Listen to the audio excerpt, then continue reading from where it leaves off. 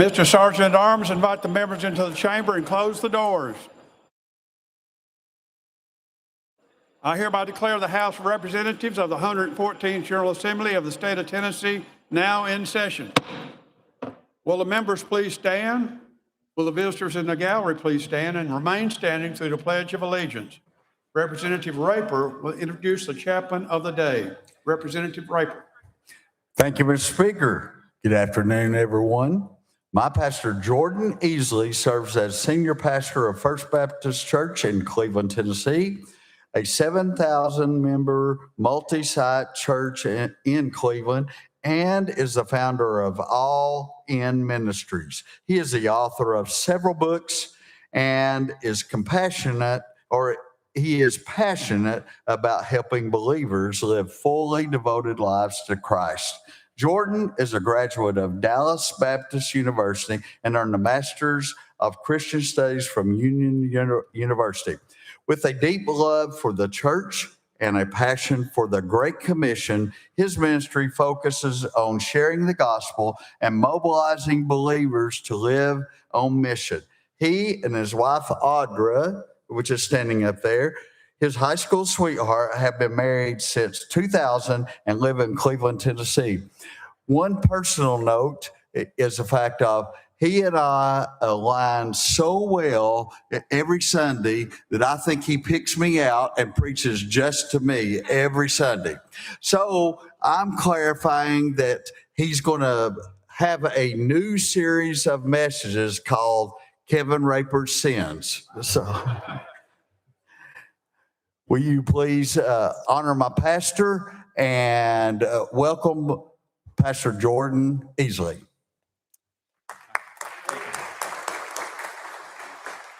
Well, good afternoon, Mr. Speaker and members of the House. It is a distinct honor to be with you today. We are grateful for your service. And when I say we, I am representing an incredible church in Cleveland, like Kevin just said. And on behalf of our church, we just want to thank you for your service and for the responsibility you carry in leading our state. You know, Scripture reminds us in Proverbs 11:14 that without guidance, a people will fall, but with many counselors, there is deliverance. So today, I simply come to ask God's guidance and blessings upon each of you as you continue to serve the people of this great state so well. Would you join me in prayer?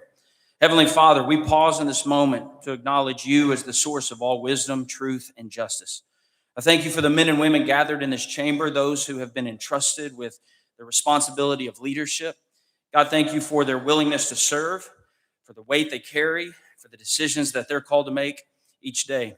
Lord, we ask for wisdom, clear minds to discern what is right, and steady hearts to pursue it. Grant them the understanding that they need as they consider complex issues and the humility to seek counsel when needed. Lord, we ask for unity, not uniformity, but a spirit of respect and cooperation. In moments of disagreement, help them to listen well, to speak with grace, and to work together for the good of all people that they represent. Give them courage to do what is right, even when it's difficult. Give them integrity, that their actions would reflect honesty and honor. And Lord, give them compassion, that they would remember the lives behind every decision they make. God, we also ask for your blessings upon this great state, upon our communities, our families, and all those who call Tennessee home. Protect these leaders, guide them, and strengthen them for the work before them today. And may everything done in this place be marked with wisdom, justice, and a desire to serve others well. We ask all of these things in the strong name of Jesus. Amen and amen. Representative Raper will lead us in the Pledge of Allegiance. Thank you, Mr. Speaker. Attention, salute, pledge. I pledge allegiance to the flag of the United States of America and to the republic for which it stands, one nation, under God, indivisible, with liberty and justice for all.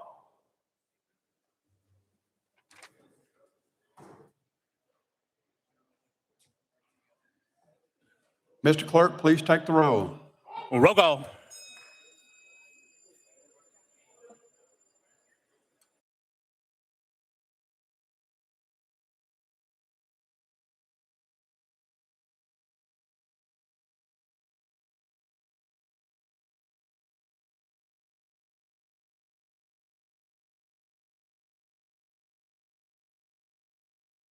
Mr. Clerk, please take the roll. Mr. Speaker, 88 members present. Let your journal reflect that Representatives Gillespie and Dixie are excused. Next order, Mr. Clerk. Welcoming, honoring, and announcements.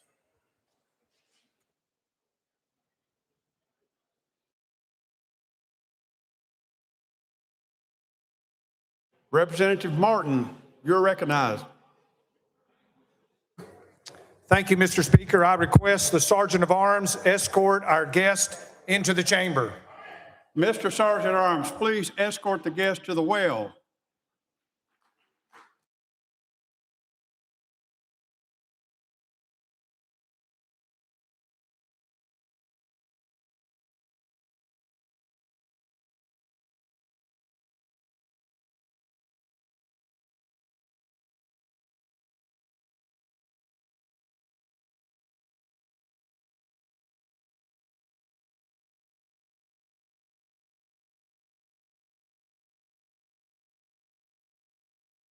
Representative Martin, you are recognized.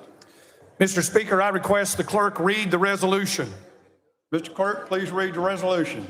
House Joint Resolution 1134 by Chairman Martin, a resolution to honor and commend Tanya Craft on her distinguished service to the legal profession and the state of Tennessee. Whereas it is fitting that we should salute those citizens who, through their extraordinary efforts, have distinguished themselves as community leaders of whom we can all be proud. And whereas one such noteworthy person is Tanya Craft, an attorney whose personal experience inspired her to attain her legal degree and help others pursue truth and justice. And whereas after false accusations of sexual abuse ended her 20-year career as a kindergarten teacher in 2007, Tanya Craft had to advocate for herself by assembling a team of attorneys and expert witnesses to pursue justice in her case. And whereas fighting for truth for more than 2 years in the legal system, Ms. Craft was acquitted of all charges in 2010 and subsequently decided to earn law degree, completing law school after being sworn in as an attorney in 2019. And whereas today Ms. Craft is the head of Tanya Craft Legal Attorneys at Law in Chattanooga, leading her team to their collective mission to practice law differently and obtain justice for their clients. And whereas we find it appropriate to acknowledge and applaud Tanya Craft for her dedication to the state of Tennessee and its citizens, now therefore be resolved by the House of Representatives of 114th General Assembly of the state of Tennessee, the Senate concurring, that we specially recognize and honor Tanya Craft, reflecting on her stalwart commitment to living the examined life with courage and conviction as we commend her meritorious service to her community and this state. Representative Martin, you recognized. Members, no doubt every one of us here can remember the worst day of our life if we've lived it. And if we've yet to live that day, and that day is on the sunrise, it'll be like a sunset, because it's a day that grips our hearts and minds that we never really get over emotionally. And today before us, Ms. Tanya Craft is an individual who experienced the worst day of her life in 2008 when she was arrested and would face 22 counts of child molestation of little girls. As you might imagine, her teaching career was over. She lost her home. She lost her children. She lost a lot, as you might imagine, but she persisted and she fought back for 2 years. And she beat the charges and was acquitted because she refused to let the worst day of her life define her. But not only that, she went on to go to law school and said, from this day forward, I'm going to help other people who have been falsely accused. And she's done that with her law firm. She went to the Nashville School of Law, and she continues to fight for those who've been falsely accused. She once told me that, Greg, I only defend those who I believe are innocent. I said, I don't think I've ever met a lawyer who only defends those that they think are innocent. But she's on a mission. She's written a bestseller. It's called The Accused. Currently, Netflix is doing a movie on her life story, and she has a documentary as well that's coming out. I am so proud that she lives in District 26. I'm so proud of how that she's an overcomer and an inspiration to the people in my community. She's joined today with her husband, David, who incidentally, we graduated high school together, by her daughter, Aiden, and her son got married Saturday, so he's taking care of business this week and not able to be here. And she is joined by her mother, Miss Ferris, who is here. Where is she? and so many of our friends and people that work in the law, and also Judge Christy Sales, Hamilton County General Sessions Judge, who was her lawyer at one point. And she's standing here to honor her in the state of Tennessee. Mr. Speaker, with your permission, I would ask that you let Attorney Kraft say a word or two. You're recognized. Thank you. First of all, I can never speak as fast as the individual spoke. I may not do that. I want to thank you for letting me be here today. Sorry, I'm going to probably get a little emotional. It is an honor to be here. It's a blessing. And when I look back and think where I could be if things, and I'm not going to beat up on you, but whenever he had said that I beat the charges, my whole goal the whole time was to prove I was innocent. It wasn't to manipulate. It wasn't to change things. It was to prove I was innocent. The doorbell rang one day in 2008. And when the doorbell rang, I had two things on my counter. I had an application for a PhD program and an application for law school. And that doorbell obviously answered a lot of questions that I had. The doorbell rang, my life changed. My children were there, first day of summer. It was a wonderful day. But after that day, after the 2 years that Mr. Martin spoke about and the trial, and there was an acquittal, there was a large media presence. The national media got involved, so people started reaching out to me. So an individual reached out to me. I worked on his case as a consultant for 2 years, still trying to figure out what I wanted to do. His trial ended up in a judgment of acquittal, which anybody that knows much about the law, that's very unusual for it to happen. I sat in the parking lot after this individual was acquitted. We cried, we hugged, and I literally prayed. And I thought, God, is this it? Because if it is, it's good. Another person was proven to be innocent. But is this all I was supposed to do? And as soon as I finished the prayer and I said, please tell me, my phone rang and it was another gentleman who said, I don't know how I got your number, but I reached out to you to see if you would please help me. And at that moment, I knew that I needed to do what I needed to do. So I consulted for years, and then I went to law school, continued to consult while I was in law school. Whenever this occurred, I think that I had two things I could do. I could either let it devastate me or motivate me. For me, I let it motivate me. At first, I tried to change the whole system.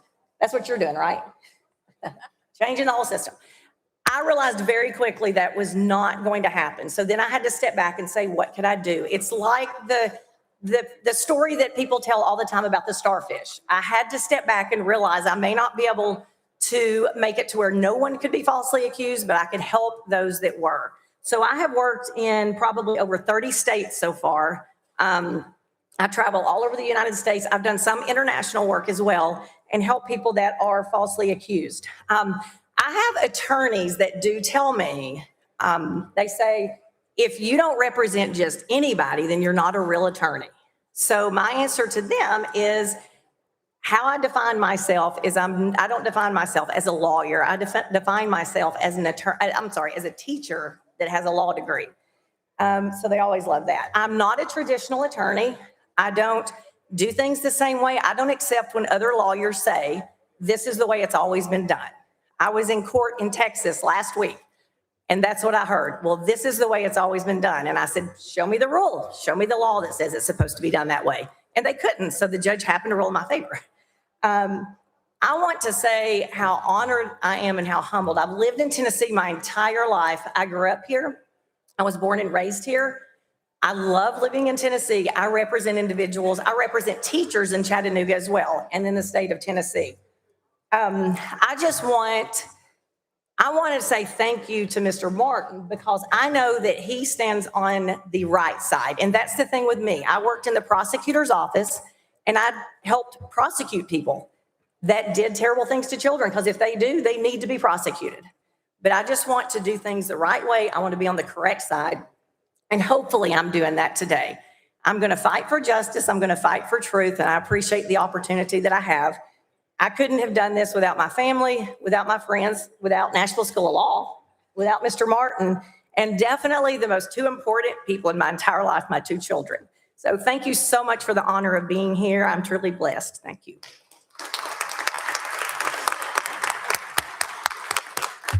Representative Martin. Mr. Speaker, would you mind coming and taking a picture with this beautiful family and friends today?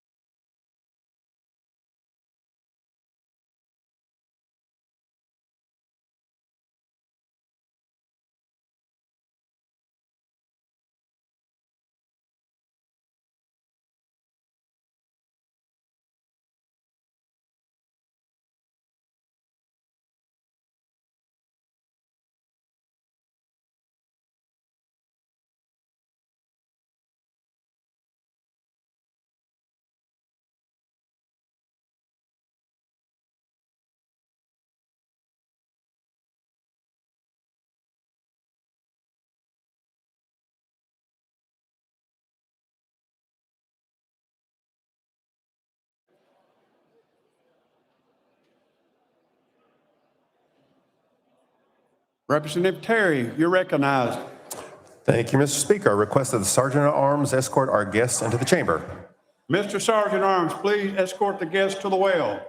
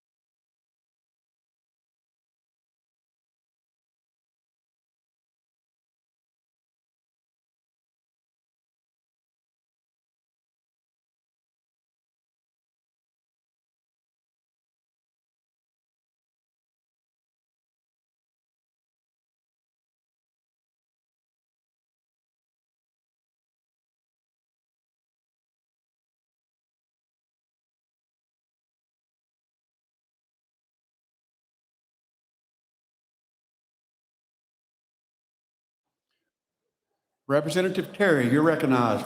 Thank you, Mr. Speaker. I request that the clerk read the resolution. Mr. Clerk, please read the resolution.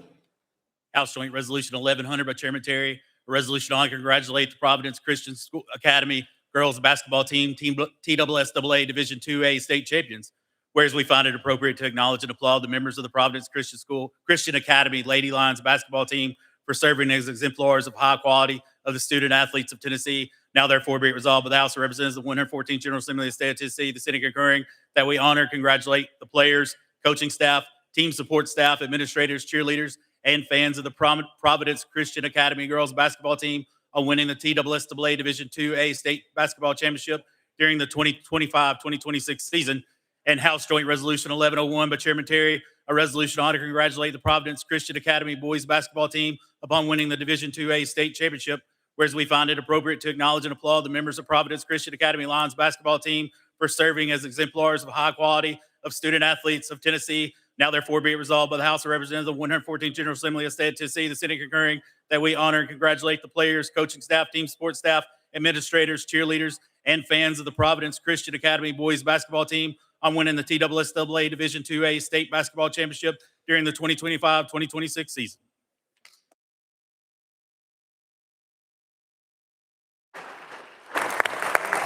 Representative Terry, you're recognized. Thank you, Mr. Speaker. Members, what we're honoring here today is rare in Tennessee sports. In all the years of boys and girls high school basketball being played in Tennessee, only a handful of times has a school won the championship in both divisions and in the same year. And so Providence Christian Academy and these incredible student athletes can now add themselves to the list of the girls team. The girls team beat University School of Jackson 60-49 for the championship, and the boys team beat Battleground Academy 60-48 for their second championship in a row. And I want these student athletes to know we debate a lot of issues up here. And I think it's important for them to know that one of the most talked about issues that we discuss up here is the District of Champions. And so I'd like to say with PCA and their rare double championship, we can now count District 48 as the District of Champions title this year. So thank you guys. And Mr. Speaker, could we recognize Coach Kerry Hammonds? Coach, you're recognized. Thank you, Mr. Speaker. On behalf of the boys basketball team, we'd just like to say thank you for this great honor to be here and be recognized. It really just is a testament to these guys' hard work, their dedication, but also their love and selflessness that they show throughout the year. It's been a blessing to be their coach, and it's been an honor for us to be here. They probably don't really get what they're doing right now, how big a deal it is, but one day they will. And so I would just like to say thank you for having us. Representative Carey, Thank you, Mr. Speaker. And can we also recognize Coach Tara James? you're recognized. Thank you, Mr. Speaker. Thank you for this incredible opportunity for our student athletes and for our school. I'm really proud of these girls and this team and these coaches. I'm proud of our school, and I'm thankful for the opportunity for all of us to glorify God in all that we do. So thank you. Representative Terry. Thank you, Mr. Speaker. And could you join us in the well for a picture? Thank you, guys.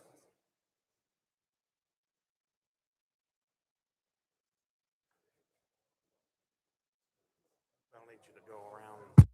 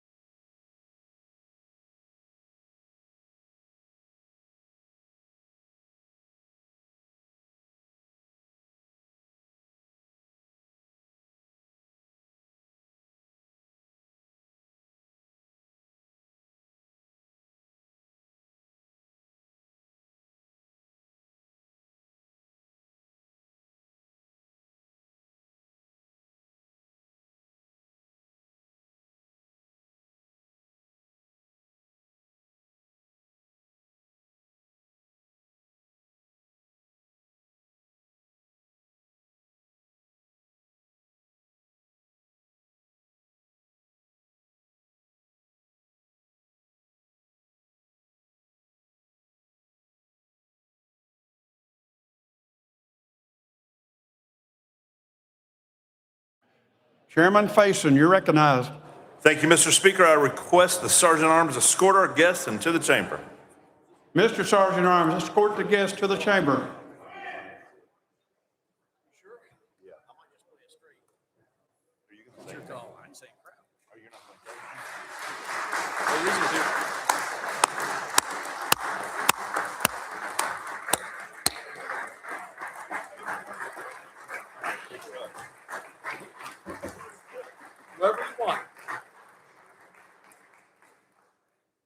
Chairman Faison, you're recognized.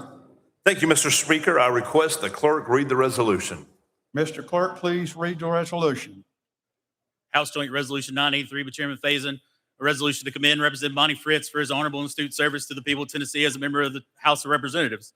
Whereas it is most appropriate that the members of this General Assembly should honor those fellow legislators who have performed their duties with utmost integrity and whose efforts during their time in office have been dedicated to providing thoughtful and exemplary service to their districts and to this great state.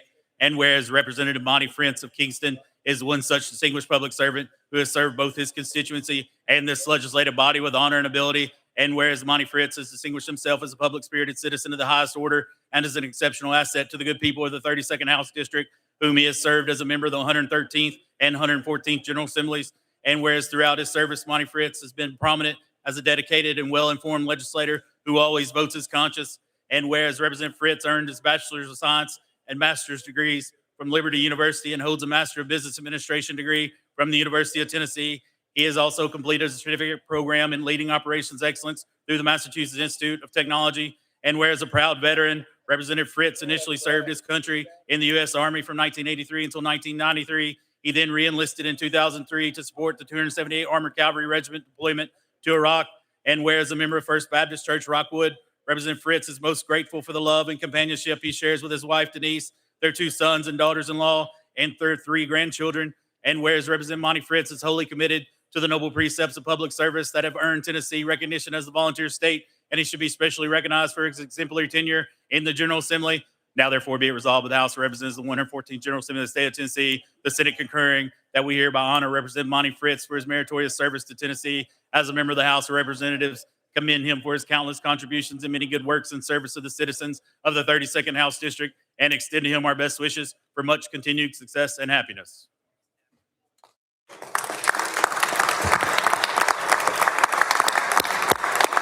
Chairman Faison, you're recognized. Thank you, Mr. Speaker. I have always felt a great deal of respect and admiration for the men and women who raise their hand and volunteer their life to serve this great country. In my opinion, it's one of the most admirable things an American can do is to voluntarily go in harm's way and defend our country. It's one of the things that I respect about Monty Fritz. And not only did he stop there, but he decided to raise his hand and take the Constitution of this state as well. Several of y'all military. And I love the fact that it's not a Democrat or Republican. Our military isn't political like that. It's a beautiful thing. And then to see you come here and fight for your desires and your dreams and what you think is good. Representative Fritz is a man that you don't have to wonder where he's at, and you will not be able to move him from where he's at. He's a rock. And Mr. Speaker, I was thinking with his recent logo, I guess next year we will have liberty and a little less Fritz in the House of Representatives. Mr. Speaker, would you allow Representative Barrett to say a few words? Representative Barrett. I don't know if I can follow that bad joke. Members, we've had a few of these now, and folks have served with their colleagues quite a bit longer than just the 4 years that I've served with Representative Fritz. But we came in together as freshmen, and almost immediately, I think we both recognized that we were kindred spirits. Wildly different backgrounds, but fundamentally shared principles and beliefs on this job and what we were here to do and the way that we should accomplish it.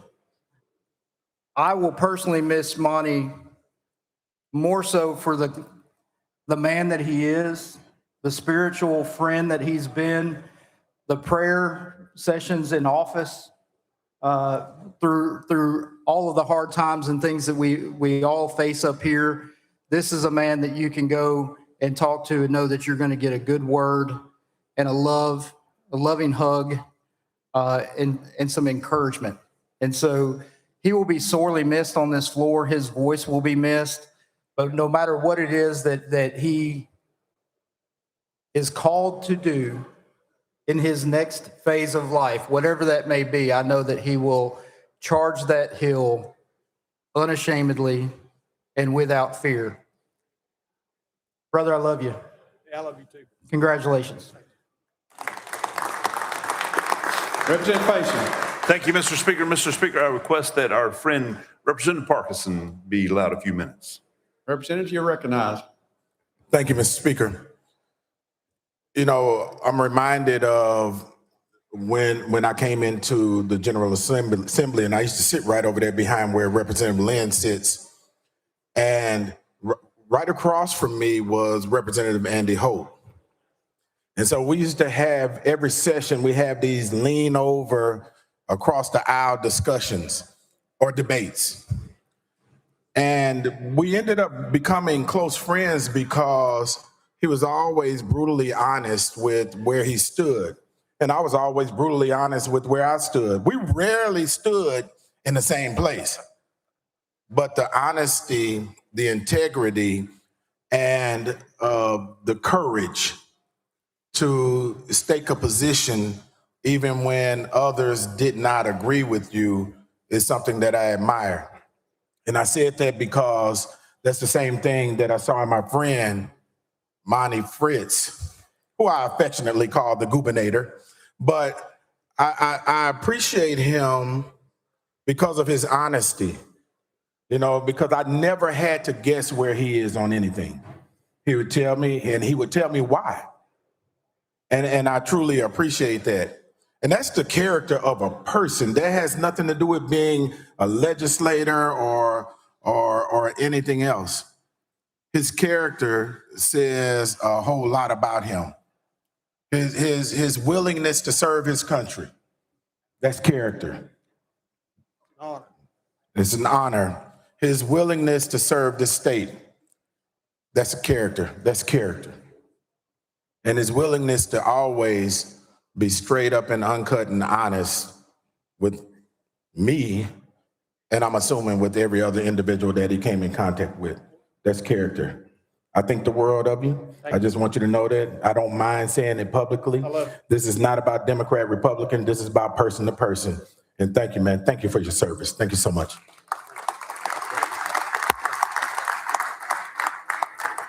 Representative Faison. Thank you, Mr. Speaker. Can we recognize Representative Fritz? Representative Fritz, you're recognized. Thank you, Mr. Speaker. Hey, I won't spend a lot of time with somebody who's kind of part-time preacher, part-time politician.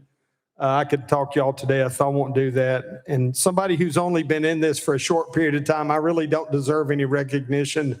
I appreciate you all. I love you for taking a few minutes. I want to call attention to a couple of women that God has blessed me with because it's really more about them. First, my wife, Denise, of 42 years. We just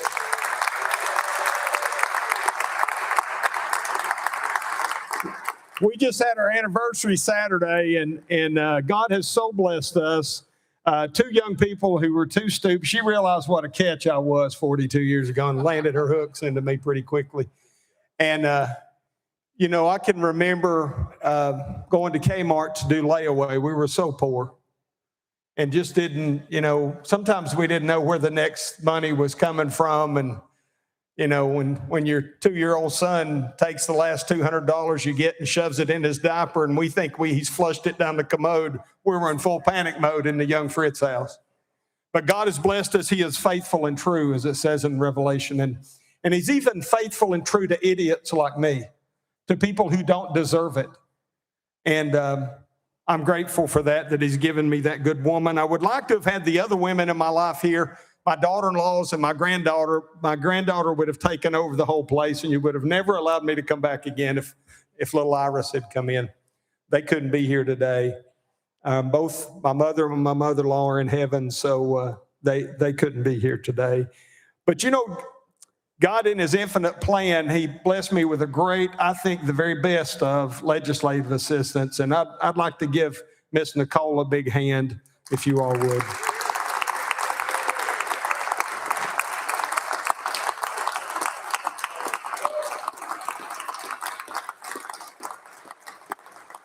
And I offer that, we all know this, those of us that serve know this, that it's all about the person you're teamed up with or persons.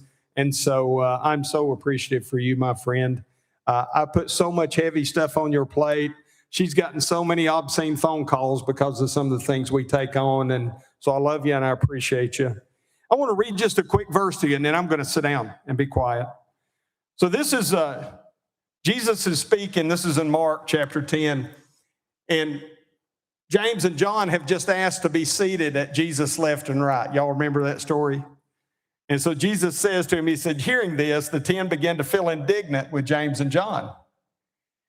Calling them to himself, Jesus said to them, you know that those who are recognized as rulers of the Gentiles lord over them, and their great men exercise authority over them.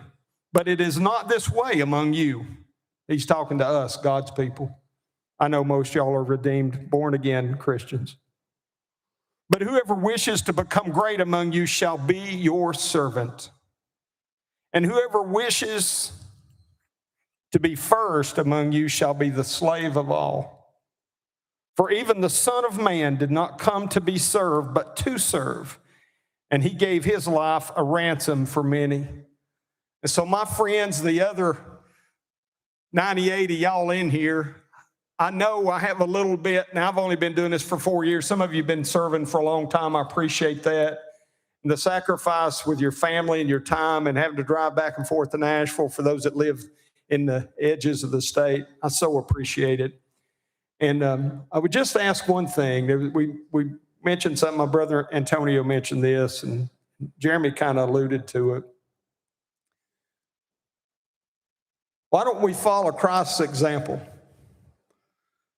You know, some of you that know me know I'm okay with kicking the tables over. But you can't kick tables over all the time. Sometimes you got to wash feet.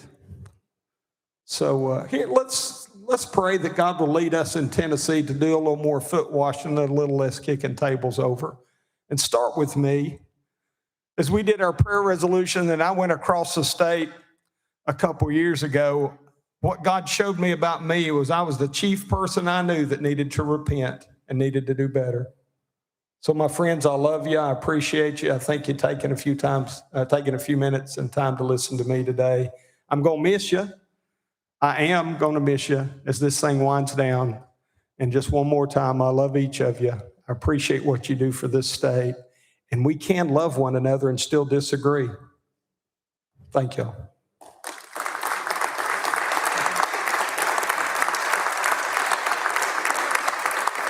Representative Payson. Thank you, Mr. Speaker. Join us in the well for a picture.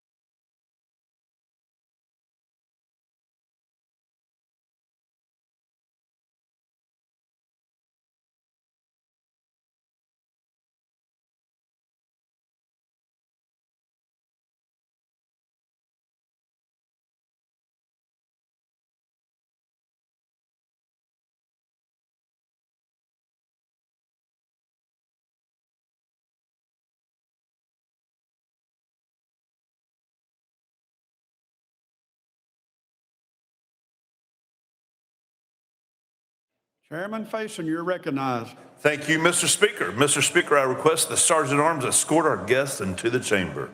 Mr. Sergeant at Arms, please escort the guests to the well.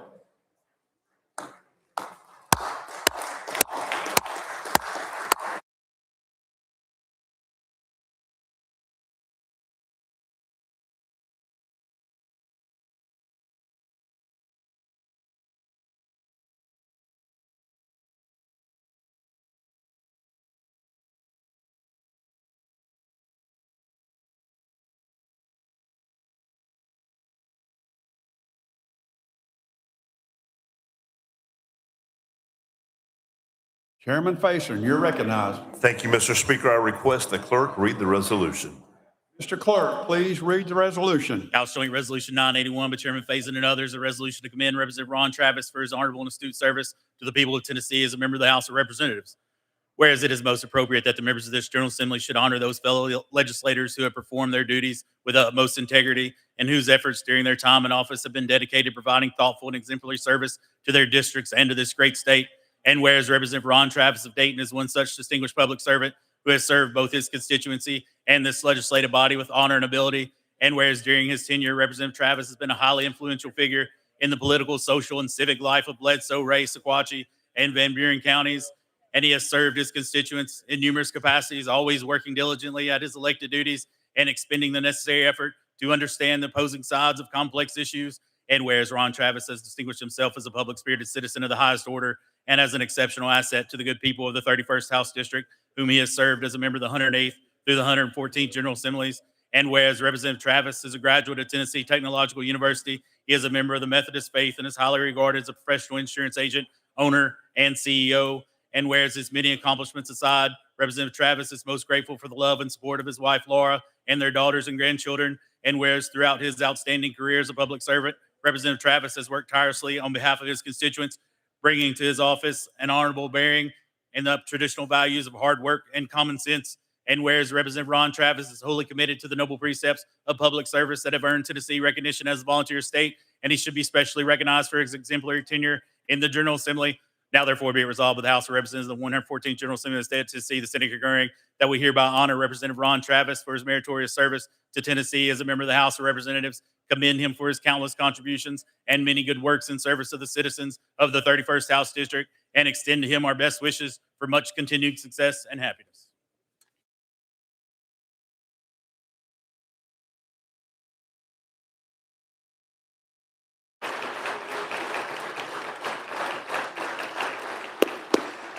Representative Fasher, you recognize.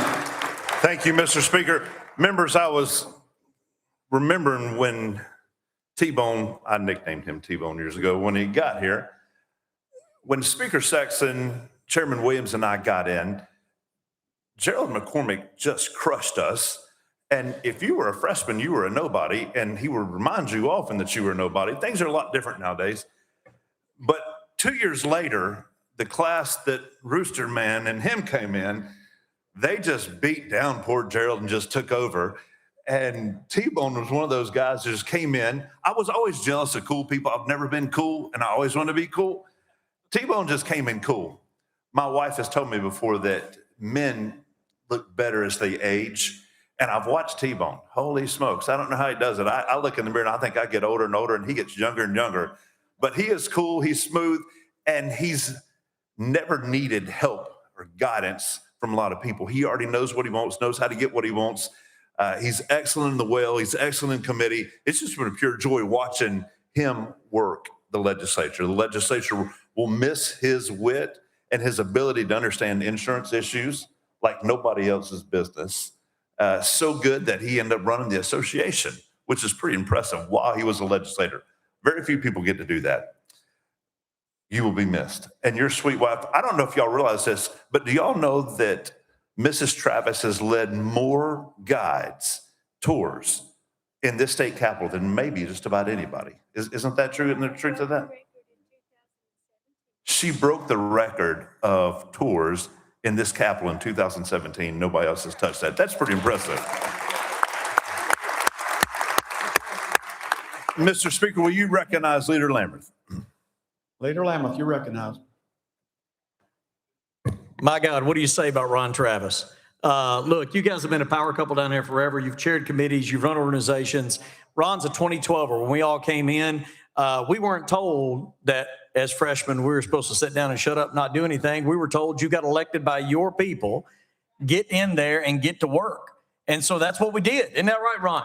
We didn't know no better. So we started filing bills, and all the upperclassmen, if you will, looked at us like, why in the world is a freshman filing that? Well, part of it is as a freshman class of 23 at that time, Republicans and Democrats alike, look, we'd go out to dinner, we'd meet, we'd talk about stuff. We did what they told us to do. They told us to listen and learn, and that is what Ron did and did very well. And it was not 6 months to where he was diving in and carrying some of the biggest issues down here, dealing with insurance and dealing with the way government works and just really fighting for his community. And that's what he's trying to do to this day and even continuing beyond this. And good luck in your local race, absolutely. But Ron's been a good friend, and I'm going to tell you, if there's one thing that I will always remember about Representative Travis, okay? When you get a handshake by him, it's not just a handshake, okay? It's a medical exam. Like your arm gets grasped, your like tricep gets grasped. He's liable to hug you on your shoulder. I mean, he's going to pat you on the back of the head. I mean, it is, you know that when you've left that interaction, that this man loves you, okay? Like there is no doubt and about. And ladies, I don't know if that's how he'll hug a lady, but a guy, he will come up and grasp you and pull you in for a big old hug and say, hey man, how's it going? With that big old smile on his face. And it is just something that I will miss in the halls of the legislature. To get that handshake, give me one, brother. Come here, come here. All right, look, right here, baby. So with that, thank you, Chairman Facer, for allowing me to speak. But you will be missed, my friend. You have done a phenomenal job. And with that, we have Representative Ron Gant who would like to speak, if he could be recognized, Speaker. Representative Gant, you recognize.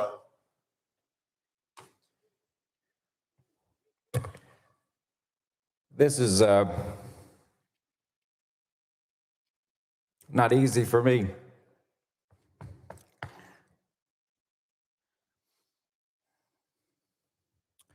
Ron isn't just someone I served with. He is my best friend on this hill. In a place where relationships can sometimes be transactional, our friendship has been genuine, steady, and something I'll always value. I had the privilege of serving under Chairman Travis on the Insurance Committee. His leadership was marked by fairness, preparation, and a deep understanding of the issues that were in the committee that day. He didn't just run meetings, he led with integrity and made sure every voice was heard. Ron is the kind of leader who earns respect on both sides of the aisle. He listens more than he speaks, and when he does speak, people pay attention because they know it comes from experience, thoughtfulness, and a sincere desire to do what's right. He showed up every day ready to work, not for recognition, but because he believed in serving the people of Tennessee and his district. That kind of commitment is what makes this institution stronger for all of us. His impact goes far beyond the bills he passed or the committees he chaired. It's in the relationships he built here on this Capitol Hill, the mentorship he gave, and the example he set for all of us. Ron, thank you, not just for your leadership, but for your friendship.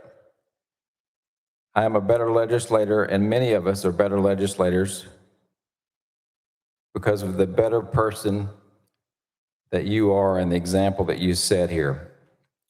While we will miss him in this chamber, his legacy will remain in the work we continue and the standards he set. We wish him and his family nothing but the very best in the next chapter of his life. Thank you.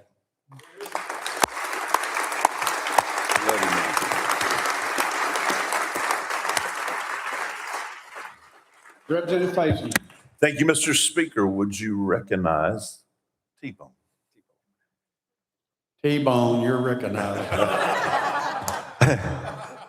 That's a Mike Carter thing. I'll have to tell you about the T-Bone thing one day. I just have to say that, Laura, 14 years we've done this. We've done it together. You're my rock, my love.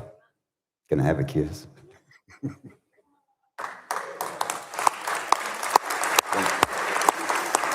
Okay, and my children, they were on the schedule to come today, but Rachel, my youngest, threw us a curve yesterday, and she had her baby 10 days early, so we were in the hospital.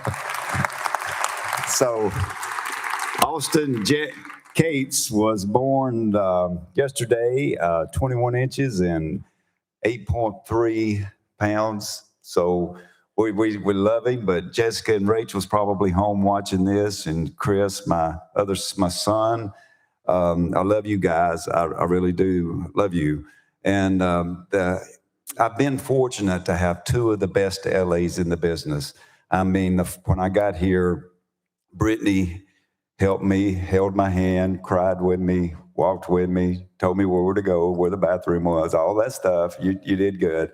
And then I wasn't going to run again, and Brittany went somewhere else. And then I picked up Cole. Cole, you're stout. You're strong. We love you, man. You've done a super job. I can't wait to see what your future holds for you. And to you guys, I want to thank you for being my friend, for being my life for the last 14 years. It's been wonderful. It's absolutely one of the best things and the biggest honors that a person can have is have people like you by them. I'm going to keep this short. I want you to continue, Tennessee, on that path, the path of greatness. We can be, and we are, the number one in this country. And let's keep doing that. We wish you well. Our prayers will be with you. And we want you to come to Dayton, Tennessee, Ray County. When you get a chance, stop in and just say hello. You can come to the farm. We'll cook for you, whatever you need. But I do appreciate each and every one of you in my life. It has been a great honor and a joy to serve. And I wish you guys well. Thank you.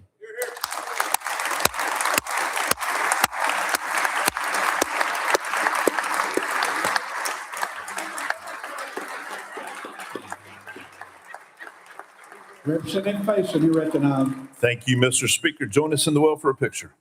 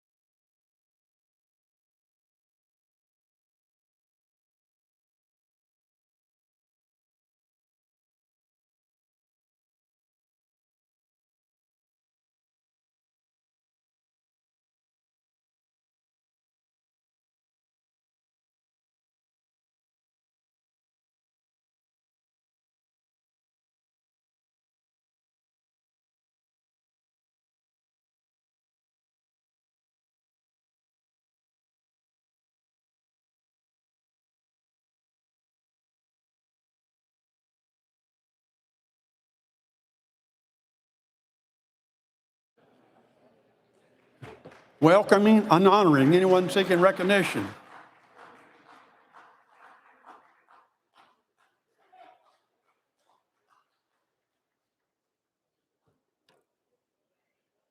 Representative Harris, you're recognized. Thank you, Mr. Speaker. Members, if you wouldn't mind rising and welcoming both in the East Gallery and in the West Gallery. I have brought in some of our Black male educators across the state of Tennessee from all different cities. There's folks from Maryville, Knoxville, Memphis, Nashville, you have Clarksville, and you have everybody from all over. So please welcome them as they are here to be recognized and honored on today. I also want to welcome their families, their friends who have come to join them as they receive their recognition for the hard work that they do. It takes a lot for an educator to sit in our classrooms here in the state. And so I want to say thank you so much for the work that you all do and continuing to educate our young minds as they grow. And thank you again for all the work that you all do. Thank you again. Representative Clemens. Thank you, Mr. Speaker. Representative Sam McKenzie and I just wanted to rise today and wish everyone a very happy and blessed Representative Joe Towns Day. Let's give Representative Towns a round of applause. As you know, I'm duly outfitted today. Now, next year, I'm expecting a little more participation out of some of our members, but it truly has been an honor to be his seatmate for the last 2 years. And just the amount of information you can glean off a person like Representative Towns is amazing. I encourage you all to do it. Everyone gets along with Representative Towns. He's hard, but he's fair, and he understands what it means to be a statesman. And we have enjoyed seeing him dress in all sorts of ways over the last 6 years for me. But again, let's give Representative Joe Towns a round of applause on his.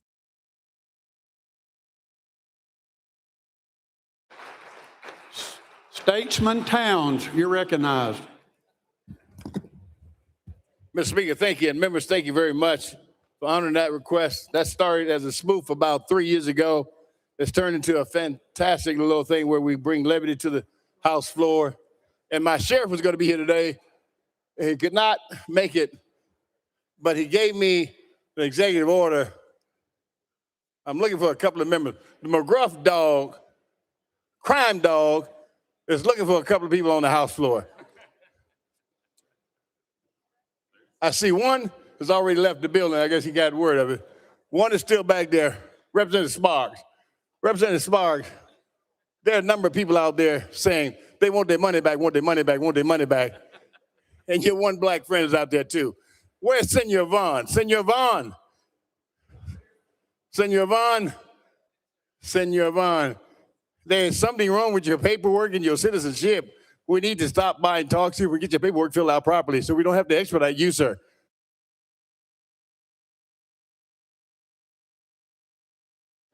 Representative Jones, you're recognized. Thank you, Mr. Speaker. Can we play a game called How Low Can He Go?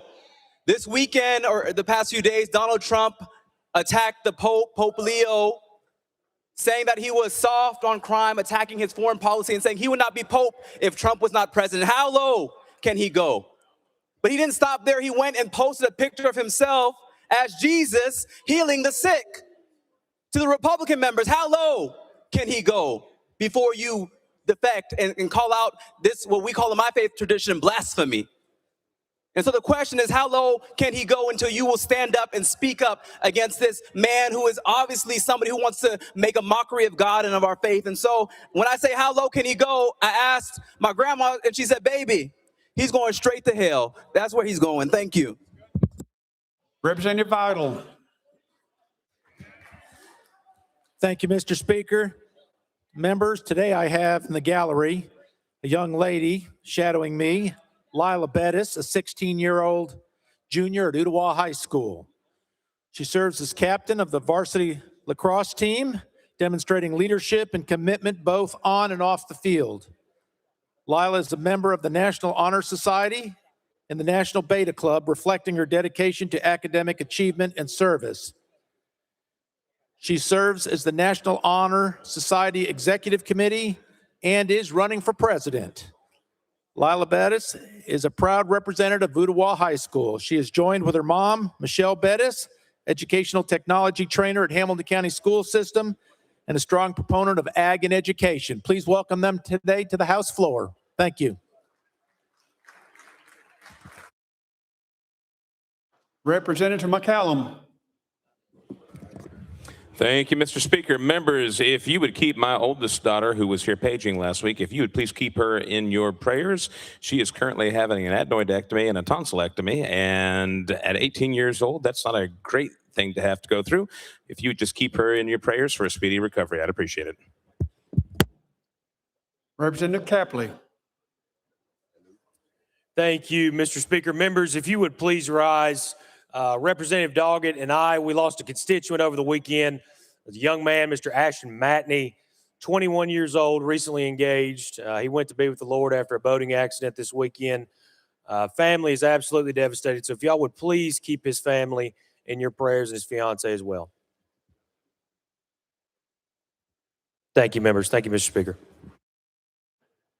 Representative Reeves. Thank you, Mr. Speaker. In the gallery today is my father, who's visiting from South Florida. Give him a hand. And it's a good state down there, but he wanted to see what a great state looks like. So thank you for coming. Representative Barrett. Thank you, Mr. Speaker. Members, on Thursday, I made note for everybody to watch out for a young man from Dixon, Tennessee named Jackson Harrington playing in the Masters this weekend. I'm happy to report that young Jackson, a 2024 graduate from high school, 19 years old, finished as the low amateur in the Masters this weekend. Big accomplishment for that young man.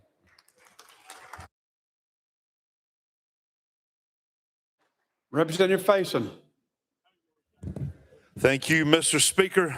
Members, y'all have often heard me say that some of the best people God ever made are from Cott County, and I have some wonderful friends back here in the back. I have Glenn and Sonia and Austin Ray and Hester and Dawson Hobson. Y'all make them feel welcome. And members, tomorrow you're going to have a little present from Mrs. Sonia Ray. Raise your hand, Miss Sonia. She's made something special for every one of y'all, and I'm going to have it delivered to your office tomorrow. Thank you, guys. We love y'all.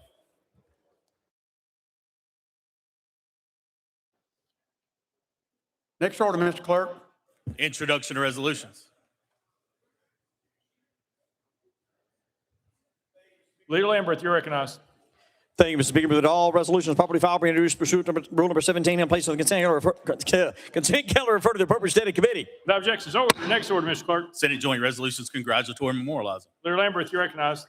Thank you, Mr. Speaker. That all Senate joint resolutions congratulatory and memorializing line of that has to be placed on the consent calendar pursuant to rule number 17. Without objections, order. Next order, Mr. Clerk. Resolutions lying over. Leader Lamberth. Thank you, Mr. Speaker. That all resolutions lying over be referred to the appropriate standing committee. Without objections, order. Next order, Mr. Clerk. Introduction to bills, Senate bills on first consideration. Leader Lamberth, you're recognized. Thank you, Mr. Speaker. The Senate bills 1,658, 1,684, 1,728, 1,747, 1,983, 1,984, 1,992, 2,026, 2,177, 2,327, and 2,335 transmitted by the Senate be held on the desk pending third consideration of the companion House bills. Without objections, order. Next order, Mr. Clerk. Senate bills on second consideration, House bills on second consideration, petitions, memorials, reports of standing committees, reports of select committees, calendars. Mr. Speaker, the House has a consent calendar. Chair Lady Moody, you're recognized. Thank you, Mr. Speaker. I move passage of the consent calendar on third and final consideration in keeping with Rule 50. Chair Lady moves passage of the consent calendar. Probably second to Mr. Clerk. Any objections been filed? Mr. Speaker, item 5, House Bill 1968 has been objected to by Leader Lamberth. Item 10, House Bill 1463 has been objected to by Chairman Faison. Item 12, House Bill 1989 has been objected to by Representative Jones of Davidson. Item 18, House Bill 1858 has been objected to by Leader Lamberth. All right. Anyone seeking recognition on the consent calendar? Representative Atchley. Thank you, Mr. Speaker. In consultation with both leaders, I move that all members voting in the affirmative be listed as co-prime sponsors on HJR 1344. Without objection, disclosure is duly noted. Anyone else seeking recognition? Seeing none. Any objections to the question? Seeing none, we're voting on the consent calendar. All members in favor vote aye when the bell rings. Those opposed vote no. Has every member voted? Does any member wish to change their vote?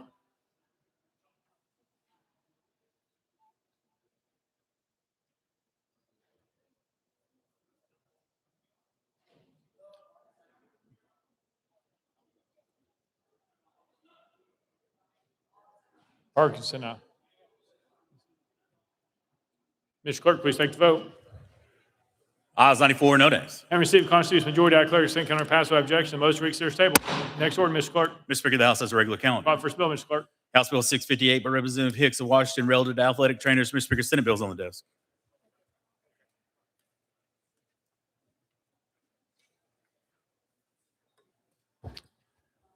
Representative Hicks, you're recognized. Thank you, Mr. Speaker. I move to substitute and conform to Senate Bill 502. Representative Hicks moves to substitute and form Senate Bill 502, probably seconded without objection. So ordered. Representative Hicks. Thank you, Mr. Speaker. I move passage of Senate Bill 502 on third and final consideration. Representative Hicks moves passage of Senate Bill 502 on third and final consideration, probably seconded. Mr. Clerk, call for First Amendment. House Health Committee Amendment Number 1. Chairman Terry, you're recognized. Thank you, Mr. Speaker. Move to adopt. Chairman Terry moves adoption of Committee Amendment Number 1, probably seconded. Any discussion on the amendment? Seeing none. All those in favor of adopting Committee Amendment Number 1 say aye. Aye. All those opposed say no. The ayes have it. You adopted. Next amendment, Mr. Clerk. House Amendment 2 by Representative Hicks. Mr. Speaker, it was timely filed. Representative Hicks, you're recognized. Thank you, Mr. Speaker. I move to withdraw. Without objection, Amendment Number 2 withdrawn. Next amendment, Mr. Clerk. Amendment 3 by Representative Hicks. Mr. Speaker, it was timely filed. Representative Hicks, you're recognized. Thank you, Mr. Speaker. I move to adopt. Representative Hicks moves adoption of Amendment Number 3, probably seconded. Any discussion on the amendment? Seeing none, any objection to the question? Seeing none, we're on the board. All those in favor of Amendment Number 3, vote aye when the bell rings. Those opposed, vote no. As every member voted, does any member wish to change their vote?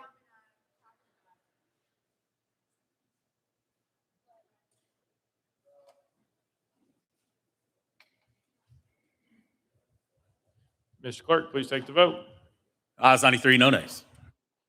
Senate Bill 502, having received a constitutional majority, everybody clerk. Oh, I'm sorry, adoption of Amendment Number 3.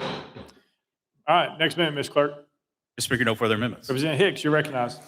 Thank you, Mr. Speaker. This bill ensures that when a medical emergency happens on the field, the licensed athletic trainer will be on site and act immediately.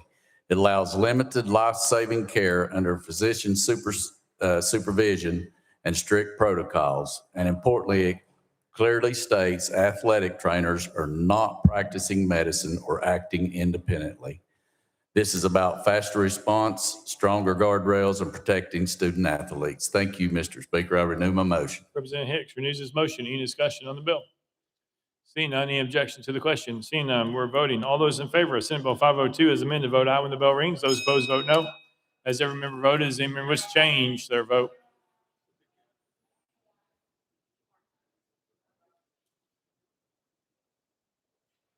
Mr. Clerk, please take the vote. Ayes 92, no nays. Senate Bill 502, having received a constitutional majority, I hereby declare it passed without objection. The motion to reconsider is tabled. Next bill, Mr. Clerk. Senate Bill 1822 by Representative Reeves and others relative to interscholastic athletics. Mr. Speaker, is previously considered and reset for today's regular calendar. Representative Reeves, you're recognized. Thank you, Mr. Speaker. I move passage of Senate Bill 1822 on third and final consideration. Representative Reeves moves passage of Senate Bill 1822 on third and final consideration. By second, Mr. Clerk, call it First Amendment. Mr. Speaker, on April 6th, the House adopted Education Committee Amendment Number 1. There are no further amendments. Representative Reeves, you're recognized. Thank you, Mr. Speaker. Members, this bill is a narrow revision to existing law. Tennessee already allows homeschool students and virtual school students to participate in athletics at the public school that they are zoned to attend and in the community where they live and pay local property taxes. It simply extends the same rule to students enrolled in very small private schools under 200 students that often cannot field teams of their own, does not guarantee a roster spot, does not override eligibility rules. And with that, Mr. Speaker, I renew my motion. Representative Reeves renews his motion. Any discussion on the bill? Representative Parkinson. Thank you, Mr. Speaker. If there's a football team at the public school and a small private school has a student that wants to be on the team, does that public school have to put them on the football team? Representative Reeves. Yeah, thank you for that question. No, it just it guarantees them the ability to try out. Representative Parkinson. Thank you, Mr. Speaker. Any further discussion? Seeing none, any objection to the question? Seeing none, we're voting. All those in favor of Senate Bill 1822 as amended, vote aye when the bell rings. Those opposed, vote no. Has every member voted? Does any member wish to change their vote?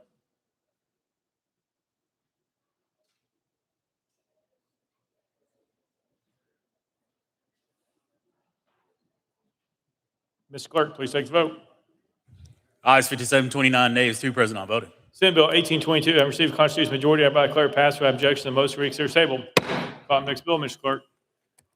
House Bill 819 by Representative Garrett and others relative to certificates of need. Mr. Speaker, the Senate bill is on the desk. Representative Garrett, you're recognized. Thank you, Mr. Speaker. Mr. Speaker, I move to substitute and conform to Senate Bill 1369. Representative Garrett moves to substitute and form Senate Bill 1369, probably seconded without objection. So ordered. Representative Garrett. Thank you, Mr. Speaker. I move passage of Senate Bill 1369 on third and final consideration. Representative Garrett moves passage of Senate Bill 1369 on third and final consideration, probably seconded. Mr. Clerk, call it First Amendment. House Health Committee Amendment number 1. Chairman Terry, you're recognized. Thank you, Mr. Speaker. Move to withdraw. Without objection, Committee Amendment number 1 withdrawn. Next amendment, Mr. Clerk. House Finance Ways and Means Committee Amendment number 1. Filed as House Amendment 2. Chairman Hicks, you're recognized. Thank you, Mr. Speaker. Move to withdraw. Without objection, Committee Amendment number 2 withdrawn. Next amendment, Mr. Clerk. House Amendment 3 by Chairman Williams. Mr. Speaker, it was timely filed. Chairman Williams, you're recognized. Thank you, Mr. Speaker. To the Hill. Without objection, roll to the Hill. Next amendment, Mr. Clerk. Amendment 4 by Chairman Williams. Mr. Speaker, it was timely filed. Also to the Hill, Mr. Speaker. Chairman Williams recognized. He rolls it to the Hill without objection. Next amendment, Mr. Clerk. House Amendment 5 by Representative Garrett. Mr. Speaker, it was timely filed.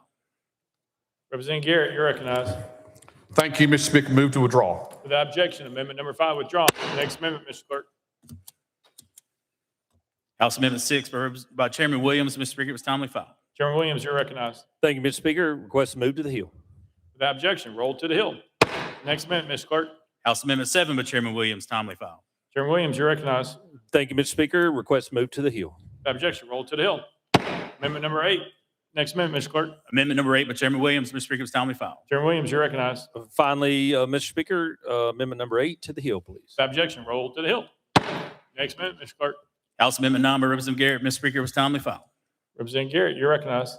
Thank you, Mr. Speaker. Thank you, members. Thank you all for hanging in there with all the amendments. Amendment 9 does make the bill. This is the piece of legislation that is something I think this state, something that we've all been working on for quite some time. I know I've carried the piece of legislation for certificate of need for the past 3 years, and we are finally getting there where we hope for all Tennesseans access to health care will be removed, where they don't have to come down to Nashville and ask for permission to open up a facility that can provide health care to Tennesseans. So this piece of legislation, as Amendment 9 describes, does 3 things. For an acute care hospitals will be removed from CON beginning in 2030.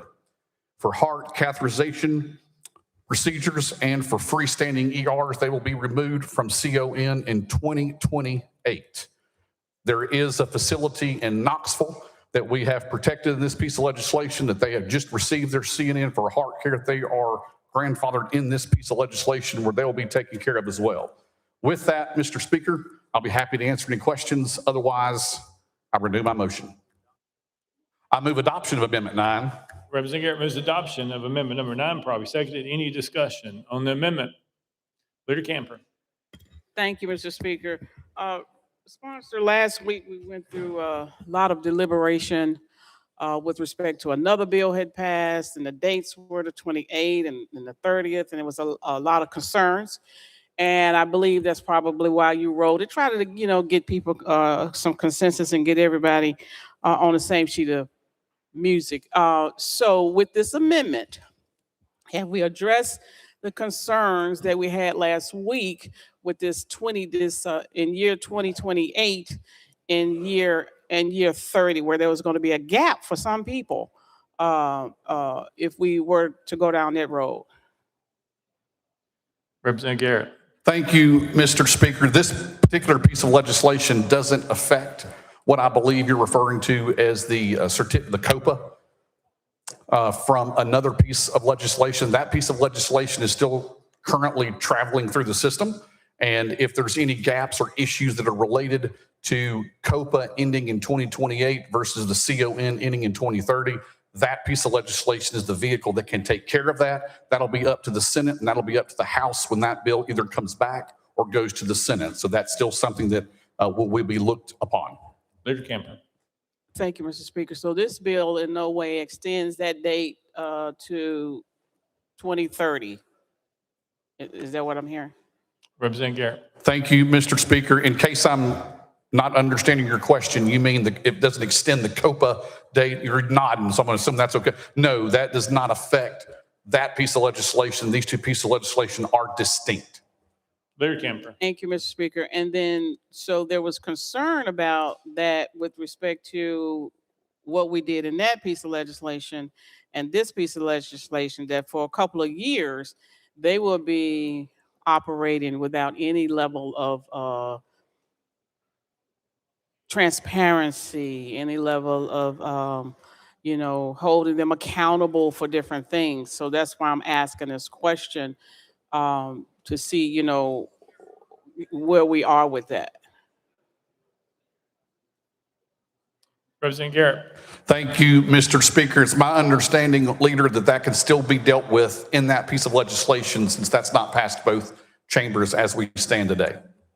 Larry Camper. Okay, thank you, Mr. Speaker. And so you did get with all the other people, all the interested parties with respect to this piece of legislation, and everyone has kind of agreed that, what's contained in this amendment is going to address the concerns that all the different parties had. So you did convene, I would imagine, and get conversation, dialogue back and forth about, where we all can agree on this amendment.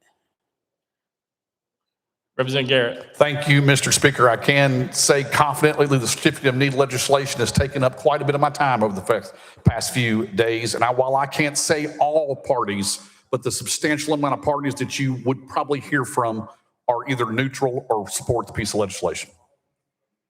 Leader Camper. Thank you, Mr. Speaker. I appreciate you reaching out and being willing to listen, hear, dialogue with all the people that were concerned about, what we're about to vote on and the impact it was going to have on a lot of our hospitals and acute care within our district. So I appreciate you, sitting down and meeting and getting collective input through the legislation. So thank you, Mr. Speaker. Thank you, Mr. Sponsor. Representative Fritz. Thank you, Mr. Speaker. And to the sponsor, thank you for this legislation. I think this is something Tennessee needs to do. As you know, I've had several constituents and friends call about methadone clinics. And since we had so many amendments, I just want to make sure we got on the record that we're not identifying any of those three areas you mentioned as being identified as a methadone clinic and eligible to remove the CON requirement for them. Representative Garrett. Thanks, Mr. Speaker. That is correct. Representative Fritz. Thank you, Mr. Speaker. Representative Hicks of Washington. Thank you, Mr. Speaker, and Representative Garrett, thank you for the legislation. I just want to clarify, you said a facility in Knoxville, but it is actually in Johnson City, correct? Representative Garrett. Thank you, Mr. Speaker. I stand corrected. You are absolutely right. That was my fault. Representative Hicks. Thank you, Mr. Speaker, and thank you, Representative. Any further discussion? Seeing none, we're voting on the board on amendment number 9. All those in favor vote aye when the bell rings. Those opposed vote no. As there are member votes, anyone wish to change the vote?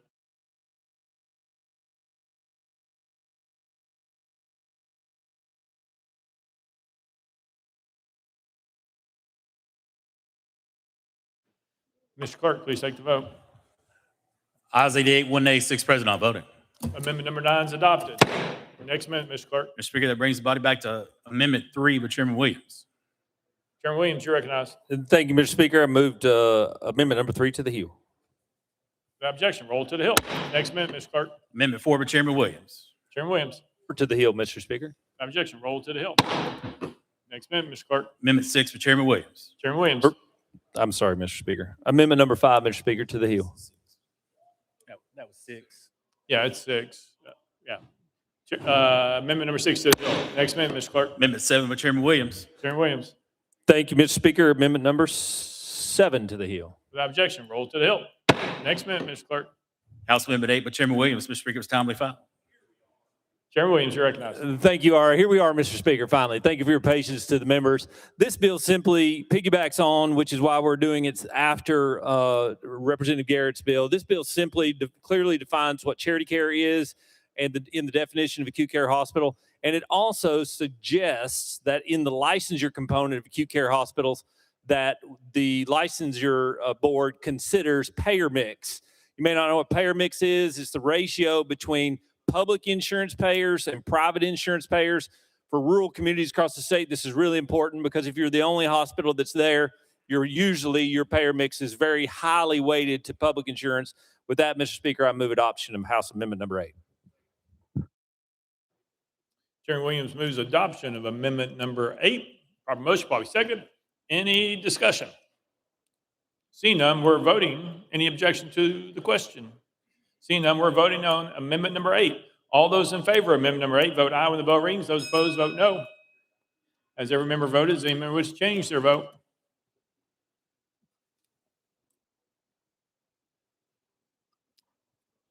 Mr. Clerk, please take the vote. Ayes 91, 2 nays, 1 present, not voted. Amendment number 8 is adopted. Next amendment, Mr. Clerk. Amendment 3 by Chairman Williams. Chairman Williams recognized. Thank you, Mr. Speaker. Move to withdraw. Without objection, withdraw. Next amendment, Mr. Clerk. Amendment 4 by Chairman Williams. Chairman Williams.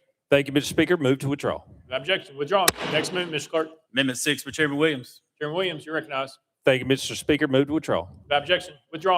Next amendment, Mr. Clerk. Amendment 7 by Chairman Williams. Chairman Williams, you recognize. Thank you, Mr. Speaker. Move to withdraw. Without objection, withdraw. Next amendment, Mr. Clerk. Mr. Speaker, no further amendments. Representative Garrett, you recognize. Thank you, Mr. Speaker and members. The amendment number 9, amendment number 8 pretty much explained the bill. I'd like to thank Chairman Williams with all his hard work in getting us to this posture, and also all members that have voted in the positive. I do think this is going to end up making healthcare here in the state of Tennessee better access, better competition. When the free market gets involved in just about anything and the government gets out of folks' way, things work better. So with that, Mr. Speaker, I renew my motion. Representative Garrett renews his motion. Any discussion on the bill? Seeing none, any objection to the question? Seeing none, we're voting. All those in favor of Senate Bill 1369 as amended, vote aye when the bell rings. Those opposed, vote no. Has every member voted? Does any member wish to change their vote?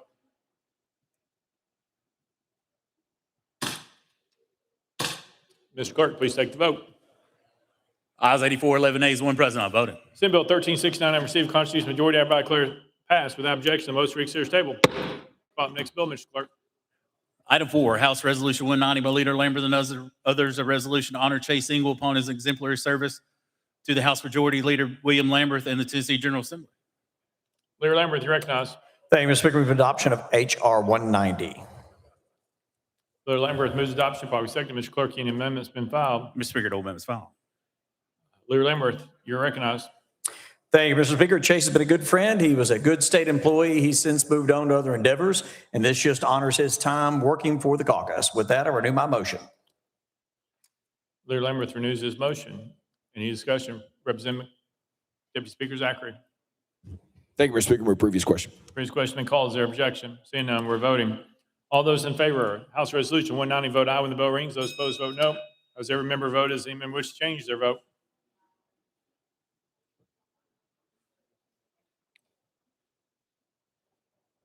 Mr. Clerk, please take the vote. Ayes 95 days. House Resolution 190 having received a constitutional majority, hereby declare adopted without objection. The motion to reconsider is tabled. Call the next bill, Mr. Clerk. House Bill 1913 by Representative Boyd and others, relative to administrative rules. Chairman Boyd, you're recognized.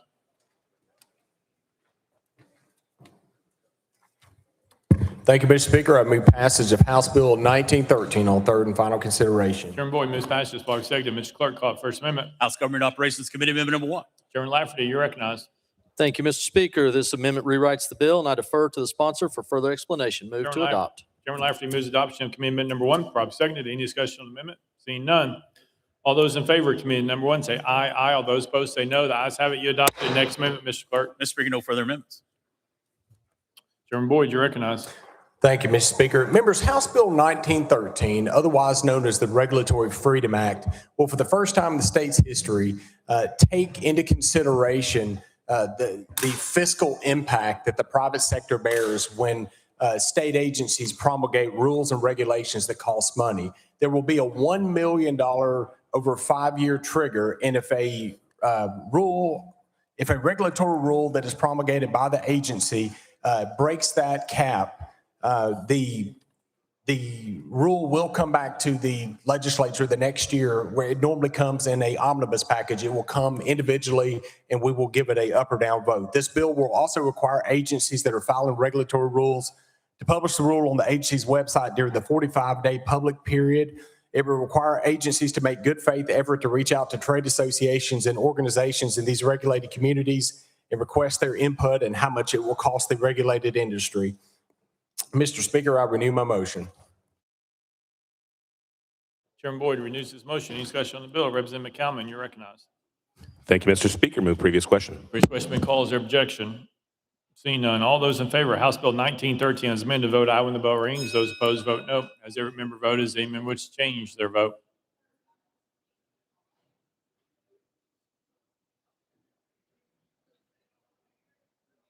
Mr. Clerk, please take the vote. Aye 76, 16 nays. House Bill 1913 having received a constitutional majority, I hereby declare it passed without objection. The motion to reconsider is tabled. Next bill, Mr. Clerk. House Bill 1457 by Chairman Bolso, relative to pregnancy. Mr. Speaker, Senate bills on the desk. Chairman Bolso, you're recognized.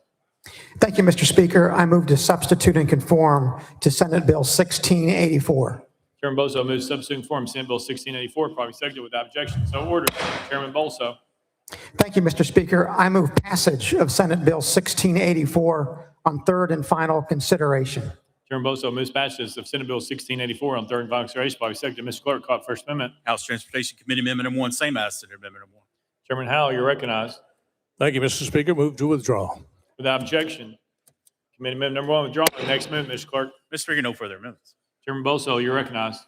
Thank you, Mr. Speaker. Members, this bill allows young ladies who are expectant mothers who have been certified by their physicians with a high-risk pregnancy to access the handicap parking spaces that we have at retail and other establishments across the state. With that, Mr. Speaker, I renew my motion. Chairman Bolso renews his motion. Any discussion on the bill? Representative Pearson. Thank you, Speaker. And I know this came through our transportation subcommittee and full committee, and when we spoke about it, wanted to make sure that it had this particular exclusion so that the number of spaces that are already limited and haven't been increased since 1990 Americans for Disabilities Act wouldn't disadvantage people who are disabled. And so just appreciate you taking the feedback from committee and putting it into this legislation. Representative Bolso. Thank you, Mr. Speaker, and I thank the representatives for his kind comments. Any further discussion? Seeing none, any objection to the question? Seeing none. All those in favor of Senate Bill 1684, vote aye when the bell rings. Those opposed, vote no. Has every member voted? Does any member wish to change their vote?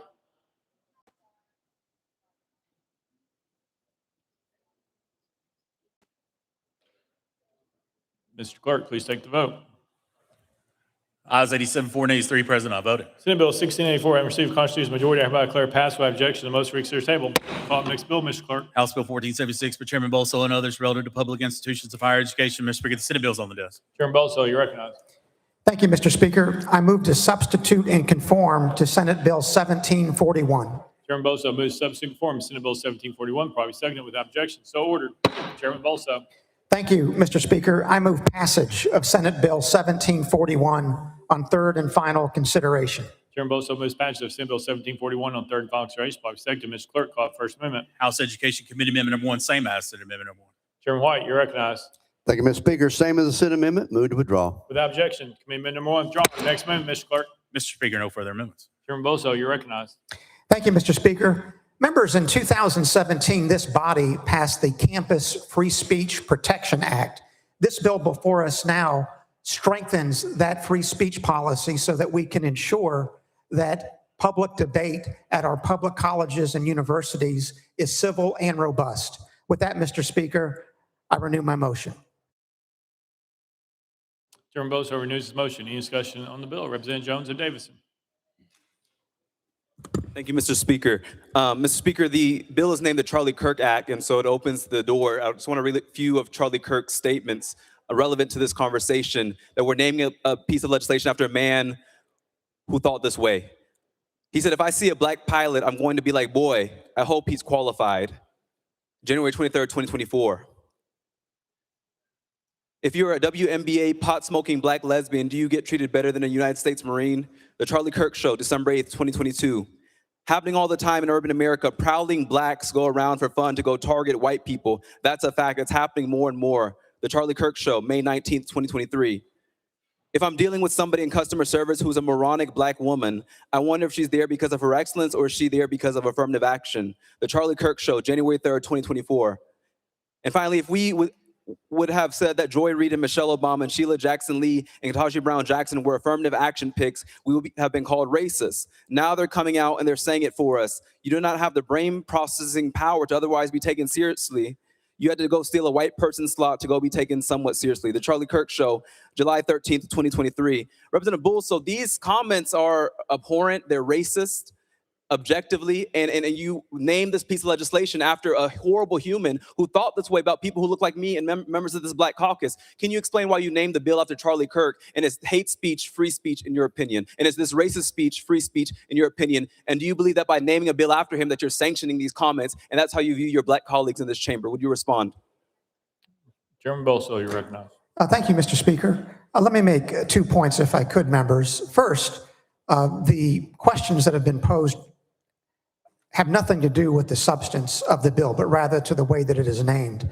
The substance of this bill simply requires that our public colleges and universities maintain policies that encourage free, open, and civil debate.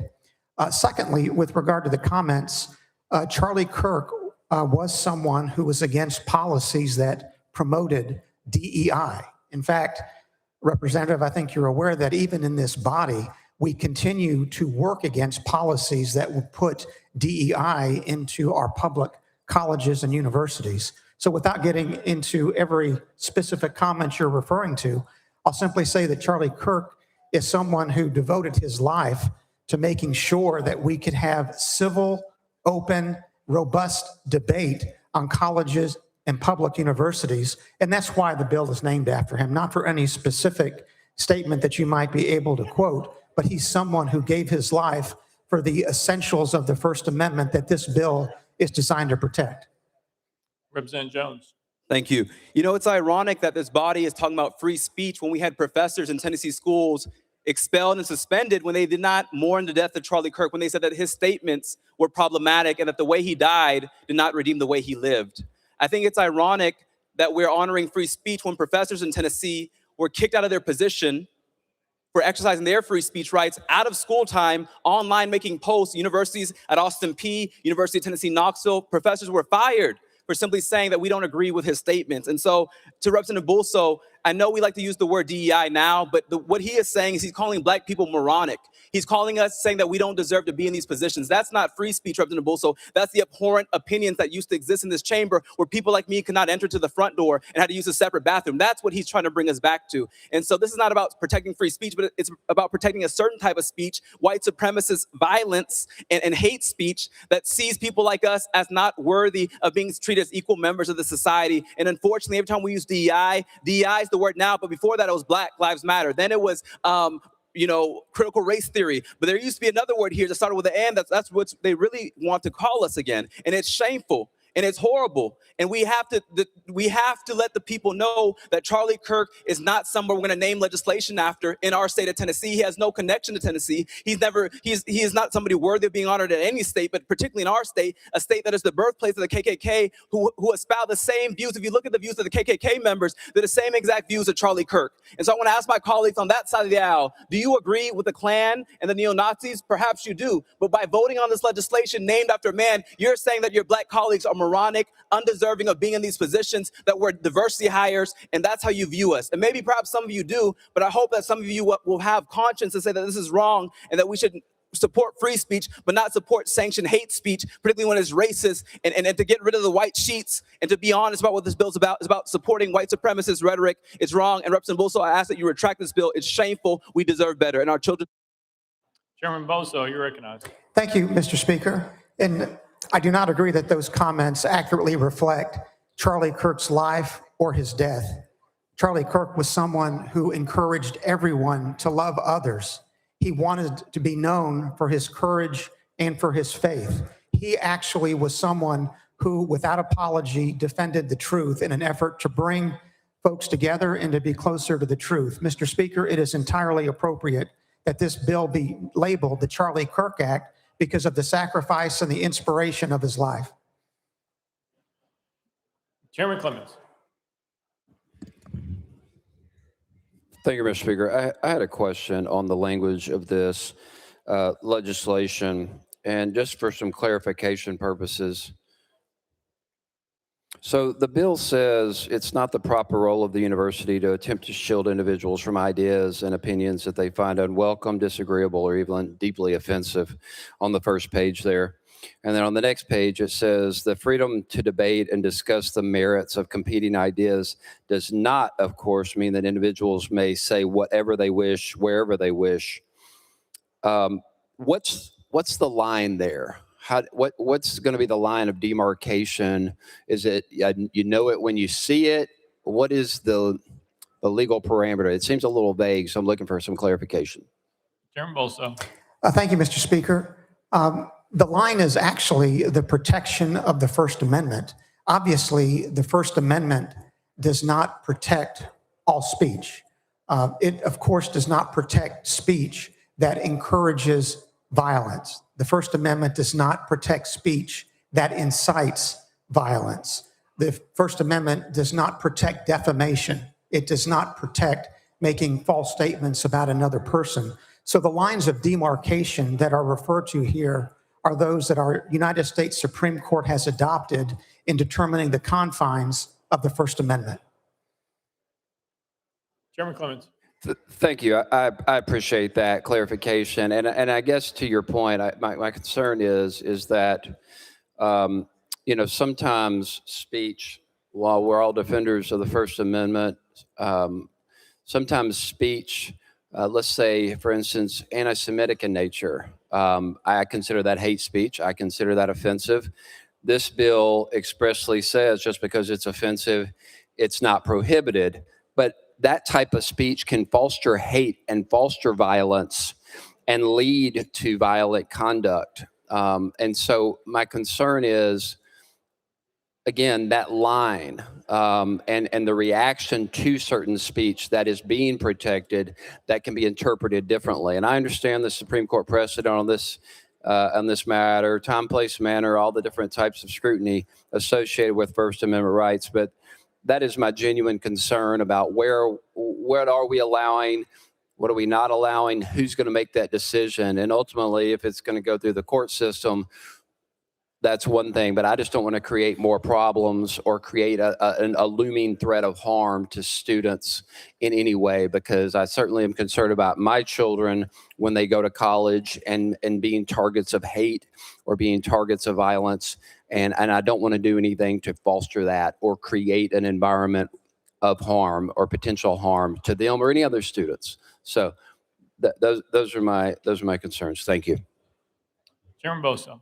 Thank you, Mr. Speaker. And I'll simply point out, Chairman Clemens, that this bill is coextensive with the First Amendment, just as the Campus Free Speech Protection Act that we passed in 2017 is. Often, obviously, what is protected by the First Amendment is something of a moving target as our Supreme Court decides newer and newer precedents. But the idea is that this bill will protect civil, robust debate that's protected by the First Amendment on all public colleges and universities in the state. Chairman Clemens. Thank you, Mr. Speaker. And I think there's pretty much controlling precedent. A lawsuit was filed back in the 60s by some students at the University of Tennessee on this topic. Former legal mentor of mine was a plaintiff in that suit. And so I think this is pretty well settled law with regards to not being able to turn people away to speak on college campuses. I'm not 100% sure of the necessity of this, but also final question on page 4, academic freedom protected, says a public institution of higher education or a faculty member or agent of the institution should not retaliate in any way or discriminate in any manner against a faculty member on account of the viewpoints expressed in the faculty member's scholarly work or on account of any speech or writing protected by the First Amendment of the United States. Does their social media covered by that? Chairman Boso. Thank you, Mr. Speaker. That would simply depend on whether a faculty member's scholarly work is published in social media. If it were, then yes, it would be protected. Chairman Clemens. Or on account of any other speech or writing does not include social media? That second provision there after the comma? Chairman Boso. Thank you, Mr. Speaker. No, the same principle applies to the second clause. Any speech from a college professor that's protected by the First Amendment, whether the speech is published on social media, in a newspaper, or in person, is protected. Very good. Representative Love.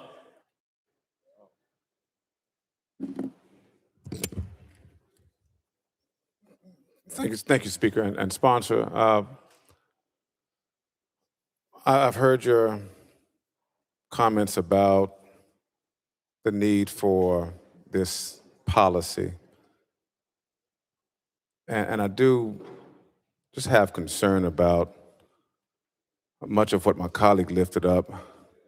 There's some sections that say that students are not allowed to leave a presentation or a speech if it materially disrupts the presentation. And I would ask, how do we measure that? I think that's on it's in section 2, maybe section, I think it's section 2, where it talks about not being able to leave staging walkouts. Our students would not be allowed to leave if they are listening to a speaker and the speaker says something that is offensive to them. Are they not allowed to leave the event? Would that be considered disrupting the speech? I think it's on page 5. Chairman Bosso. Thank you, Mr. Speaker. Well, the term substantially obstruct or otherwise substantially interfere is already a term that is used in the Campus Free Speech Protection Act of 2017. Section 2 of the bill simply makes the existing definition more specific. And in the part you're talking about, Representative, if someone intends to substantially obstruct the presentation of an invited speaker by staging a walkout in the middle of an event, if that's their intent, then yes, that is something that would violate the Campus Free Speech Protection Act. Obviously, if a person wants to get up and leave for whatever reason, listening to a presentation, that is not a violation of the Campus Free Speech Protection Act. Representative Love. Thank you, Mr. Speaker. So I just want to be clear about this. Students are there and they want to come and genuinely hear the different perspective of someone who they may not agree with, but want to give them an audience to hear their perspective. And if the speaker says something that completely offends them and they walk out, would they be in violation of this policy and this law? Chairman Bosso. Thank you, Mr. Speaker. No. Representative Love. Thank you. Thank you, sponsor. Representative Parkinson. Thank you, Mr. Speaker. Mr. Sponsor, Counselor, we passed a lot of legislation in regards to what can be said on our college and university campuses, what cannot be said, what can be taught, what cannot be taught, divisive concepts, so on and so forth. Does this legislation protect the discussions of divisive concepts? Chairman Bosso.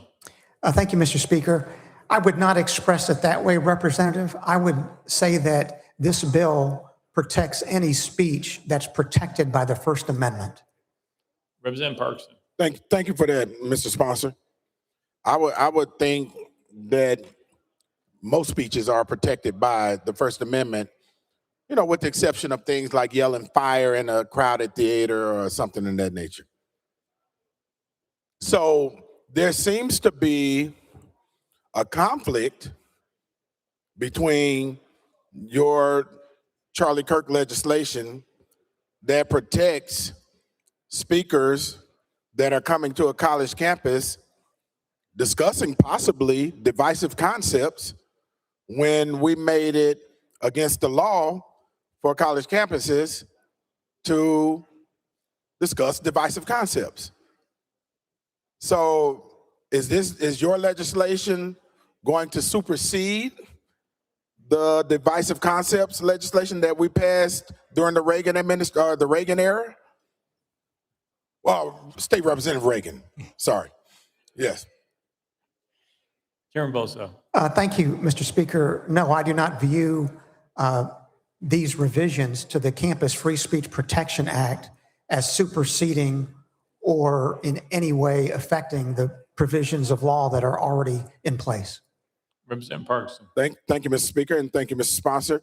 And so if there is, under your legislation, if there is a robust conversation, or let's say there's a guest professor that comes into the classroom and invited, or and they have a robust conversation, let's say on some Charlie Kirk stuff, on some divisive concepts according to the state of Tennessee, does your legislation protect that? Chairman Bosso. Thank you, Mr. Speaker.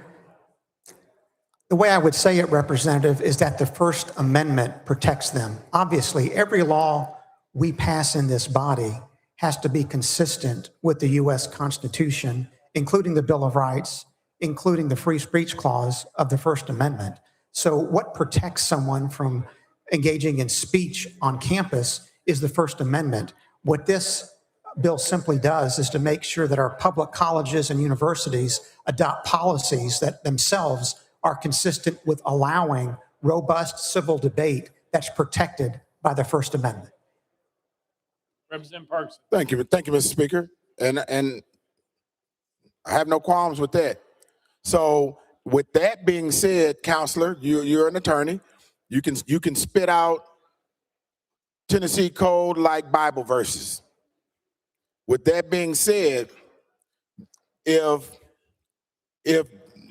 your legislation is protecting robust conversation usually comes with contrasting views on divisive issues in a lot of cases. So that means that those professors that have been being reported because they are teaching divisive concepts will now be protected under your legislation. Chairman Bosso. Thank you, Mr. Speaker. I would not express it that way, Representative, because if I can reframe your question slightly, it seems as though the premise of the question is that a bill that this body passed previously, the Divisive Concept Act, violates the First Amendment. That act is either consistent with the First Amendment or it is not. This bill does not change that analysis in any respect whatsoever.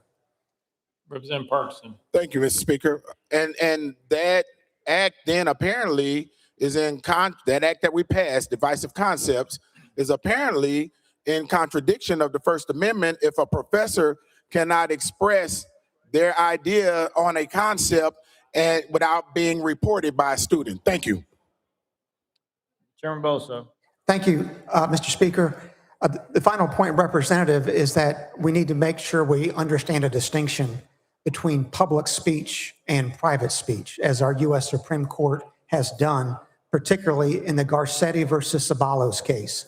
You know, a school teacher, for example, who enjoys First Amendment rights is not privileged to get up in front of the class and say anything that the teacher wants for the simple reason that the teacher is an employee of a school district or a university.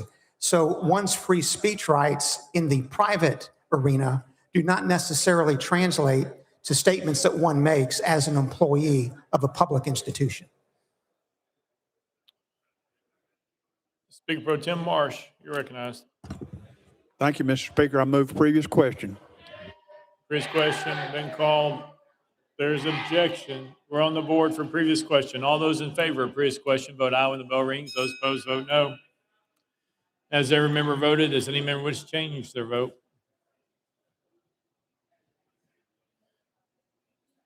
Mr. Clerk, please take the vote. Aye, 74, 22 nays. Previous question prevails. We're voting. All those in favor of Senate Bill 1741, vote aye when the bell rings. Those opposed, vote no. Has every member voted? Does any member wish to change their vote? Mr. Clerk, please take the vote. Aye, 74, 22 nays. Senate Bill 1741 having received a constitutional majority, I hereby declare it passed without objection to the most reading series table. Next bill, Mr. Clerk. House Bill 2160 by Representative Butler relative to county legislative bodies. Mr. Speaker, Senate bills on the desk. Representative Butler, you're recognized. Thank you, Mr. Speaker. I move substitution and conform to Senate Bill 2276. Representative Butler moves to substitute form Senate Bill 2276. Bobby seconded without objection. So ordered. Representative Butler. Thank you, Mr. Speaker. I move passage of Senate Bill 2276 on third and final consideration. Representative Butler moves passage of Senate Bill 2276 on third and final consideration. Bobby seconded. Mr. Clerk, call First Amendment. House State and Local Government Committee Amendment Number 1, same as Senate Amendment Number 1. Chairman Crawford, you're recognized. Thank you, Mr. Speaker. Same as Senate amendment. Move to withdraw. Without objection, Amendment Number 1 withdrawn. Next amendment, Mr. Clerk. Mr. Speaker, no further amendments. Representative Butler, you're recognized. Thank you, Mr. Speaker. This legislation requires the local legislative approval prior to terminating or discharging a county director of accounts and budgeting for counties with a population of 22,500 to 22,600. And with that, Mr. Speaker, I stand for questions. Representative Butler renews his motion. Any discussion on the bill? Seeing none, any objection to the question? Seeing none, we're voting. All those in favor of Senate Bill 2276, vote aye when the bell rings. Those opposed, vote no. Has every member voted? Does any member wish to change their vote?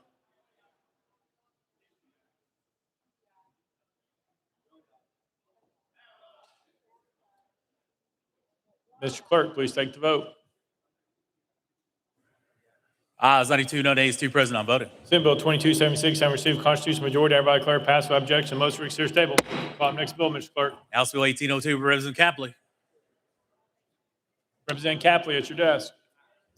Thank you, Mr. Speaker. I'd like to roll this to the Hill, please, sir. Without objection, roll to the Hill. Next bill, Mr. Clerk. Senate Joint Resolution 48 by Representative Carringer, a resolution to ratify the increase to the statewide 911 surcharge rate to $1.86 as determined necessary by the Tennessee Emergency Communications Board. Representative Carringer, you're recognized. Thank you, Mr. Speaker. I move to concur in SJR 48. Representative Carringer moves to concur and properly seconded. Mr. Clerk, call First Amendment. House State and Local Government Committee Amendment Number 1. Chairman Crawford, you're recognized. Thank you, Mr. Speaker. Roll to the Hill of the amendments. Without objection, roll to the Hill. Next amendment, Mr. Clerk. House Amendment 2 by Chairman Williams. Mr. Speaker, it was timely filed. Chairman Williams, you're recognized.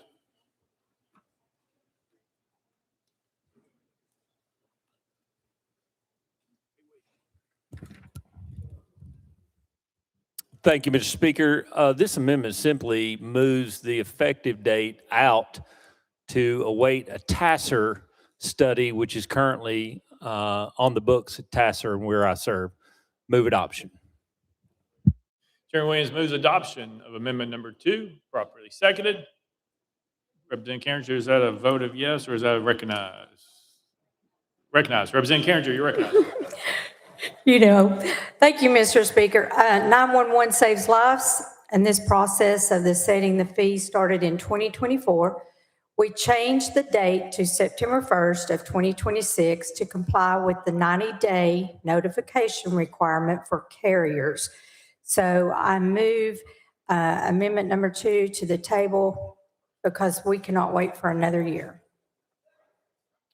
That's a proper motion, probably seconded. The parliamentary situation is Chairman Williams has moved adoption of amendment number 2. Representative Carringer has moved that motion to the table. That cuts off all the debate except for the sponsor. Chairman Williams, you're recognized. Thank you. Chair Lady Carringer and I have had many discussions about this in Finance Sub and Full. I just feel like that with a 4-5 vote or 5-4 vote in favor of this tax increase, that it would be good if we took time for TASER to come back and tell us, no offense taken to her, and I move adoption. The parliamentary situation is Chairman Williams has moved adoption of amendment number 2. Representative Carringer has moved that motion to the table. We're voting on the tabling motion. All those in favor to table, vote aye when the bell rings. Those opposed, vote no. Has every member voted? Does any member wish to change their vote?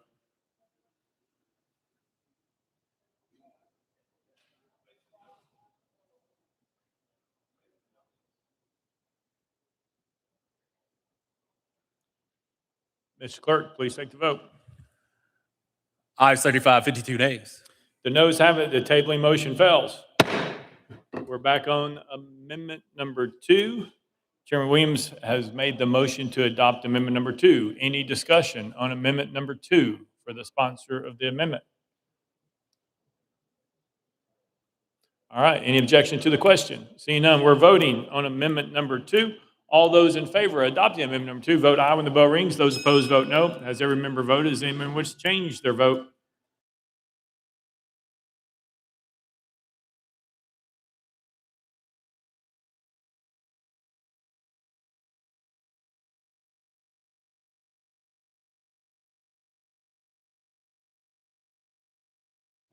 Mr. Clerk, please take the vote. Ayes 29, 63 nays. Amendment number 2 fails. Next amendment, Mr. Clerk. That brings the body back to House, State, and Local Government Committee Amendment number 1. Chairman Crawford, you're recognized. Thank you, Mr. Speaker. Move to adopt. Chairman Crawford moves adoption of committee amendment number 1, probably seconded. Any discussion on the amendment? Seeing none, all those in favor of adopting committee amendment number 1 say aye. Aye. All those opposed say no. The ayes have it. You adopted. Next amendment, Mr. Clerk. Mr. Speaker, no further amendments. Representative Carringer, you're recognized. Thank you, Mr. Speaker. It has been an honor to carry this legislation on behalf of the professionals who administer the life-saving 911 system in Tennessee, which is one of the best in the entire country. I am so incredibly grateful they chose to do this incredibly important life-saving job. And I know so many of you are also very grateful. And I truly appreciate the professionals in emergency communications, and our public appreciates and respects our first responders and support them. I never want to take a chance of my 911 call not getting through or being messed up because a 911 district does not have the resources that they need to serve everyone from Mountain City to Memphis. And so with that, Mr. Speaker, I renew my motion. Representative Carringer renews her motion. Any discussion on the bill? Representative Bracken, you're recognized. Thank you, Mr. Speaker. Am I live yet? All right. And with all respect to the sponsor, I mean, she's carrying this bill because her 911 Knoxville director, who's also chairman of the state board, brought it to her. Again, I have been working on the 911 system since I was a legislator and 20 years before as a county commissioner. I've studied every district in this state, and this $36 million annual rate increase is not needed. It is not needed. It is wanted. As Chairman Williams brought up, it passed the state board 5-4. The 4 independent directors voted against it, including the comptroller. It got through the Senate, not smoothly, but the Senate doesn't have a Rush Bricken sitting there arguing along the way.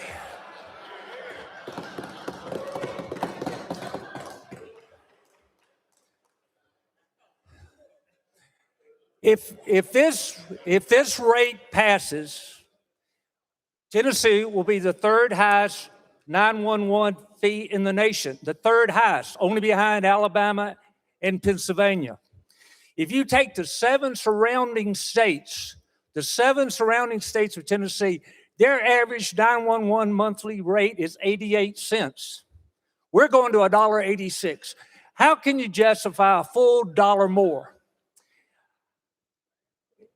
The last state report, there was no financially distressed districts in the state.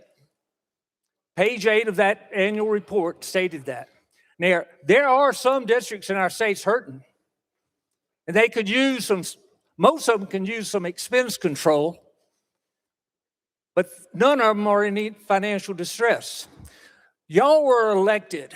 Most of y'all probably campaigned as fiscal conservatives and said, I will never pass an unnecessary rate increase. This is that situation. We need that Tasser study.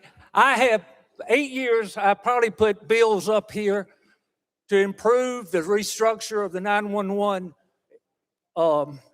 distribution of money, their internal operations, and it's gone down in flames because the 911 directors, their fraternity, they'll call every one of y'all independently and say, Rush Bricken doesn't know what he's talking about. Well, I assure you, I think I do.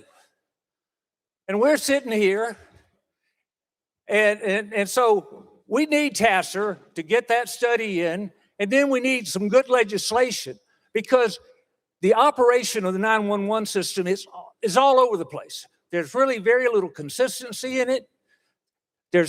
I can certainly state several districts that has horrible expense controls. I mean, I'm going to use an example.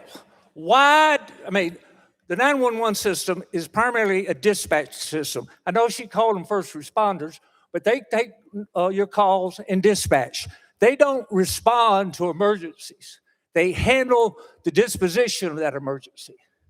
So why would a district have 15 to 16 vehicles on their books? I can't explain things like that, but somebody needs to. I've got about a minute. I'm going to use it all.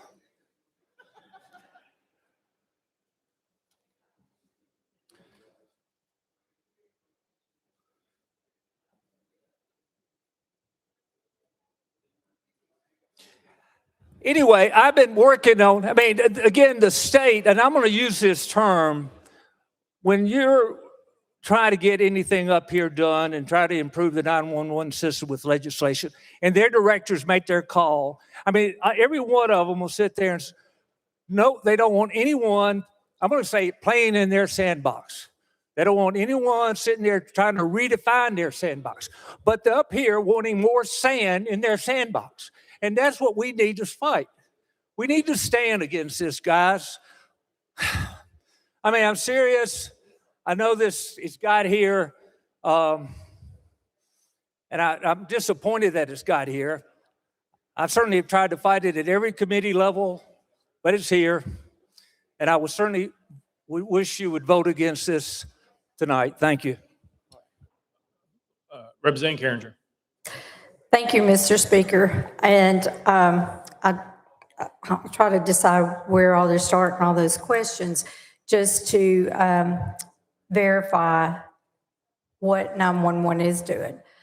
And to personally say that I ran and will continue to run on public safety. And this is not, 911 has had one increase in the last 12 years, and it went through the same public comment that we have done this past time. 911 saves lives, and just like all laws, do not require unanimous approval to take effect. Majority approval is required, and this SJR 48 provides more resources to 911. And also there will be a negative change in net position is occurring across the state. And we do have some counties that are having some real areas, and we don't want to wait to see them go into distress. And as far as the TASER study, we have been fully in support of the TASER study. It will also, I hope, will bring out to help those understand how 911 actually works today, and that they might see why our system is the best in the country. I am never for raising taxes either. However, I am afraid that if we do not pass this usage fee of 36 cents, then, and you are getting something for it, so it is a usage fee, then are our locals going to have to raise property tax increase? All right. Representative Grills. Thank you, Mr. Speaker, and I love Representative Carringer to death too, but I agree with Representative Bricken and what he said in every aspect of it. I have 3 counties that I represent, and one of the counties is one of the poorest in the state, and well, one of the poorest in the country. It has enough funds in its reserves to run 3.5 years without another penny going into it. Every year, at the end of the year, they have more money than they started with. All 3 of my counties are in that situation. 4 years ago, I believe it was, that we raised this from 80-something cents to $1.50. We run around the state and we brag about how we're such a low tax state, and we're proud of that. And here's another opportunity for us to show our fiscal conservatism. Like Representative Bricken said, if we pass this bill before TASER has their study and it comes out, we're going to lose all leverage. And I think that's very important that we keep the leverage so when the TASER study comes out, we'll have something to work with. So I encourage the body to vote no. Thank you, Mr. Speaker. Representative Carringer. Mr. Speaker, I renew my motion. Speaker Pro Tem Marsh. Thank you, Mr. Speaker. And I know Representative Bricken has done a lot of study on this and knows it a lot better than I do all across the state. But I'd like to tell you about my county and Bedford County. They did have a big reserve, and they're using it now on a brand new state-of-the-art public service facility that we certainly badly needed to take care of our public. So I'm not for spending money that we don't need or taxing people or raising fees that we don't need, but I think in Bedford County and my county, it was very well needed, and I want to support your bill. Thank you. Representative Carringer. Thank you, Mr. Speaker. And as I say, this is not a want. This is a need for our 911 across the state, and they save lives. And I do not want to delay and by waiting for them to be able to do across the state in each district what they need. So with that, I'll renew my motion. Representative Barrett. Thank you, Mr. Speaker. Members, I have served as the counsel for the Dickson County 911 Board for 25 years. I was there when it was 86 cents. I've been there to watch this happen, this continued growth. And there's a reason there are 99 of us, because we all have different counties with different issues and different arrangements, even as it relates to how our 911 systems are funded. Well, I appreciate what Representative Bricken has experienced in his county.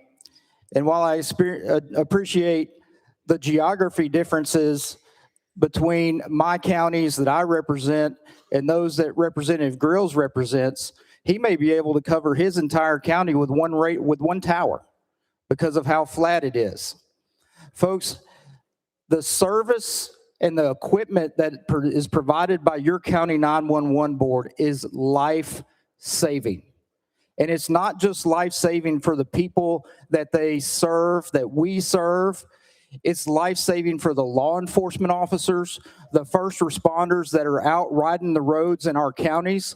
We have got dead spots in multiple places in the counties that I represent that we can't afford to build enough towers to cover all of those dead spots.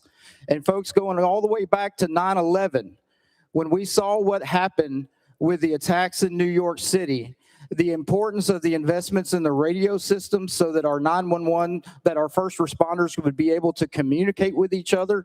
Communication is the absolute #1 key to being able to respond to these issues that we face on a regular basis. We're having more and more natural disasters year after year. We have to make sure that we're keeping up with the need for this, the rising costs. I have watched the cost of a tower, just building one tower, increase 300% in the last 25 years. When they do spend money, yes, I understand they've got a lot of money in reserve, but when they do spend it, they spend a lot of it in one chunk. And I haven't traveled all 95 counties. I haven't seen where your county 911 board operates, where your 911 dispatch center is. But in one of my counties, we've got a nice new building. We invested about $25 million to build that building. But in the next county over, it's sitting in a storefront that the next tornado is probably going to knock down. And then we're all going to be left wondering why we can't communicate with each other. This money, $4 a year, is all we're asking people to pay. $4 a year on their phone line. 36 cents. This is not a big ask, folks. And we're asking everybody to share in the burden that it takes to make sure that this state is protected, that our people are getting the service that they deserve, and our law enforcement and our first responders are protected and have the ability to be in constant communication with the people that is necessary for them to do their job and do it safely. I beg you, please support this bill. Thank you.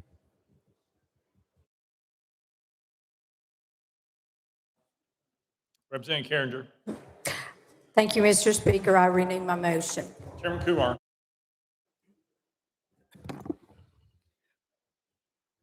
Thank you, Mr. Speaker. The discussion on this has gotten long, but we should not be rushing to judgment as one of my previous friends wants to do. Definitely, if we look at it, the joint resolution did pass through the Senate. We have to respect that and not dismiss it that they were not together. If it passed through the commission 5-4, that's better than having 4-5. And that should also count and is not to be dismissed. It has passed committees, and that's why we are here on the floor. It is about public safety. I have received calls from the 911 people, from the law enforcement people, and generally public is very, very sympathetic because their experience with 911 is always a very important experience in the sense that they remember how their calls were answered. So public sympathy being with it, the costs of safety can be high, and I think reserves are a good thing, as well as the fact that communication systems, as they are updated, they can be very, very expensive. I think it's a good cause. It's a small cost. And let us go ahead and do that, again, to help those people whom we need at very critical times. Thank you, Mr. Speaker. Representative Carringer. Thank you, Mr. Speaker. I renew my motion. Representative McCalman. Thank you, Mr. Speaker. Move previous question.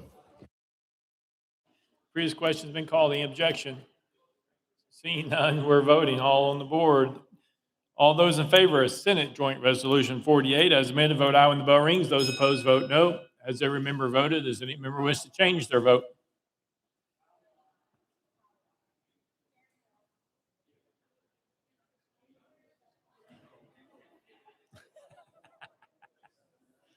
Mr. Clerk.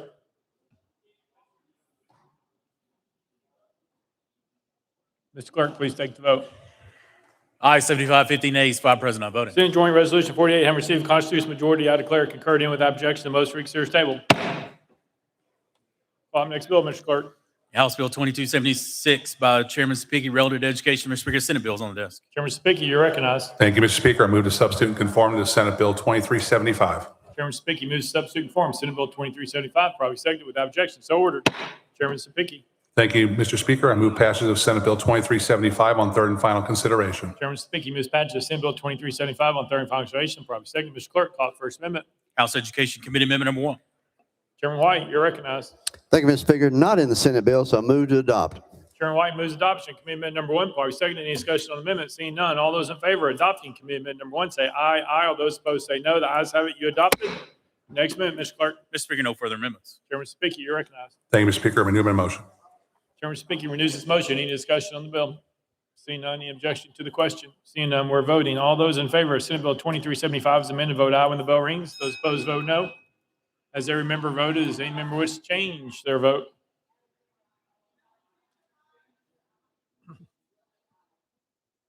Would the journal reflect Representative Hardaway's excuse? Mr. Clerk. Mr. Clerk, please take the vote. Ayes 92, no nays. Senate Bill 2375 having received a constitutional majority, I hereby declare passed without objection. The motion reconsider is tabled. Next bill, Mr. Clerk. House Bill 2420 by Chairman Sapiki and others relative to virtual schools. Mr. Speaker, Senate bills on the desk.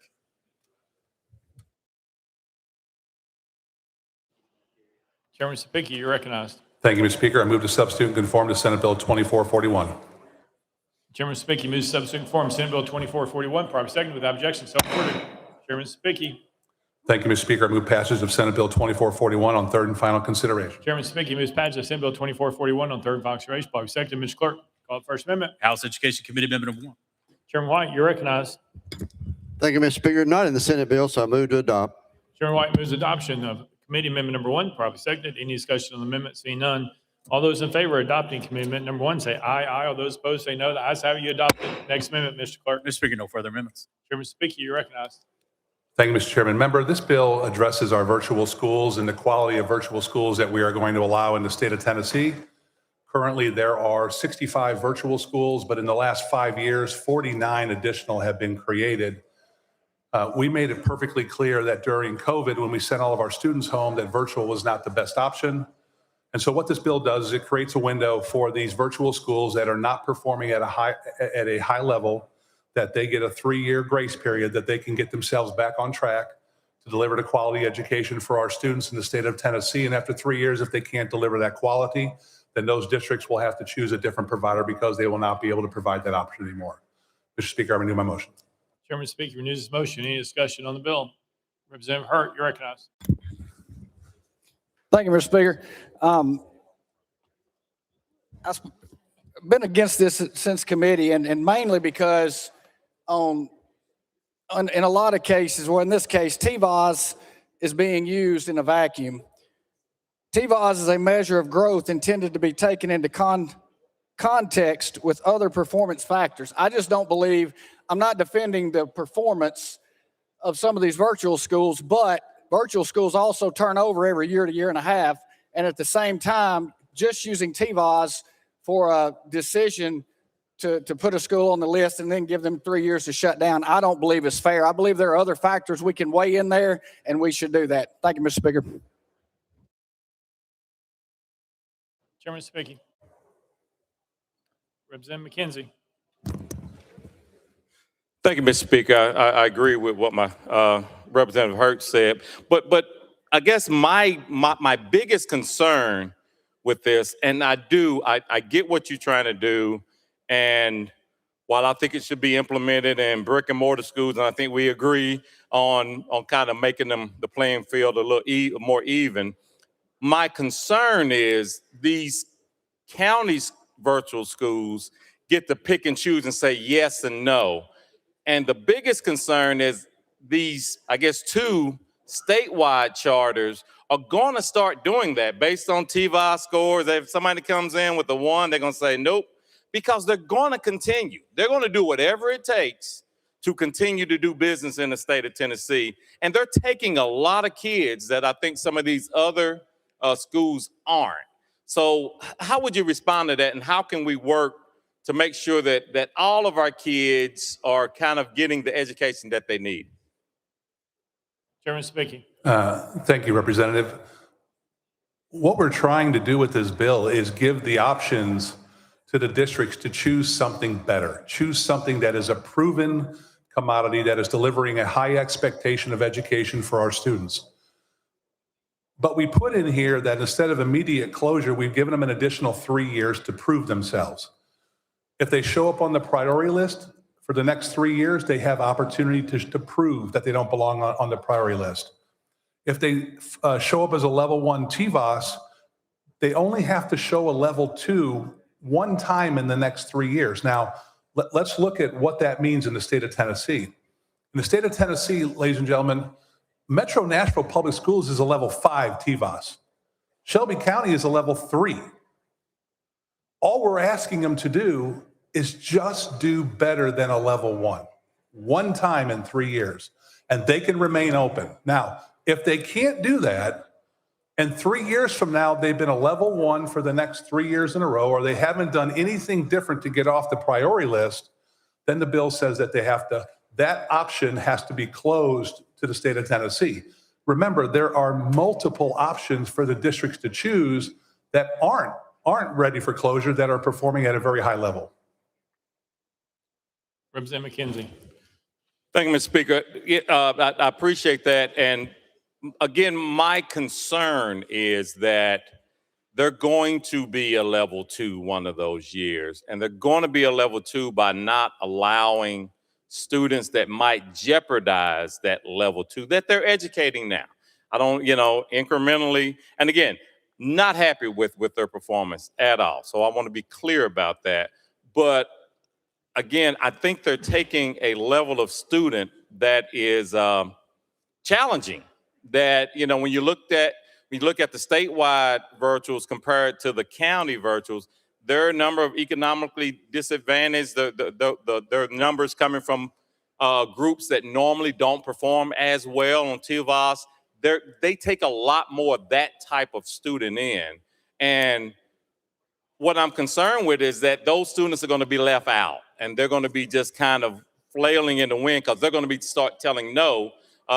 Strictly, as you know, it's a for-profit entity, strictly for the profitability of that. So in terms of that, let me ask a specific question. Are you concerned with them pushing students out to maintain that TVOS 2, 1 year, or 2 years over the next couple of years? Chairman Spiggy. No, I don't believe so, because if they would do that to that student, there are other virtual opportunities available to those students that are statewide that are performing at a higher level. And so what we hope is, by wanting to continue to do business, as you said, for profit in the state of Tennessee, we have to hold them to a higher level of accountability, making sure that in the virtual setting, that we are delivering the highest quality education we can in the country. Representative Raper. Thank you, Mr. Speaker.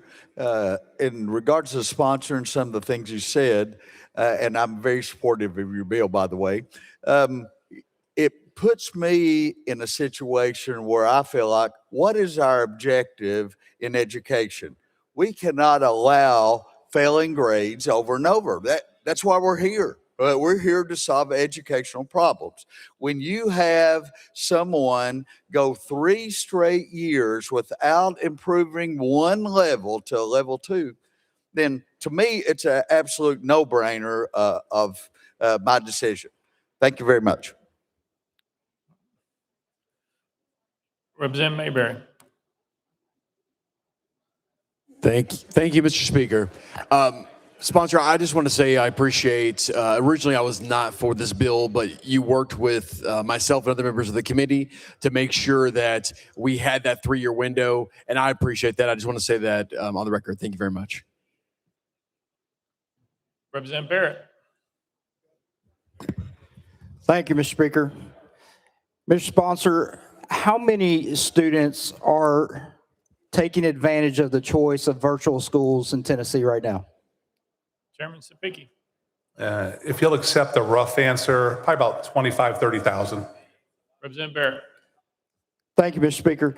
So 25,000 to 30,000 students and their parents have elected to take this route or this option for their children that they deem is in their best interests. In other school choice programs, we've determined, or at least some of us have determined, that parental satisfaction is the only metric that matters. Do we have any data that shows us that there are issues in the virtual school program with parental satisfaction? Chairman Sapicki, you recognize. None that I'm aware of. No information has been put forth either way. Representative Barrett.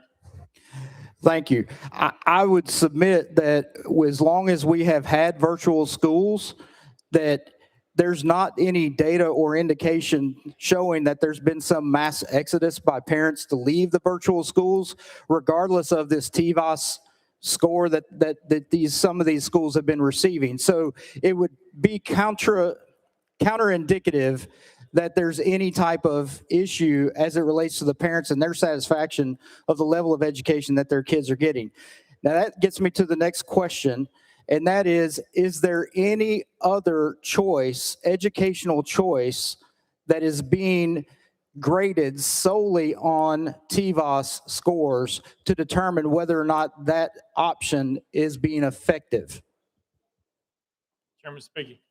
Thank you for the question. First of all, you know we're evaluating more than just TVOS. It's also priority list, which is the bottom 5% of the state. We also have accountability hearings that are going on with the State Board of Education that you know about to bring it in these districts to say, hey, what are you going to do to turn your option around? I think the one thing that you have to hit on, and you kind of brushed on a little bit, is this parental satisfaction. The parental satisfaction, I believe, has to do with the option of the virtual school. This language in this bill does not prevent virtual schools. What it says is we're going to raise the level of quality by saying, hey, if your district's going to have a virtual school and it's failing, then what we're going to do is we're going to have a better option for you to choose so that your district can continue on with virtual school. We're just going to make sure we have a district that's performing at a higher level. I think we would all agree that in education, we want our kids to get the best that they can. And so we need to make sure that what's being provided to them is going to drive those students across the finish line so that they can be successful in life. Representative Barrett. Thank you. And I do agree with the sponsor that making sure that the product that we are putting out there is the best that we can possibly produce. But I think our parents will let us know when we're not doing that, when we're not meeting that metric. So my final question is this. We've touched on the TVOS scoring. How many public schools are currently sitting on 3 years consecutive of a level 1 TVOS score? And how many of them are we proposing to close down this year, next year, 2 years from now, or 5 years from now? Chairman Sapiki. Well, as you know, in education, we already have accountability hearings that are being done with the state board. We already have tier 1, tier 2, and tier 3 interventions that are going to the Department of Education. And under those tier 1, tier 2, and tier 3 interventions, the Commissioner of Education can accept the turnaround plan for the school, the brick and mortar school, or they can make a recommendation to termination. Now, we put another protection in place that this General Assembly just passed last week, that instead of resting all that responsibility with the commissioner, we put it where now that commissioner has to make a recommendation to the state board to get another set of eyes on something as drastic as closure to make sure that we're doing the right thing. That's also what the accountability hearings are doing with the State Board of Education, making sure we're putting another set of eyes on these schools to make sure that they get turned around. It's all about demanding excellence, and I think we're on the right path. Representative Barrett. In the last 12, 13 seconds, the answer to the question is there are over 100 public schools with 3 years consecutive of level 1 TVOS scores, and we're not shutting any of them down. It's only the virtual schools. Chairman speaking. Representative Powers. Thank you, Mr. Speaker. I move previous question. Previous question been called. Is there objection? Seeing none, we're voting. All those in favor of Senate Bill 2441 as amended, vote aye when the bell rings. Those opposed, vote no. Has every member voted? Does any member wish to change their vote?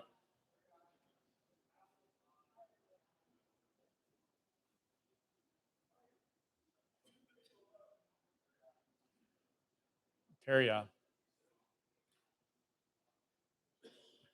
Mr. Clerk, please take the vote. Aye 69, 21 nays, 2 present, I'll vote. Senate Bill 2441 and received constitutional majority, hereby declare passed without objection. The motion reconsider is tabled. Next bill, Mr. Clerk. House Bill 1550 by Representative Davis relative to epinephrine. Representative Davis, you're recognized. Thank you, Mr. Speaker. I move passage of House Bill 1550 on third and final consideration. Representative Davis moves passage. Following second. Mr. Clerk, call it First Amendment. House Education Committee Amendment number 1. Chairman White, you're recognized. Thank you, Mr. Speaker. Move to adopt. Chairman White moves adoption of Committee Amendment number 1. Following second. Any discussion on the amendment? Seeing none. All those in favor of Committee Amendment number 1 say aye. Aye. All those opposed say no. The ayes have it. You adopted. Next amendment, Mr. Clerk. Mr. Speaker, no further amendments. Representative Davis, you're recognized. Thank you, Mr. Speaker. With House Bill 1550 members, what we're doing is we're changing in statute. Currently, right now, the statute reads that epinephrine auto-injectors can be used in our school setting. Well, that's an EpiPen. Well, there are different ways to deliver epinephrine now. So what we're doing is we're changing that word to just say epinephrine to allow for those alternative delivery methods.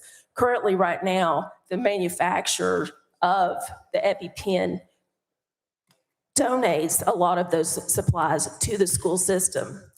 With the new product of the nasal spray, that manufacturer would like to donate those products to the schools as well.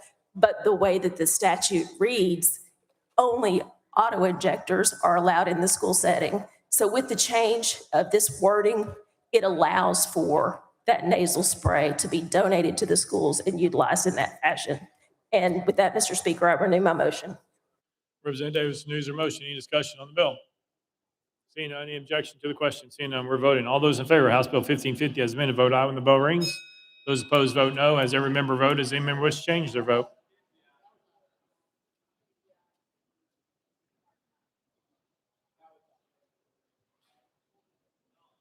Mr. Clerk, please take the vote. Ayes 92, no nays. House Bill 1550 having received a constitutional majority, I declare passed without objection. The motion reads to table. Call up next bill, Mr. Clerk. House Bill 2029 by Representative Faison relative to dietetics and nutrition. Chairman Faison, you're recognized. Thank you, Mr. Speaker. Move passage of House Bill 2029 on third and final consideration. Chairman Faison moves passage, probably seconded. Mr. Clerk, call First Amendment. House Health Committee Amendment number 1. Chairman Terry, you're recognized.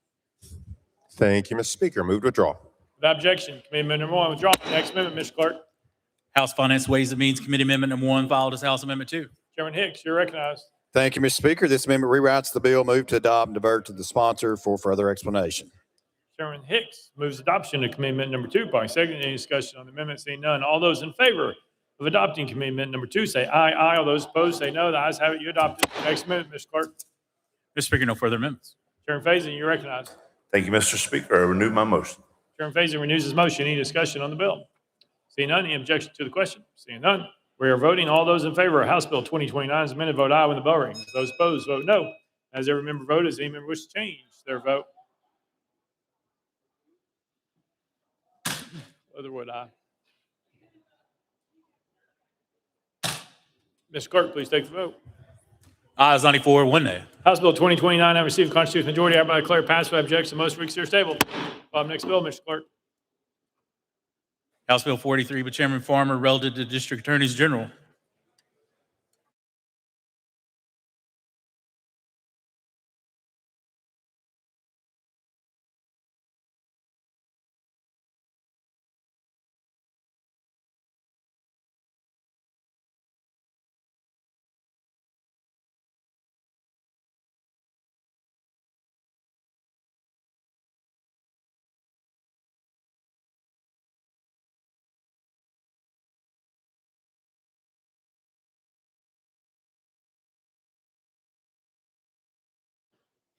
Chairman Farmer, you're recognized. Thank you, Mr. Speaker. I request we roll House Bill 483, 20 spots. Without objection, so ordered. Call up next bill, Mr. Clerk. House Bill 656 by Chairman Farmer relative to education. Chairman Farmer, you're recognized. Thank you, Mr. Speaker. I move passage of House Bill 656 on third and final consideration. Chairman Farmer moves passage. Probably seconded. Mr. Clerk, call First Amendment. House Education Committee Amendment number 1.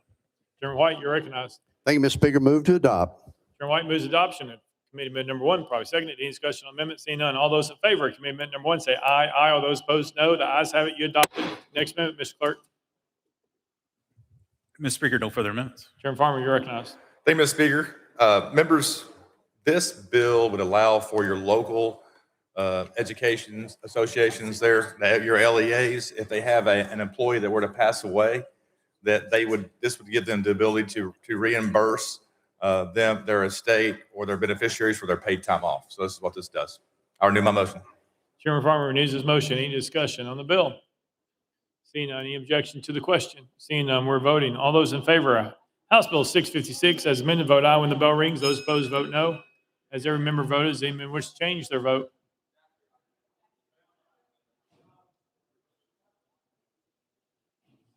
Mr. Clerk, please take the vote. Ayes 96, no nays. House Bill 656 having received a constitutional majority, I hereby declare passed without objection. The motion reconsider table. Next bill, Mr. Clerk. House Bill 1972 by Chairman Farmer relative to medical cannabis. Mr. Speaker, Senate bills on the desk. Chairman Farmer, you're recognized. Thank you, Mr. Speaker. I move to substitute and conform to Senate Bill 1603. Chairman Farmer moves to substitute and conform to Senate Bill 1603. Probably seconded without objection. So ordered. Chairman Farmer. Thank you, Mr. Speaker. I move passage of Senate Bill 1603 on third and final consideration. Chairman Farmer moves passage of Senate Bill 1603 on third and final consideration. Probably seconded. Mr. Clerk, call First Amendment. House Health Committee Amendment number 1, Mr. Speaker, same as Senate Amendment number 1. Chairman Terry, you're recognized. Thank you, Mr. Speaker. Move to withdraw. Without objection, Amendment number 1 withdrawn. Next amendment, Mr. Clerk. Mr. Speaker, no further amendments. Chairman Farmer, you're recognized. Thank you, Mr. Speaker. Members, what this bill does, it would allow for, if the federal government were to reschedule medical cannabis from a Schedule 1 to a Schedule 3, before anything could happen in Tennessee, we would make those decisions first, and we'd have to pass a law for that. That's what this bill does, and I renew my motion. Chairman Farmer renews the motion. Any discussion on the bill? Leader Camper. Thank you, Mr. Speaker. Can you explain what you meant by Tennessee doing something first? So if the federal government takes it off, say, a Schedule 1, then what you're proposing is it comes back to the state for us to take legislative action on it. Just what do you mean we have to do something first? Chairman Farmer. Thank you, Mr. Speaker, and thank you for that question. So if the federal government were to reschedule medical cannabis from Schedule 1 to Schedule 3, what this bill does is says that before any department or agency could do anything with it, they would have to have legislation from this body, from the Tennessee General Assembly, allowing for any department or agency within the state of Tennessee to act and make any sort of policies or rules or enable any sort of allocation of those of that medical cannabis to any Tennessean. Leader Camper, you're Thank you, Mr. Speaker. Does this bill also have a provision that requests TASER to do anything, to study, to recommend, to offer policy recommendations? Chairman Farmer, you're recognized. And this legislation was based off TASER recommendations. Leader Camper, you're recognized. Okay, so it's based off of TASER's recommendation was that should it change, then it comes back to the body to pass a bill addressing it. Did the TASER study also make any other recommendations in terms of policy recommendations or anything like that, just that it comes back to us? Chairman Farmer. Thank you, Mr. Speaker. And it was a rather lengthy policy and recommendations, but this was the elephant within that recommendation. And so this is what was taken from it. I'll be happy to share that with you. Leader Camper. Thank you, Mr. Speaker. Okay, I appreciate it. Thank you. Any further discussion? Seeing none, any objection to the question? Seeing none, we're voting. All those in favor of Senate Bill 1603, vote aye when the bell rings. Those opposed, vote no. As every member cast their votes, any member wish to change their vote?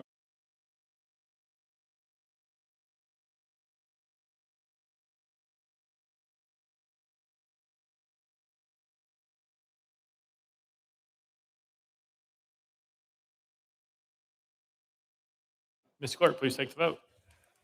Aye 73, 22 nays. Senate Bill 1603, having received a constitutional majority, I hereby declare passed by objection. Motion to reconsider is tabled. Call up next bill, Mr. Clerk. House Bill 2496 by Chairman Farmer relative to taxation. Chairman Farmer, you're recognized. Thank you, Mr. Speaker. I move passage House Bill 2496 on third and final consideration. Chairman Farmer moves passage by second. Mr. Clerk, call up First Amendment. House State and Local Government Committee Amendment number 1. Chairman Crawford, you're recognized. Thank you, Mr. Speaker. Move to withdraw. Without objection, Amendment number 1 withdrawn. Next amendment, Mr. Clerk. House Finance Ways and Means Committee Amendment number 1 filed as House Amendment 2. Chairman Hicks, you're recognized.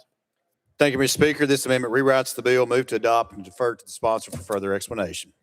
Chairman Hicks moves adoption of Amendment number 2. Probably seconded. Any discussion on the amendment? Seeing none, all those in favor of adopting Amendment number 2 say aye. Aye. All those opposed, no. The ayes have it. You adopted. Next amendment, Mr. Clerk. Mr. Speaker, no further amendments. Chairman Farmer, you're recognized. Thank you, Mr. Speaker. Members, what this bill does, it would allow for development of an empty baseball stadium that's sitting off the 407 exit of Interstate 40 as you go into Gatlinburg, Pigeon Forge, and Gatlinburg. We have some folks that are lined up and ready to develop that and turn into a multi-use facility. And just looking forward to your affirmative vote. And I renew my motion, Mr. Speaker. Chairman Farmer renews his motion. Any discussion on the bill? Seeing none, any objection to the question? Seeing none, we're voting. All those in favor of House Bill 2496 as amended, vote aye when the bell rings. Those opposed, vote no. As there member vote, does any member wish to change their vote?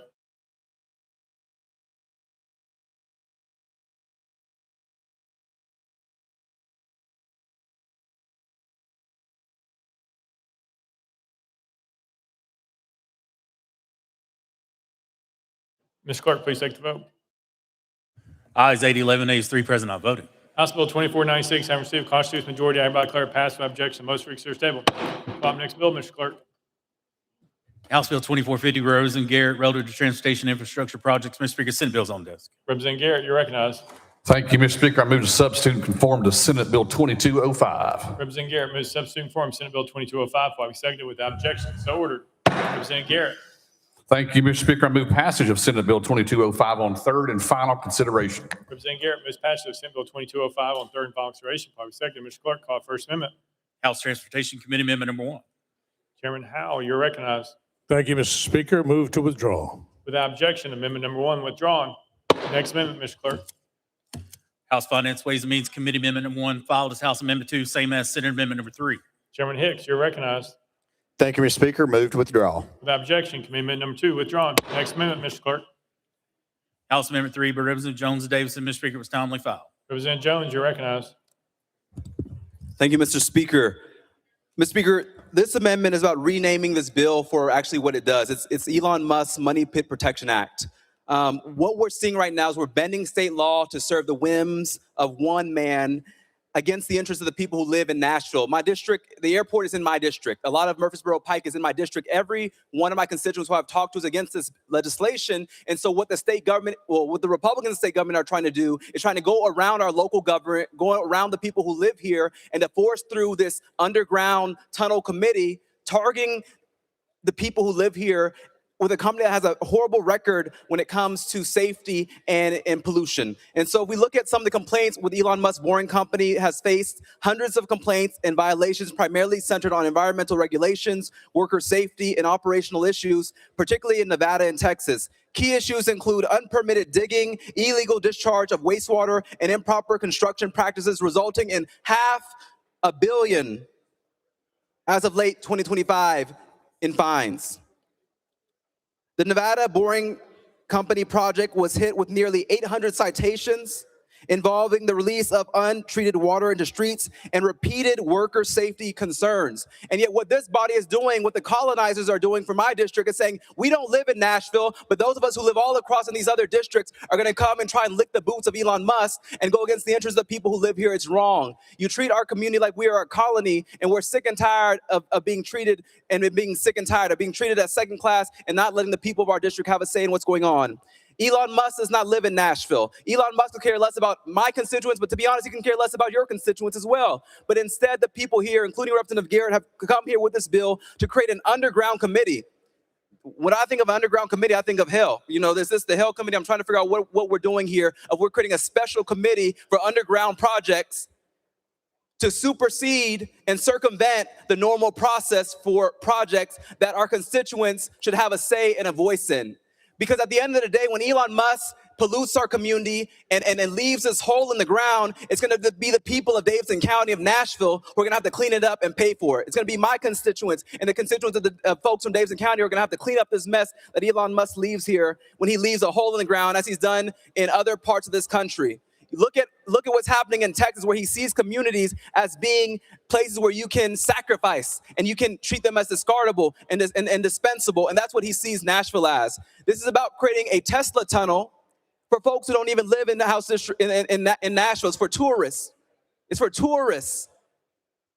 What about the people who live in Nashville? What about the people who live in our district, Representative Garrett? You're running to be a congressman for Nashville. Do you think that the people of Nashville want to be represented by someone who does not value them as equal members in our democracy, who does not care about what they have to say? It's shameful and it's ridiculous. But at the end of the day, we know what happens every day in this building. The Republican side of the aisle licks the boots of corporations and billionaires and screws over regular working class people. We know what happens in this building is that decisions are made not with public input, but happen in darkness and not allowing the insight or the deliberation of regular people.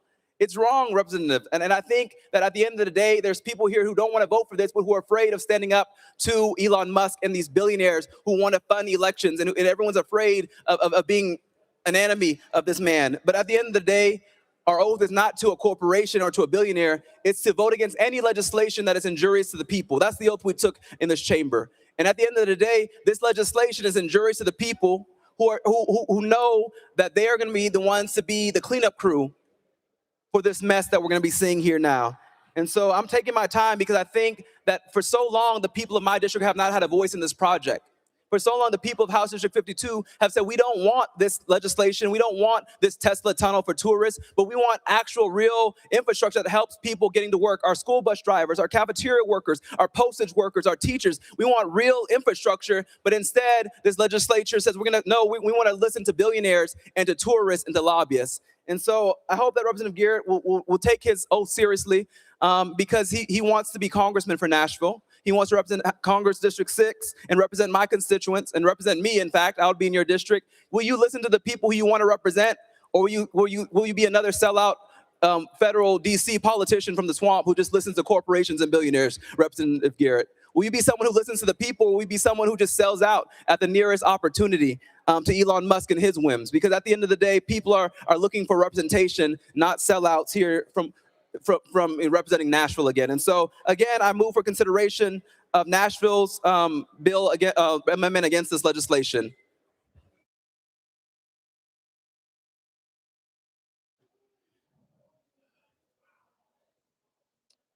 All right. Speaker Pro Tem Marsh. Call previous question. Previous question been called. Is there objection? We're voting. All those in favor of adopting amendment number 3, vote aye when the bell rings. Those opposed, vote no. Has every member voted? Does any member wish to change their vote?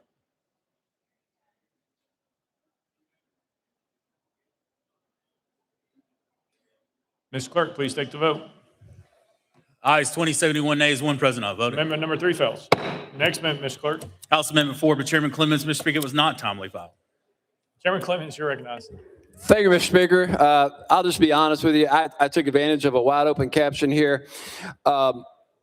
All this amendment does, and ask for your consideration, is it says that this body prohibits tractor trailer trucks and tractor trailers from operating on the toll lanes. When this toll lane bill was passed a couple of years ago, the promise was this was just going to be for public vehicles, buses, passengers, motorists coming to it and from Nashville. But the Transportation Modernization Board took it upon itself to allow tractor trailer trucks and semi-trucks on these toll lanes. So all this amendment does is expressly prohibits their operation on toll lanes that are running right through my district, Representative Hemmer's district, Representative Powell's district, and Representative Sparks' district. With that, I ask for your consideration. I move for consideration. You've heard the motion, probably second. We're voting for consideration of amendment number 4. All those in favor of considering amendment number 4, vote aye when the bell rings. Those opposed, vote no. Has every member voted? Does any member wish to change their vote?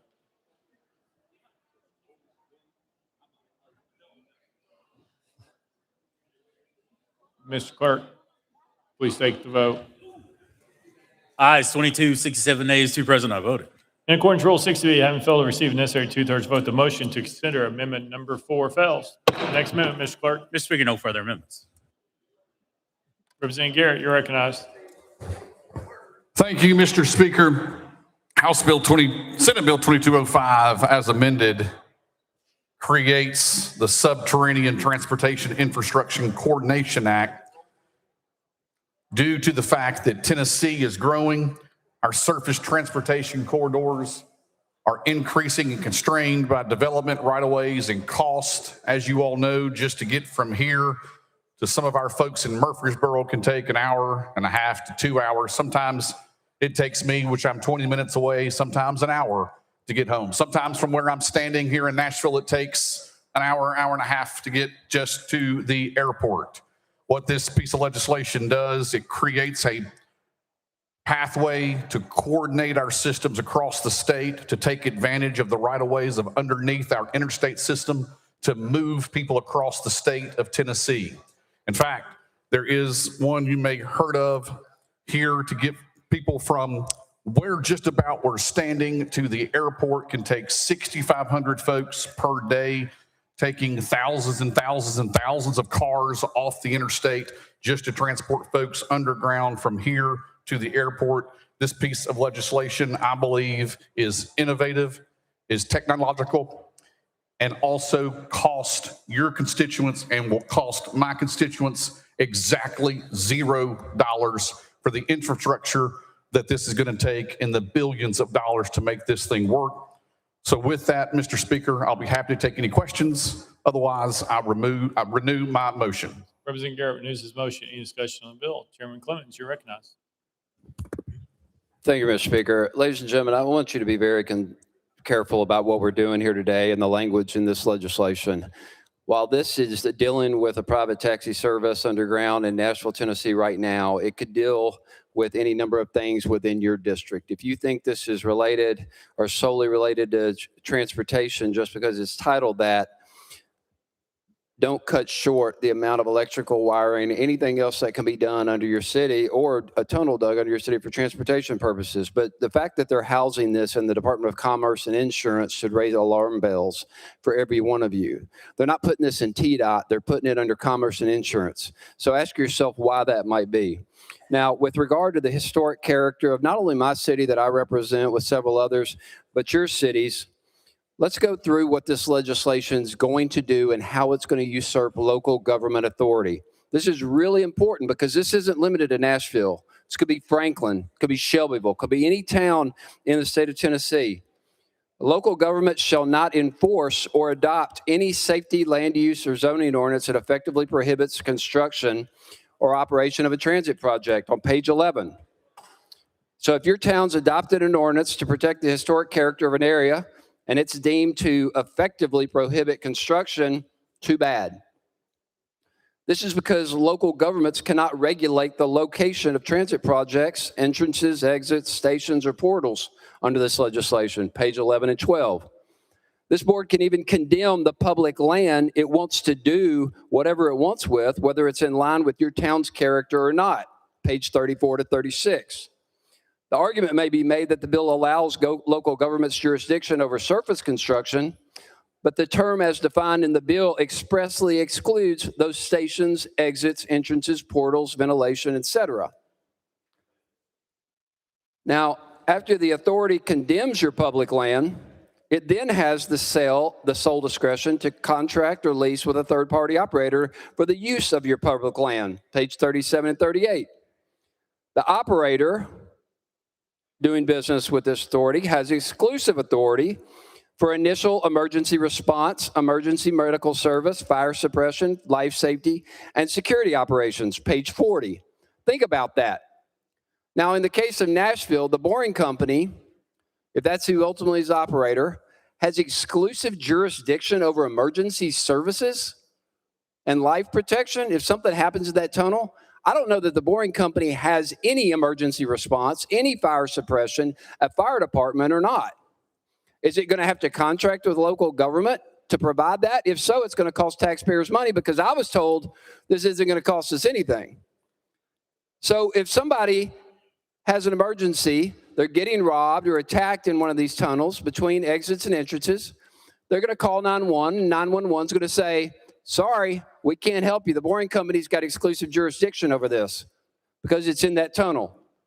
That's what this bill allows, page 40. And it also goes on to say, local governments shall not assert concurrent jurisdiction over emergency response activities in the tunnel. That is emphasizing what I just said to you, and that's what this language expressly says. Then if your local government has a problem with this and wants to appeal it, guess what? This authority gets to hear the appeal. And if it doesn't go so well, then it goes to a 3-judge panel. We're creating another 3-judge panel, more judicial efficiency, more taxpayer dollars to cost even more money for this project. Look, ladies and gentlemen, at the end of the day, I don't care who owns this tunnel. Don't care. They're using 100-year-old technology to run a private taxi service underground. Great for them. But be very careful about this authority that we're creating to allow them to do it. We don't have to create this authority. We don't have to give it such broad discretion. We don't have to usurp local government's authority. This is bad precedent. This isn't personal. This isn't partisan. This is bad policy. I want you to be very careful about what this is doing. Strongly consider the broad language of this legislation and how it's limiting to you and the threat it poses to your local government. Just because you don't think a tunnel's coming to your town, which it may not be, but it could, you wouldn't want this done to your town, so don't do it to mine, and don't do it to someone else's. Thank you, Mr. Speaker. Representative Garrett. Thank you, Mr. Speaker. You know, it's hard to respond to the chairman of the minority party that has the legislation in front of him and for some reason doesn't understand what it says. He did the same thing in committee. First, if there are any issues that touches your local jurisdictions certainly have the ability to weigh in, to approve, to do anything it is. That's why this authority would exist. And because this authority handles the local things, the reasons why this is so important, sure, if there's an appeal, it goes back to the authority. We're not creating another 3-judge panel, as the chairman referenced in his remarks. It's the same judge panel that we have now in case there is an issue between the subterranean transportation system and something that may be in dispute with our locals. First of all, he mentions the 911 response. The 911 response will be absolutely no different than it is today. There's not exclusive jurisdiction. He's not using the word exclusive jurisdiction correctly, obviously, when it comes to some sort of 911 emergency that could take place. The 911 emergency personnel will certainly be able to respond. There will be exits along these type of tunnels to make sure the safety and security is met of those riders that use this. To suggest otherwise is simple political hyperbole because they happen to be against one of the potential operators that will be in the state because they align with our president and the Trump administration. That is it. That is the reason why they're exaggerating the language, not interpreting it correctly of what it does create for what it can be, innovative technological advance to move people across this state. We're talking however miles between Nashville and the airport, a short distance can take 35,000 cars off the interstate. I would be shocked if you told Nashvillians, if you told Memphians, if you told Knoxvillians, if you told Gilletsvillians that they can get across this state in something like the airport now in minutes. All right. Representative Bain. Thank you, Mr. Speaker. Guys, we're tired. The folks that represent Nashville are tired. And you all know that this bill is part of a larger pattern. You all have taken over our airport authority. You have shrunk our Metro Council in half. You are trying to occupy downtown, our tourist zone, and take money from it. We are under occupation from you all. We already have a public transit system. It's called WeGo. It's funded by Nashville taxpayers. And it serves real Nashvillians who are getting to work every day. And year after year, the General Assembly has said, we're not investing in your public transportation. And if this bill is about Nashville, then the people of Nashville should have a seat at the table, of which they don't. No Nashville voter is included in the governing board of this Mole People Authority underground board. So I have a question for the sponsor, Representative Garrett. Can you name a single entity other than the Boring Company that currently operates or has a pending proposal to operate subterranean transportation infrastructure in the state of Tennessee?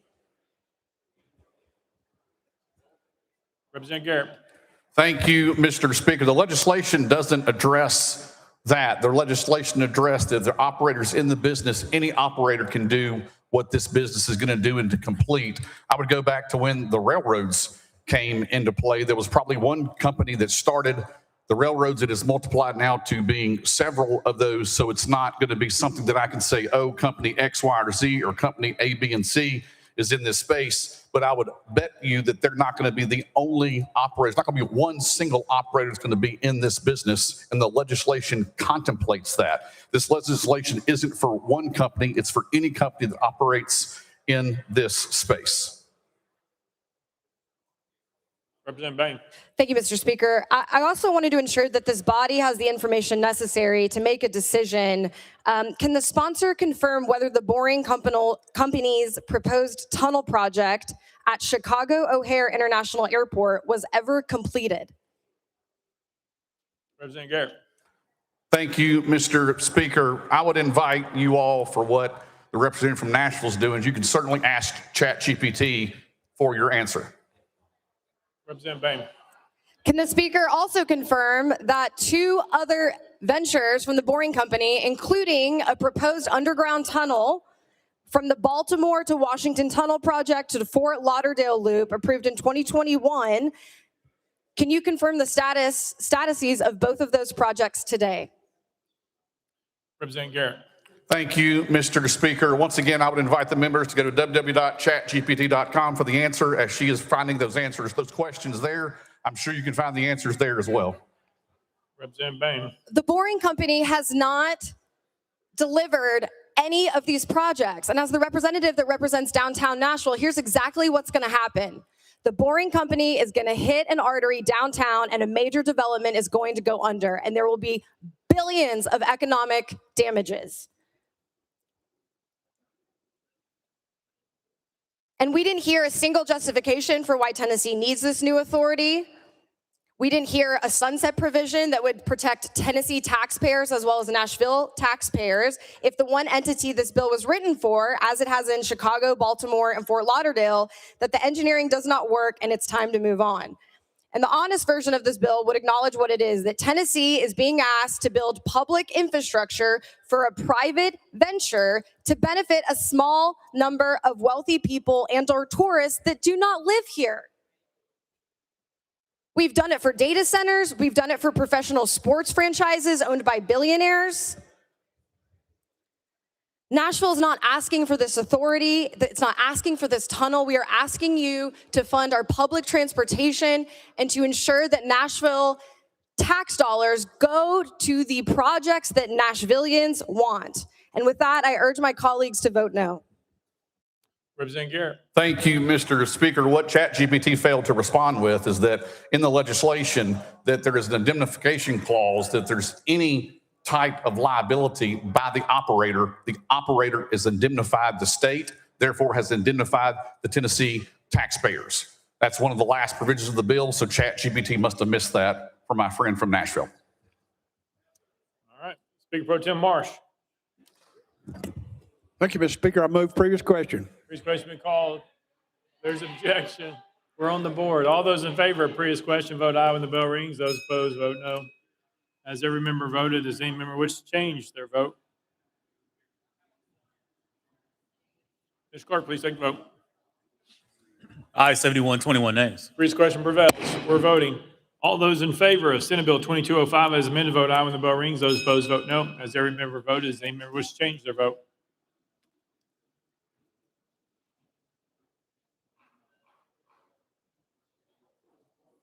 Mr. Clerk, please take the vote. Aye, 69, 23 nays, one present not voting. Senate Bill 2205 having received a constitutional majority, I hereby declare passed without objection. The motion reconsider is tabled. Next bill, Mr. Clerk.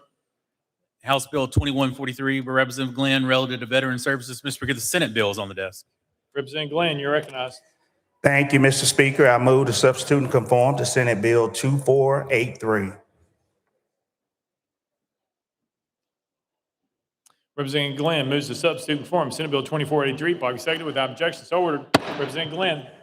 Thank you, Mr. Speaker. I move passage of Senate Bill 2483 on third and final consideration. Representative Glenn moves passage of Senate Bill 2483 on third and final consideration. Probably seconded. Mr. Clerk, call First Amendment. House State and Local Government Committee Amendment Number 1, same as Senator Amendment Number 1. Chairman Crawford, you're recognized. Thank you, Mr. Speaker. Move to withdraw. Without objection, Committee Amendment Number 1 withdrawn. Next amendment, Mr. Clerk. Mr. Speaker, no further amendments. Representative Glenn, you're recognized. Thank you, Mr. Speaker. Members, this bill is really simple. What it does is it requires our Department of Veteran Services to look across the state over the next year and evaluate what is going on with our Veteran Services offices. Right now, Tennessee sits at 38 in the country as it relates to veterans benefits. That is unacceptable. Only 2% of folks in this country will ever serve in the military. And what we have to do is make sure that we are taking care of them. And this bill does that by actually evaluating what our veteran services officers are doing, which is to identify underserved areas, operational capacity, local outreach efforts, and funding mechanisms. And with that information, we will be able to make better decisions as we come back in the next General Assembly to ensure that we're taking care of our veterans by proposing legislation that will make it better. And with that, I renew my motion. Representative Glenn renews his motion. Any discussion on the bill? Representative Fritz. Thank you, Mr. Speaker. And to the sponsor, thank you for carrying this piece of legislation. You and I and several others sat in our Veterans Caucus meetings and read the letters of widows who, due to paperwork errors in their applications for benefits, their husband had committed suicide. We heard about veterans who had been wounded twice in one day. 2 Purple Hearts in one day, 3 total. And it took them 7 years to get their benefits. And we heard about veteran service officers that become proficient at their task in helping those men and women gain their benefits. So I appreciate what you're doing here and trying to move the ball forward for veterans in Tennessee. Thank you. Representative Glenn. Thank you, Mr. Speaker, and thank you, Representative Fritz, for the comments. Representative Pearson. Thank you so much, Speaker and sponsor. You know, my grandfather served in the 101st Airborne Screaming Eagle in Vietnam, and he only got benefits about a few years ago, 3 years ago, even though he was exposed to Agent Orange. And he said then they were waiting on me to die.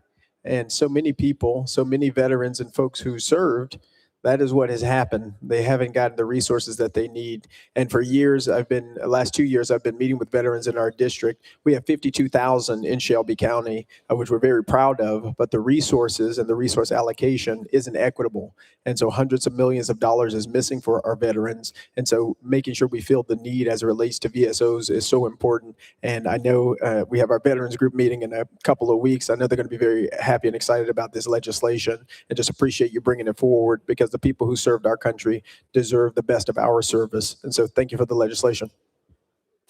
Representative Glenn. Thank you, Mr. Speaker, and thank you for the comments. And to be honest with you, Memphis has the highest veteran population in the state, which is always interesting considering that Clarksville is the home of 101st, but Memphis does have the highest veteran caucus in the state. So thank you for the comments.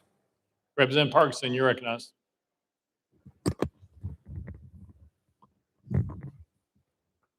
Thank you, Mr. Speaker. Move previous question. That was a lot of work to call previous question over there. Previous question being called. Is there objection? We're on the board. No, we're not. We're just voting. All those in favor of Senate Bill 2483, vote aye when the bell rings. Those opposed, vote no. Has every member voted? Does any member wish to change their vote?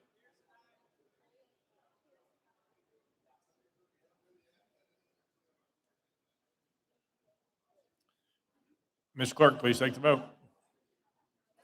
Ayes 94, no nays. Senate Bill 2483, having received constitutional majority, I hereby declare it passed without objection. The motion reeks their table. Next bill, Mr. Clerk. House Bill 2252 by Chairman Grills and others relative to livestock raised to this state. Mr. Speaker, Senate bills on the desk. Chairman Grills, you're recognized. Thank you, Mr. Speaker. I move to substitute conform to Senate Bill 2652. Chairman Grills moves to substitute conform Senate Bill 2652, probably seconded without objection. So ordered. Chairman Grills. Thank you, Mr. Speaker. I move passage of Senate Bill 2652 on third and final consideration. Chairman Grills moves passage of Senate Bill 2652 on third and final consideration, probably seconded. Mr. Clerk, call the first amendment. House Agricultural and Natural Resources Committee Amendment number 1, same as Senate Amendment number 1. Chairman Todd, you're recognized. Thank you, Mr. Speaker. This amendment is the same as the Senate amendment. Move to withdraw. Without objection, commitment number 1 withdrawn. Next amendment, Mr. Clerk. Mr. Speaker, no further amendments. Chairman Grills, you're recognized. Thank you, Mr. Speaker. This bill creates a voluntary state labeling program that allows meat from livestock raised in Tennessee to be marketed in Tennessee as Tennessee meat, helping promote local producers with meat and the meat products they sell. Ultimately, we want to make sure that we open new markets for our producers here in Tennessee, and that when people buy their food that's raised here in Tennessee, they know it was born in Tennessee, raised in Tennessee, and potentially slaughtered in Tennessee. And with that, I renew my motion. Chairman Grills renews his motion. Any discussion on the bill? Seeing none. Any objection to the question? Seeing none, we're voting. All those in favor of Senate Bill 2652, vote aye when the bell rings. Those opposed, vote no. As every member voted, does any member wish to change their vote?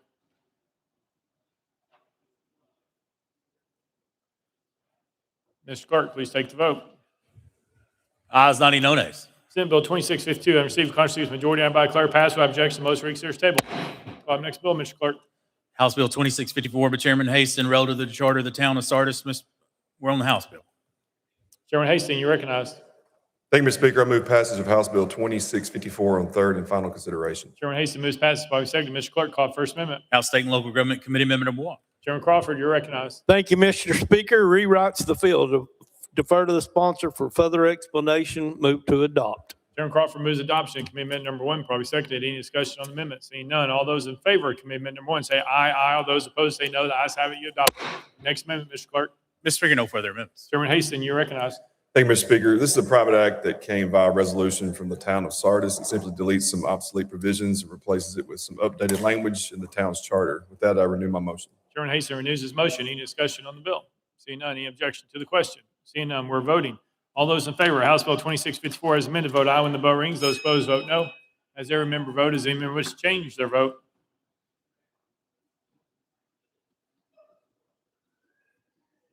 Mr. Clerk, please take the vote.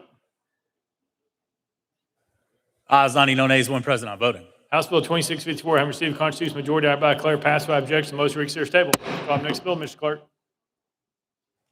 House Bill 2268 by Chairman Hill and others relative to state employees. Mr. Speaker, Senate bills on the desk.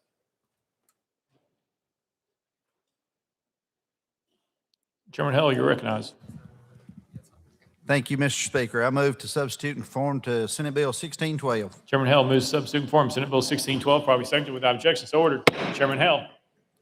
Thank you, Mr. Speaker. I move passage of Senate Bill 1612 on third and final consideration. Chairman Hill moves passage of Senate Bill 1612 on third and final consideration, probably seconded. Mr. Clerk, call First Amendment. House State and Local Government Committee Amendment number 1, same as Senate Amendment number 1. Chairman Crawford, you're recognized.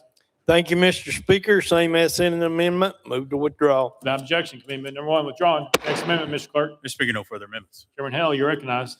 Thank you, Mr. Speaker. Senate Bill 1612 simply allows all full-time employees to take up to 4 courses, either concurrently or separately. It currently has been that they had to take them one at a time. This allows them to schedule those as they so choose, as long as they do not exceed the 4-course limit. With that, I renew my motion. Chairman Hill renews his motion. Any discussion on the bill? Seeing none, any objection to the question? Seeing none, we're voting. All those in favor of Senate Bill 1612, vote aye when the bell rings. Those opposed, vote no. As every member voted, does any member wish to change their vote?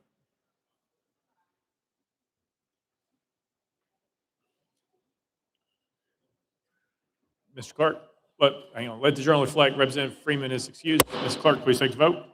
Ayes 91, no nays. Senate Bill 1612 having received a constitutional majority, I by declare passed without objection. Most reconsider is tabled. Call the next bill, Mr. Clerk. House Bill 1864 by Chairman Hicks relative to Medicaid reimbursement for Medicaid nursing facilities. Chairman Hicks, you're recognized. Thank you, Mr. Speaker. I move passage of House Bill 1864 on third and final consideration. Chairman Hicks moves passage, probably seconded. Mr. Clerk, call First Amendment. House Insurance Committee Amendment number 1. Chairman Kumar, you're recognized. Thank you, Mr. Speaker. Move to adopt and defer to the sponsor for explanation. Chairman Kumar moves adoption of Committee Amendment number 1, probably seconded. Any discussion on the amendment? Seeing none, all those in favor of Committee Amendment number 1 say aye. Aye. All those opposed say no. The ayes have it. You adopt. Next amendment, Mr. Clerk. Mr. Speaker, no further amendments. Chairman Hicks, you're recognized. Thank you, Mr. Speaker. This is the annual nursing home assessment. And with that, I renew my motion. Chairman Hicks renews his motion. Any discussion on the bill? Seeing none, any objection to the question? Seeing none, all those in favor of House Bill 1864 as amended, vote aye when the bell rings. Those opposed, vote no. As every member voted, does any member wish to change their vote? Mr. Clerk, please take the vote. Ayes 93, no nays. House Bill 1864 having received a constitutional majority, I by declare passed without objection. Most reconsider is tabled. Call the next bill, Mr. Clerk. House Bill 1753 by Chairman Howell relative to emergency response. Chairman Howell, you're recognized. Thank you, Mr. Speaker. I move passage of House Bill 1753 on third and final consideration. Chairman Howell moves passage by executive. Mr. Clerk, call the First Amendment. House State and Local Government Committee Amendment number 1. Chairman Crawford, you're recognized. Thank you, Mr. Speaker. Rewrites the bill, defer to the sponsor for further explanation. Move to adopt. Chairman Crawford moves adoption of commitment number one, probably seconded. Any discussion on the amendment? Seeing none. All those in favor of commitment number one, say aye. Aye. All those opposed, say no. The ayes have it. You adopted. Next amendment, Mr. Clerk. Mr. Speaker, no further amendments. Chairman Howell, you're recognized. Thank you, Mr. Speaker. Members, current state law says that any city or county in Tennessee can respond when another city or county reaches out for help during a declared emergency. The law actually provides a blanket mutual aid across the state. We discovered this during Hurricane Helene. We also discovered that many of our counties and officials, elected officials across the state, were not aware of this state law. So I was asked by the Tennessee County Commissioners Association to bring this bill, which simply requires that all county EMA departments include some instructions about this law as part of their annual training. And this documents about the training will be provided by TEMA. With that, Mr. Speaker, I renew my motion. Chairman Howell renews his motion. Any discussion on the bill? Seeing none. Any objection to the question? Seeing none, we're voting. All those in favor of House Bill 1753 as amended, vote aye when the bell rings. Those opposed, vote no. As every member voted, anyone wish to change their vote?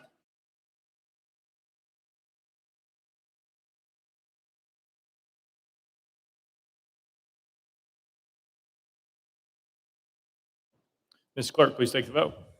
Ayes 95, no nays. House Bill 1753, I received a constitutional majority. I hereby declare passed without objection. Motion to reconsider is tabled. Call the next bill, Mr. Clerk. House Bill 1372 by Chairman Halsey, relative to criminal offenses. Chairman Halsey, you're recognized.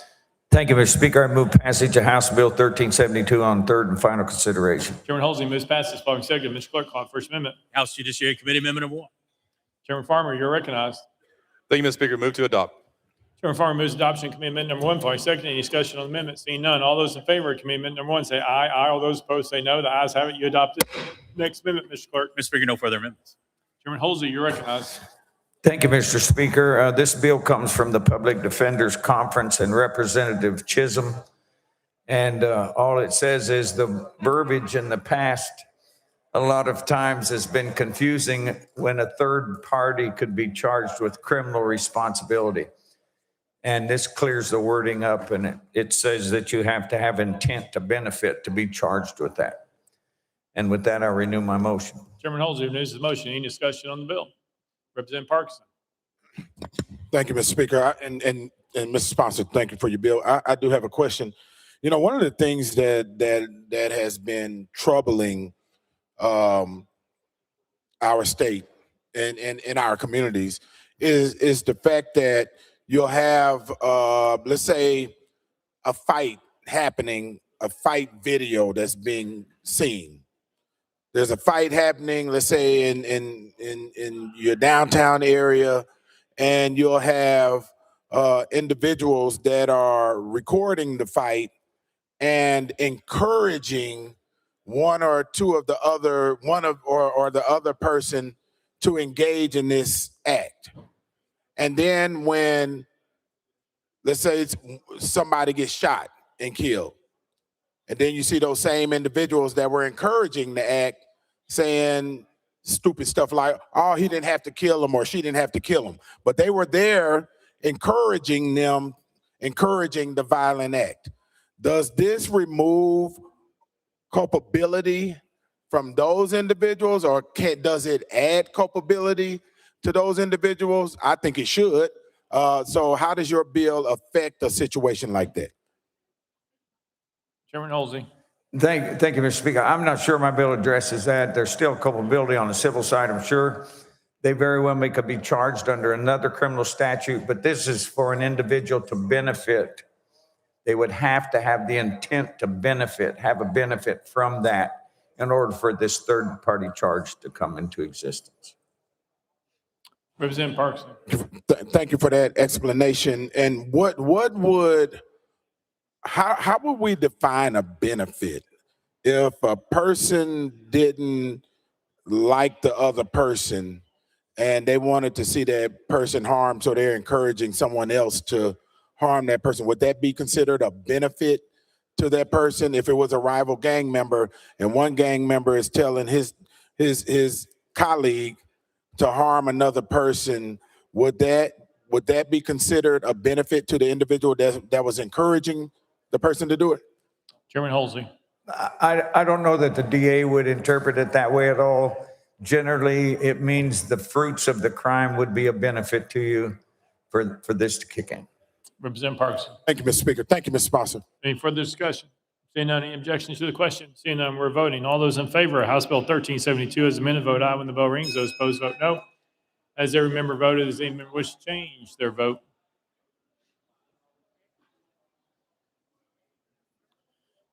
Mr. Clerk, please take the vote.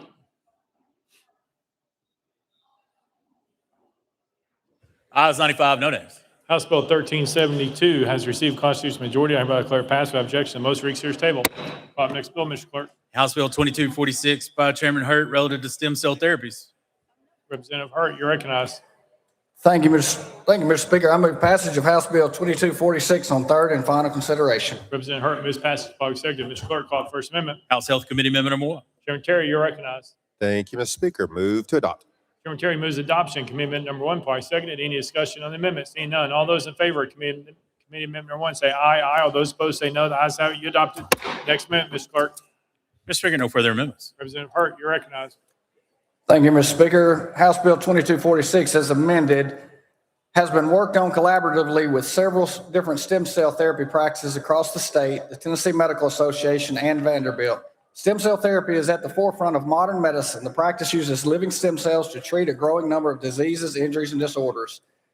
Stem cell therapy is also unregulated in the state of Tennessee. This bill creates guardrails both for ethical and medical reasons to protect patients and ensure that stem cell therapy practice in Tennessee is held to the highest standards. As amended, this bill ensures that people in Tennessee have access to safe, effective, and transparent treatment. And with that, Mr. Speaker, I renew my motion. Representative Hurt renews his motion. Any discussion on the bill? Seeing none, any objection to the question? Seeing none, we're voting. All those in favor of House Bill 2246 as amended, vote aye when the bell rings. Those opposed, vote no. As every member voted, does any member wish to change their vote?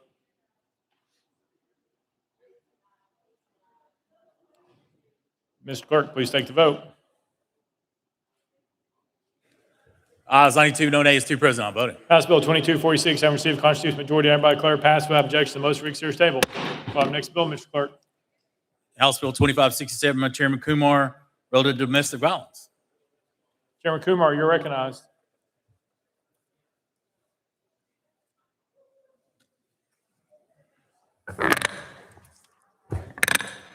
Thank you, Mr. Speaker. I move passage of House Bill 2567 on third and final consideration. Chairman Kumar moves passage by executive. Mr. Clerk, call First Amendment. House Judiciary Committee Amendment number 1. Chairman Farmer, you're recognized. Thank you, Mr. Speaker. Move to adopt. Chairman Farmer moves adoption. Commitment number 1, by second. Any discussion on amendment? Seeing none. All those in favor of adopting commitment number 1 say aye. Aye. All those opposed say no. The ayes have it. You adopt the next amendment, Mr. Clerk. Mr. Speaker, no further amendments. Chairman Kumar, you're recognized. Thank you, Mr. Speaker. Members, last year we were the first in the nation to pass a persistent domestic violence offender registry, also known as Savannah's Law.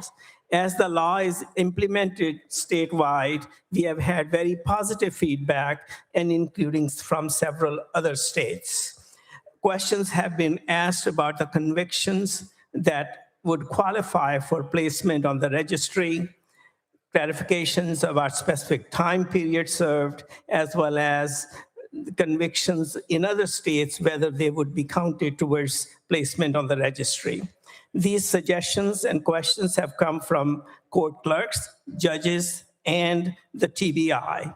This bill incorporates those improvements into House Bill 2567. Mr. Speaker, I renew my motion. Chairman Kumar renews the motion. Any discussion on the bill?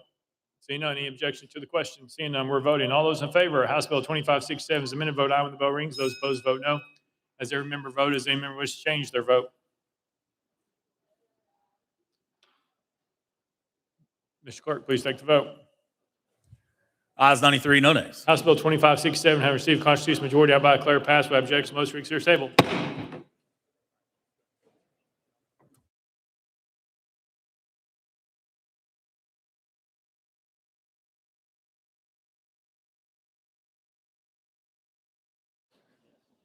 Call up the next bill, Mr. Clerk. House Bill 2571 by Chairman Kumar and others relative to health care. Mr. Speaker, the Senate bill is on the desk. Chairman Kumar, you recognize. Thank you, Mr. Speaker. I move to substitute and conform to Senate Bill 2366. Chairman Kumar moves to substitute and conform to Senate Bill 2366, properly seconded without objection. So ordered. Chairman Kumar. Thank you, Mr. Speaker. I move passage of Senate Bill 2366 on third and final consideration. Chairman Kumar moves passage of Senate Bill 2366 on third and final consideration, properly seconded. Mr. Clerk, call up the First Amendment. House Health Committee Amendment number 1. Chairman Terry, you're recognized. Thank you, Mr. Speaker. Move to adopt. Chairman Terry moves adoption of House Amendment number 1, properly seconded. Any discussion on the amendment? All those in favor of adoption House Amendment number 1 say aye. Aye. All opposed say no. You adopt. Next amendment, Mr. Clerk. Mr. Speaker, no further amendments. Chairman Kumar, you're recognized. Thank you, Mr. Speaker. House Bill 2571 addresses the problem of physician shortage in the United States and in the state of Tennessee. This bill provides an easier pathway for medical graduates who are U.S. citizens and have gone to medical school abroad, as well as international graduates to enter practice of their field in Tennessee. We were the first in the nation to adopt this program under Public Chapter 211 and 219. However, other states have opened this program to a wider number of training sites. This bill updates that development so that we will offer more opportunities for physicians to come and practice in Tennessee. Mr. Speaker, I renew my motion. Chairman Kumar renews his motion. Any discussion on the bill? Any objection to the question? Seeing none, all those in favor of Senate Bill 2366 as amended, vote aye when the bell rings. Those opposed, vote no.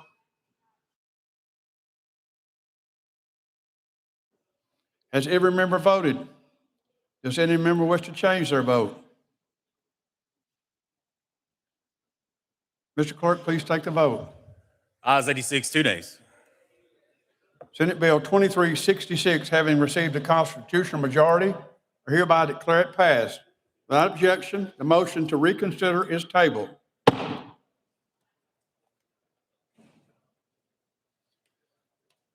Call up the next bill, Mr. Clerk. House Bill 1608 by Chairman Lafferty, relative to Tennessee Council for Career and Technical Education. Mr. Speaker, Senate bills on the desk. Chairman Lafferty, you're recognized. Thank you, Mr. Speaker. I move to substitute conform to Senate Bill 1551. Chairman Lafferty moves to substitute and conform to Senate Bill 1551, properly seconded. Without objection, so ordered. Chairman Lafferty. Mr. Speaker, I move passage of Senate Bill 1551 on third and final consideration. Chairman Lafferty moves passage of Senate Bill 1551 on third and final consideration, properly seconded. Mr. Clerk, call up the First Amendment. House Government Operations Committee Amendment number 1. Vice Chairman Reedy, you're recognized. Thank you, Mr. Speaker. This amendment changes the sunset date to 2027. This amendment is not on the Senate bill. Move to adopt. Vice Chairman Reedy moves adoption of House Amendment number 1, properly seconded. Any discussion on the amendment? All those in favor of adoption of House Amendment number 1 say aye. Aye. All opposed say no. You adopt. Next amendment, Mr. Clerk. Mr. Speaker, no further amendments. Chairman Lafferty, you're recognized. Thank you, Mr. Speaker. Members, as amended, this bill extends the Tennessee Council for Career and Technical Education to 2027. I renew my motion. Chairman Lafferty renews his motion. Any discussion on the bill? Any objection to the question? Seeing none, all those in favor of Senate Bill 1551 as amended, vote aye when the bell rings. Those opposed, vote no. Has every member cast their vote? Does any member wish to change their vote? Mr. Clerk, please take the vote. Ayes 92, no nays. Senate Bill 1551 having received a constitutional majority, I hereby declare it passed. Without objection, the motion to reconsider is tabled.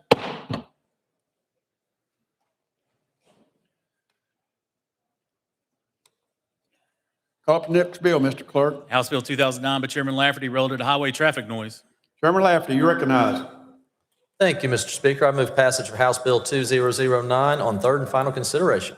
Chairman Lafferty moves passage, properly seconded. Mr. Clerk, call up the First Amendment. House Transportation Committee Amendment number 1. Chairman Howell, you recognize. Chairman Butler, Vice Chairman Butler, you recognize. Thank you, Mr. Speaker. Move to adopt, defer to the sponsor for further explanation. Vice Chairman Butler moves adoption of amendment number 1, properly seconded. Any discussion on the amendment? All those in favor of amendment 1 say aye. All those opposed say no. To adopt.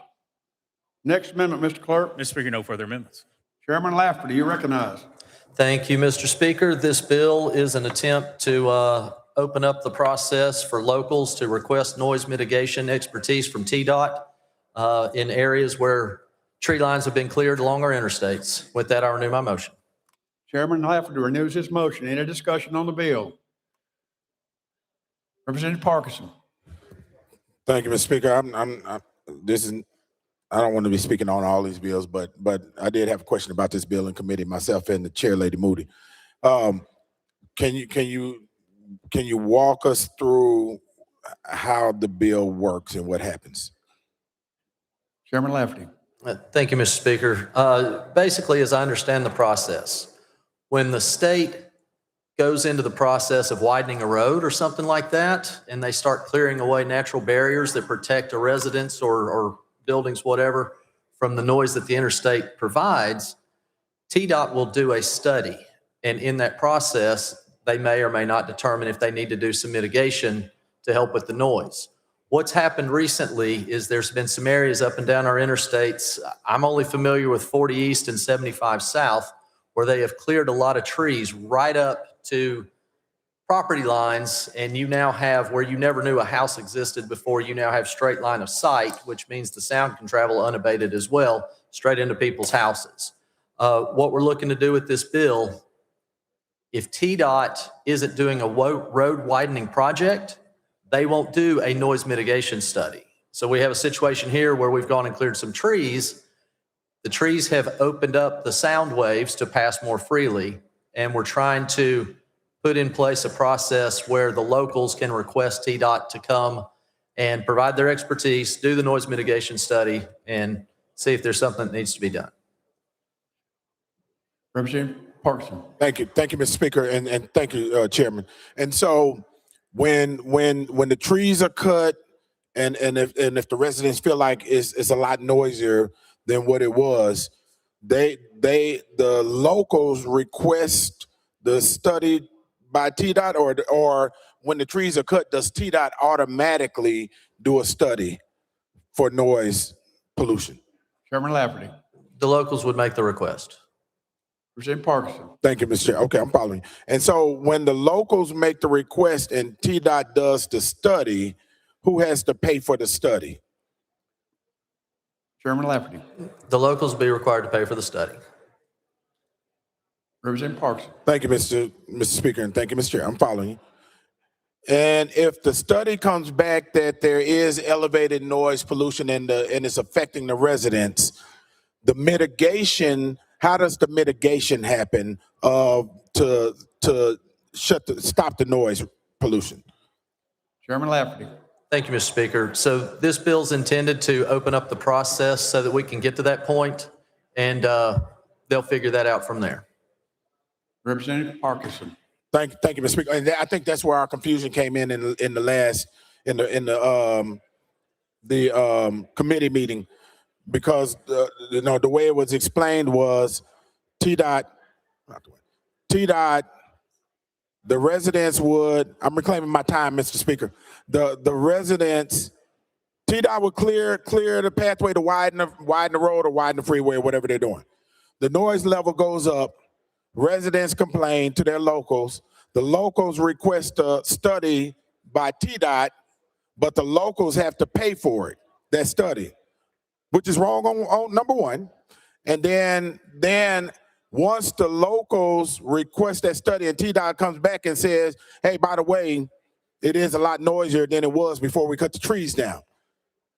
Then the way it was explained in committee was that mitigation, when that mitigation happens, the locals had to pay TDOT for that also. Is that not the case, or has that changed?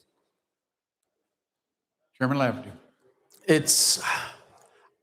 I'd have to go back and watch our tape. I don't think that anything has changed. That's going to be up to the locals to deal with. I don't know. This legislation is going to get us to the point of deciding if there's some action that needs to be taken. This does not address what the actions are going to be after the study's done. We are just focusing on getting the study to the locals if they request it, if they pay for it, and then they can figure that out from there. I don't address what comes after that. Representative Parkinson. Thank you, Mr. Speaker. And just a last question, Mr. Chairman. If TDOT is going to clear trees, and which is obviously going to create more noise if you're widening the highway for more traffic, why is the noise mitigation just not done during the initial construction phase by TDOT, so that we don't even have to get to your legislation? Chairman Lafferty. Thank you, Mr. Speaker. So if there were a construction project, TDOT would take on the process of doing the noise study. This is not a construction project. This is just where they have gone and cleared trees. They've taken sections of interstate that once were covered with trees and had somebody's neighborhood on the back side of those trees, and they've cut those trees down probably to keep deer from jumping out as vibrantly as they do, or trees falling as they have over our last few storms that we've had. It's not about widening a road, no. Representative Travis. Thank you, Mr. Speaker. Move previous question. Any objection to the question? Seeing none, all those in favor of Senate Bill HB 2009 as amended, vote aye when the bell rings. Those opposed, vote no. Has every member voted? Does any member wish to change their vote? Mr. Clerk, please take the vote. Ayes 91, 4 nays. HB 2009 having received a constitutional majority, I hereby declare it passed. Without objection, the motion to reconsider is tabled.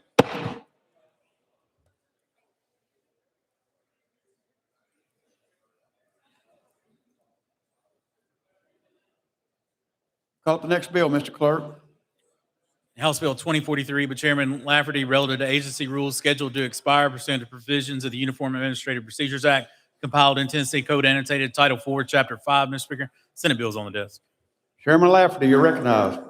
Thank you, Mr. Speaker. I move to substitute and conform to Senate Bill 2132. Chairman Lafferty moves to substitute and conform to Senate Bill 2132, properly seconded. Without objection, so ordered. Chairman Lafferty. Mr. Speaker, I move passage of Senate Bill 2132 on third and final consideration. Chairman Lafferty moves passage of Senate Bill 2132 on third and final consideration, properly seconded. Mr. Clerk, call up the First Amendment. House Government Operations Committee Amendment Number 1, same as Senate Amendment Number 1. Vice Chairman Reedy, you're recognized. Thank you, Mr. Speaker. Same as the Senate amendment. Move to withdraw. Without objection, Amendment Number 1 is withdrawn. Next amendment, Mr. Clerk. Mr. Speaker, no further amendments. Chairman Lafferty, you're recognized. Thank you, Mr. Speaker. Members, this is the annual rule omnibus bill. As amended, this bill makes permanent all rules filed with the Secretary of State in 2025, except those that received negative recommendations from the Joint Rule Review. And with that, I renew my motion. Chairman Lafferty renews his motion. Any discussion on the bill? Any objection to the question? Seeing none, all in favor of Senate Bill 2132, vote aye when the bell rings. Those opposed, vote no. Has every member cast their vote? Does any member wish to change their vote? Mr. Clerk, please take the vote. Ayes 92, nays 1 present, not voted. Senate Bill 2132 having received a constitutional majority, I hereby declare it passed. Without objection, the motion to reconsider is tabled.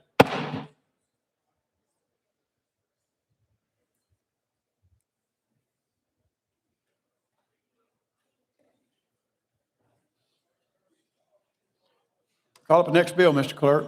House Bill 1640 by Representative Eldridge and others, relative to confidentiality, Department of Safety records. Mr. Speaker, Senate bill's on the desk. Chairman Eldridge, you're recognized.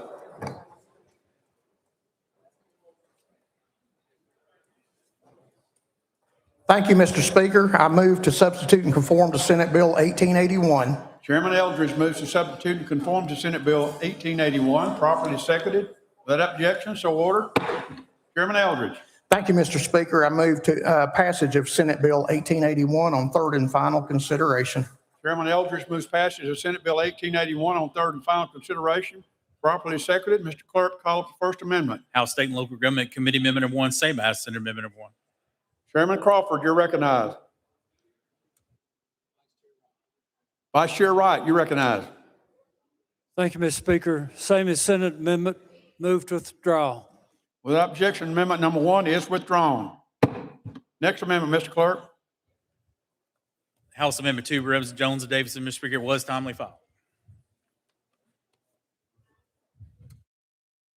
Representative Jones, you recognize. Thank you, Mr. Speaker. And so what this legislation is doing, it's exempting, as it stands now, it's exempting records from the Office of Homeland Security from being inspected by the public through public records requests. And so what this amendment does is that it allows lawmakers to inspect the records from the Office of Homeland Security, including these documents. We do this with the Department of Children's Services. We do this with other agencies. It's necessary for us to be able to conduct our oversight role as legislators and to be a check on the powers. We don't want to have a secret department running in our state without any type of oversight from elected officials. And so what this is doing is giving us back control over this as legislators, allowing our constituents to, through their legislators, to know what happens if it pertains to something that is of interest to them, particularly around the immigration stuff we've been seeing. I know that my district has been targeted, as many of you have, by these immigration raids, by this agency. And so we just want to have some oversight and some sunlight and some transparency with that. And so I have 2 amendments. So with that, I move this one for consideration, Mr. Speaker.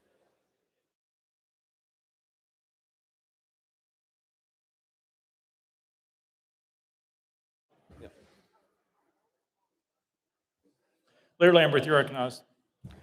Thank you, Mr. Speaker. Move previous question on the amendment.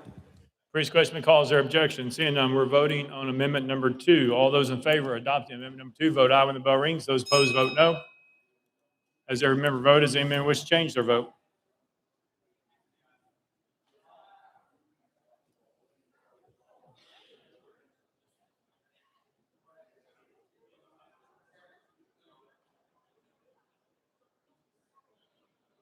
Mr. Clerk, please take the vote.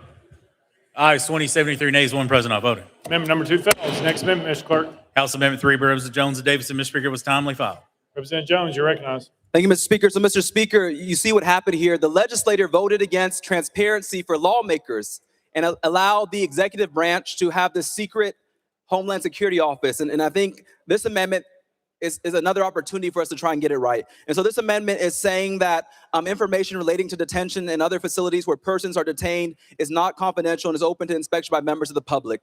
We don't want secret detention facilities in our state where people can be disappeared, where we are not able to access information about them. And so this amendment is about making sure that specifically information around detention facilities is not kept secret from members of the public and from legislators. I know that a lot of people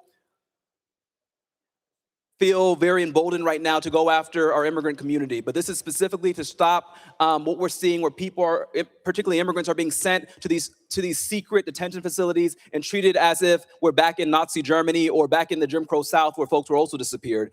And so what this amendment is trying to do is trying to shine some light on this process to remove the secrecy. Why is it that Representative Lamberth and Representative Eldridge are bringing us a bill today to have secrecy from the Department of Homeland Security? Why are they trying to put up a black sheet and create a agency that is not accountable to the public or to the sunlight of public records requests?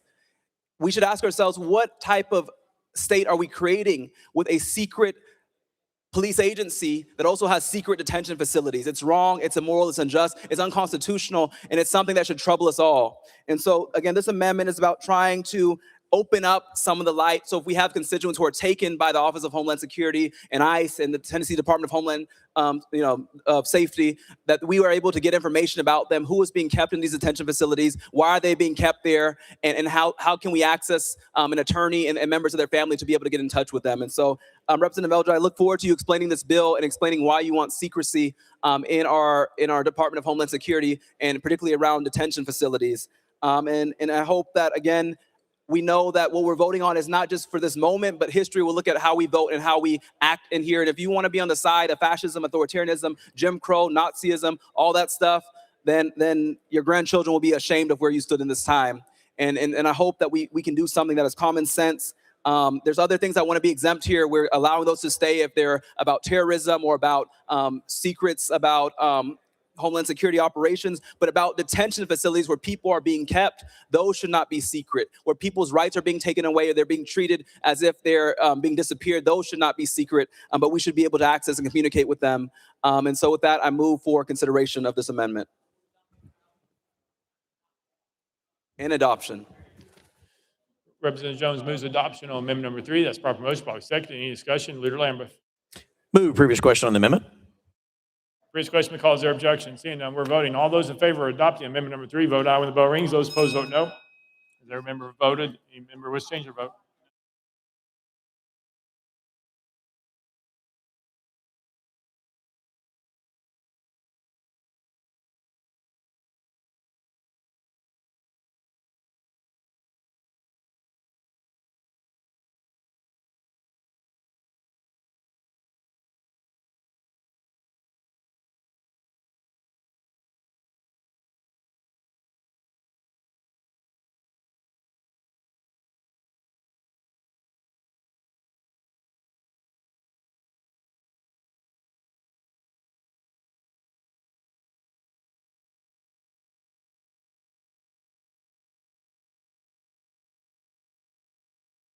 Mr. Clerk, please take the vote. Aye, 22, 72 nays, 1 present, not voting. Amendment number 3 fails. Next amendment, Mr. Clerk. Mr. Speaker, no further amendments. Chairman Eldridge, you're recognized. Thank you, Mr. Speaker. Members, Senate Bill 1881 is an administration bill for the Department of Safety and Homeland Security. This bill makes certain records of the Office of Homeland Security confidential to protect the citizens and infrastructure of Tennessee. The records that will be kept confidential include records identifying critical infrastructure and threats to or attacks against critical infrastructure, threat information relating to terrorism and foreign adversary activity in the state, intelligence sharing and sensitivity capabilities received from federal, state, local, and private sector partners, records regarding threat against public officials. Mr. Speaker, I renew my motion. Chairman Eldridge renews his motion. Any discussion on the bill? Representative Warner. Thank you, Mr. Speaker. I move previous question. There's objection to previous question. We're on the board. All those in favor of previous question, vote aye when the bell rings. Those opposed, vote no. As every member voted, as any member wish to change their vote?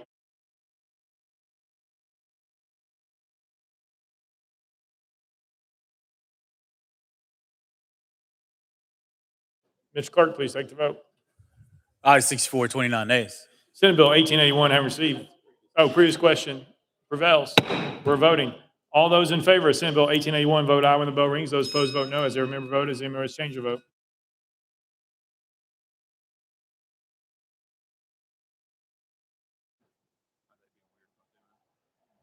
Mr. Clerk, please take the vote. Aye, 63, 24 nays, 6 present, not voting. Senate Bill 1881 having received a constitutional majority, I hereby declare passed without objection. Most reconsider table. Next bill, Mr. Clerk. House Bill 2532, by Leader Lambert and others relative to education. Mr. Speaker, pursuant to Rule 49, there's been a 50-minute time limit set for this bill. Leader Lambert, you're recognized.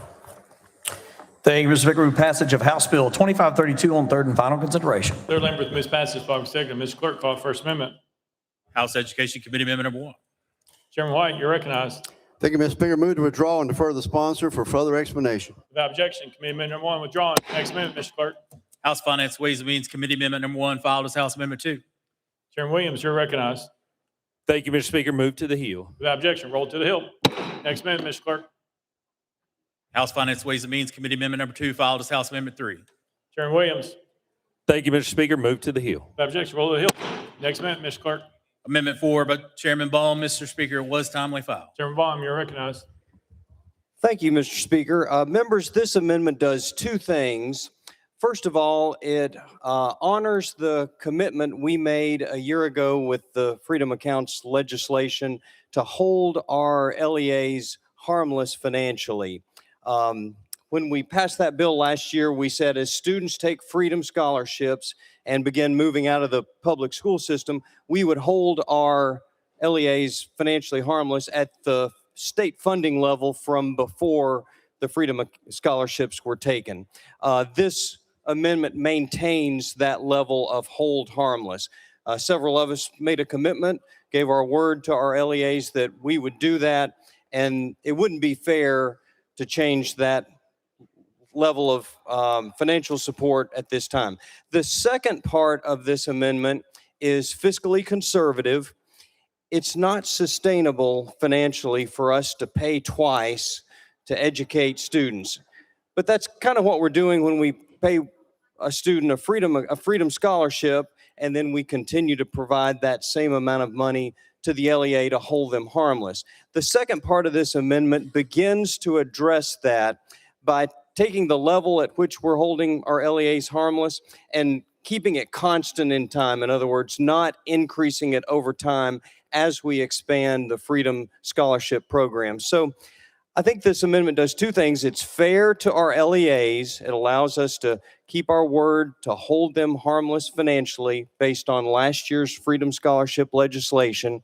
And at the same time, it's fiscally responsible because it begins to address the cost of educating students, and it holds that harmless financial level constant over time, not allowing it to go up over time as we expand the program. Move to adopt. Representative Bond moves adoption of amendment number 4. Properly second. Any discussion on the amendment? Chairman Williams, you're recognized. Thank you, Mr. Speaker. Representative, or Chairman, appreciate this amendment. There are amendments that roll to the Hill that deal particularly with the floor that is your concern, because it's equally my concern to make sure that we preserve the original promise that we talked about. You and I also agree somewhat on the physical perspective of it, but because of that, Mr. Speaker, I move to move amendment number 4 to the table. Proper motion, probably second. Part of the situation is Chairman Baum has moved adoption of amendment number 4. Chairman Williams has moved that motion to the table. That cuts off all debate except for that of the sponsor. Chairman Baum, you're recognized. Thank you, Mr. Speaker. I think this amendment, again, is just designed to allow some of us to keep our words to our LEA, to hold them harmless, and number 2, to begin to address the cost of the program while allowing us to maintain our past commitments. We're beginning to address the cost of the program as it expands by not letting that level of financial support, the hold harmless level, continue to increase over time with the expansion. So I move, I guess I move to not move it to the table. All right, primary situation is Chairman Baum moves adoption of amendment number 4. Chairman Williams has moved that motion to the table. We're voting on the tabling motion. All those in favor of tabling amendment number 4, vote aye when the bell rings. Those opposed, vote no. As every member voted, as any member wish to change their vote.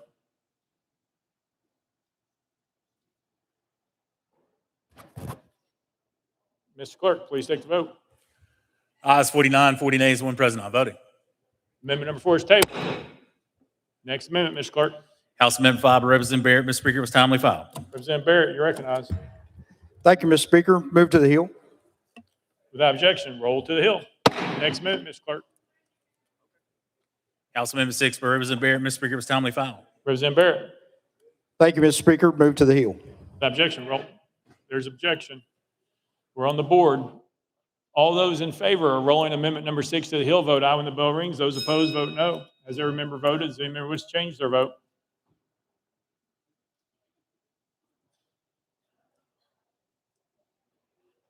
Mr. Clerk, please take the vote. Ayes 12, 80 nays, 1 present, not voting. We're on amendment number 6. Representative Barrett, you're recognized. Thank you, Mr. Speaker. I was hoping to roll this to the Hill to give Chairman Williams an opportunity to present his, but that being the case, we'll go ahead and present my argument here for amending this section 3 of this bill. As Chairman Baum has stated, we sat here just 15 months ago and we talked about putting this funding floor in place for the LEAs. Many of us went home to our districts and told them that this funding floor would be set in perpetuity. We told them that the funding floor would ensure that the LEA doesn't receive less than the baseline for the year in 25-26. If this bill passes as it is, it can no longer even be termed as a funding floor. We're going to turn this into a funding slope by using only allowing for additional funding for students who leave for the EFS program, instead of allowing for additional funding for students that leave for any reason, we're completely changing the agreement that we had with the LEAs last year. And folks, you know how close the vote was last year. Every vote was necessary in order to get this passed. And now, 15 months later, we're completely changing the deal. The sponsor of the bill last year noted in committee, just because a county loses 3 children in 1 year doesn't mean they don't still have the same static costs. That's the whole reason that the funding floor was put in place, because regardless of why these students are leaving, the costs are the same. The LEAs are still going to have to fund their systems at the same rate, regardless of how many students they have. Not only is this going to be a significant retraction in funding the districts as they were told to expect, it's also redundant. As the amendment notes, there are other disenrollment funding provisions in law. BEP transition is entering its final year, but will be available to LEAs this year. That 5% safety net exists to prevent districts from receiving more than a 5% reduction year over year in TISA funding and is state funded. The changes created in the amendment as it is make what used to be a funding floor operate in nearly the same manner as the 5% safety net. And the kicker here is this. The floor would have provided a guarantee that districts never received anything less than in the baseline year if there was ongoing enrollment loss. The amendment takes away that assurance and replaces it with a steady decline in funding that could add up over time to substantial problems.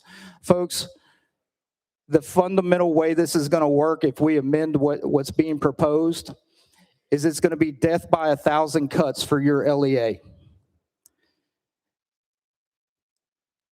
The funding floor that we put in place 15 months ago was designed to guarantee that as of the 25-26 year, you're never going to have to go backwards. We're going to go forward, and this is always what you're going to be able to build your budgets on. It's what you're going to be able to count on. But if we flip this now to say, well, we're only going to pay you that additional funding only for the students that leave your system to go accept an EFS scholarship, then we're going to change that number a little bit this year, a little bit next year, a little bit the year after that. And your LEAs are going to wake up 5 years, 8 years, 15 years from now, and they're going to be broke because it's a little bit different, a little bit lower, a little bit lower. And folks, if you support this because you say this is the fiscally responsible thing to do, it was fiscally responsible 15 months ago not to even pass it as it is. But now, if we're going to wake up now and say 15 months later, well, that wasn't really what we intended to do. We didn't really intend to give you a funding floor that was in perpetuity, that you're going to get paid regardless of how many students you lose for any reason. Well, then we're not telling the truth. That's what we told everybody we were doing last year. That's what got us the 53 votes to get this thing passed. And now 15 months later, we're completely renegotiating the deal. I move for adoption. Leader Lamberth, you're recognized. Thank you, Mr. Speaker. And there is an amendment by Chairman Williams, as you've referenced, that deals with some of what you mentioned, and then some of what you mentioned, with all due respect, is just inaccurate. So I respect you, respect the fact that you were a no on the bill last year, you're a no on the bill this year. You don't like school choice or education freedom scholarships. I respect that. But the truth of the matter is this: regardless of any of the amendments that are at least proposed tonight on the floor on this bill, no public school will lose one red cent from education freedom scholarships. It comes from the general fund. It does not come from TISA. And the TISA allocation and additional public school funding in the proposed budget, whenever we finally get to the budget, is $341 million new dollars. Over the past decade, we put $4.5 billion new dollars into K through 12 public schools. The Education Freedom Scholarship Program that passed last year is approximately $155 million. We spend $9.5 billion a year with a B on K through 12 public schools, and we should. So to say somehow or another that you think a school is going to go broke because 20,000 kids got a scholarship, and under any version on this, every single school in the state is held harmless. If once we get to Chairman Williams' amendment, it actually has a much more global way to look at this so that you make sure that if a child leaves for an education freedom scholarship, that there's a social security number attached to that. So we make sure that schools are held harmless in perpetuity. But if there are changes in their population 3 years from now, that we at least true up those numbers within the TISA formula. And so no school will lose 1 red cent in this bill, again, if we get to Chairman Williams' amendment, and under the bill that passed last year.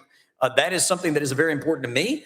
And even though it's a small number of students, it's 20,000, and if we were to increase it this year to 35 or 40,000, it is still a small number of students that are in each district and throughout the state. Because again, there's 956,000 kids in K through 12 public schools. There's about 150,000 kids total in non-public schools, and then some in home schools.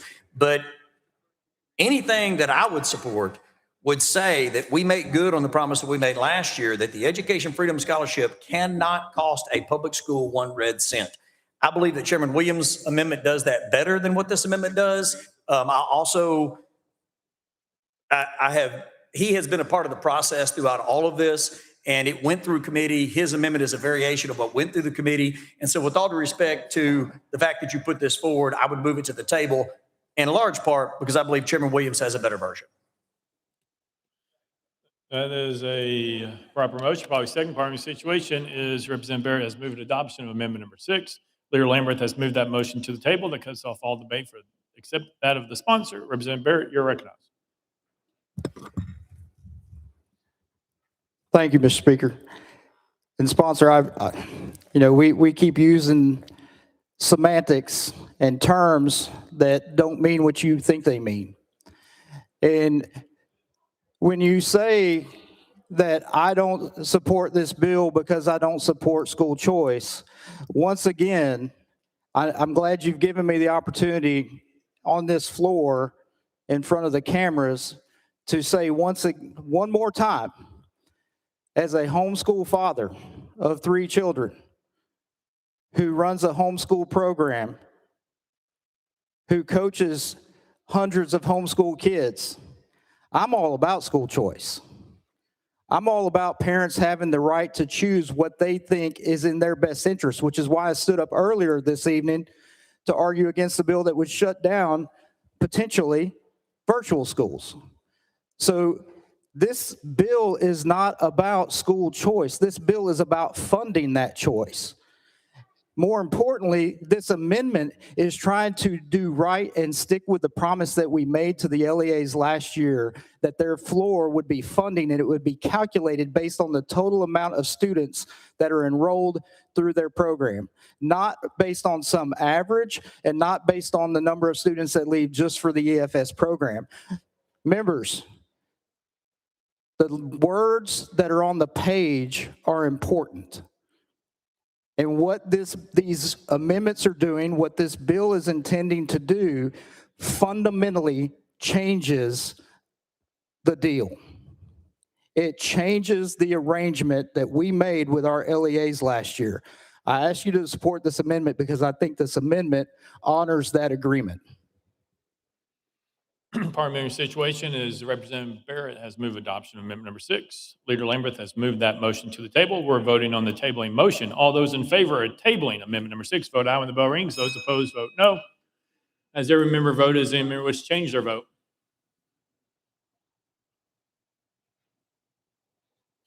Mr. Clerk, please take the vote.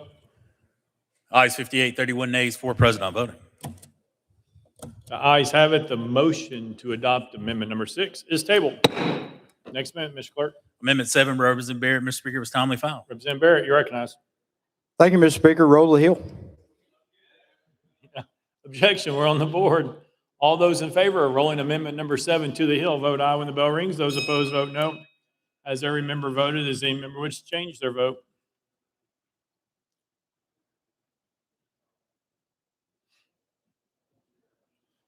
Mr. Clerk, please take the vote. Ayes 25, 66 nays, 3 present, not voting. We're on amendment number 7. Representative Barrett, you're recognized. Thank you, Mr. Speaker. Members, this amendment seeks to improve upon certain reporting requirements that have been amended and attached to this bill through amendment through the committee process. As you may or may not know, I had a bill earlier this session that would have covered some of this. And so I've taken some of the language that was already proposed in the amendment that was attached in committee, but improved upon that. Two things that we're doing here that will provide better information. One, the way the bill is currently drafted and amended, the reporting requirements that are coming back from the Department of Education does not require them to report back to the General Assembly the total costs of this program, operating this program, not just the scholarships, but also overseeing those scholarships, any third-party contracts that we have to pay out, any additional staffing that we have to have. That is something that we need to have back reported to us every year so that we can see if those expenses are going up. Two, the way the bill is currently amended, it requires that the report that would come back to the General Assembly would only go to the members of the education committees in the House and the Senate.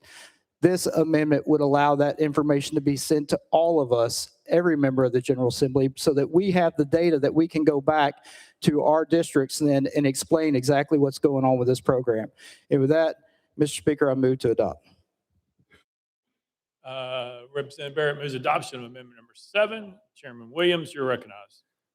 Thank you, Mr. Speaker. The amendments that we hope to adopt later include transparency. With that, I move this amendment number 7 to the table. Proper motion, probably second. Pardon me, situation is Representative Barrett has moved adoption of amendment number 7. Chairman Williams has moved that motion to the table. That cuts off all debate except for that of the sponsor. Representative Barrett, you're recognized. Thank you, Mr. Speaker. Members, once again, I recognize that there is an amendment that has reporting and transparency in it, but it does not cover as extensively as what I've drafted here with this amendment. What I'm proposing to do will provide us more information that is necessary for us to be able to not only analyze this program on an annual basis as we decide whether or not we're going to increase the size of this program, increase the funding every year, but also to provide us with the information that we need to go back to our districts to be able to answer the questions that we are getting, not only from the LEAs that we represent, but also from the parents that want to be able to participate and haven't been able to yet. We need to have the data that is in this amendment to be able to answer every one of those questions and be able to answer them thoroughly. Once again, I hope that you'll support this amendment. Parliamentary situations, Representative Barrett has moved adoption of amendment number 7. Chairman Williams has moved that motion to the table. We're voting on the tabling motion. All those in favor of tabling amendment number 7 vote aye when the bell rings. Those opposed vote no. As every member voted, as any member wishes to change their vote.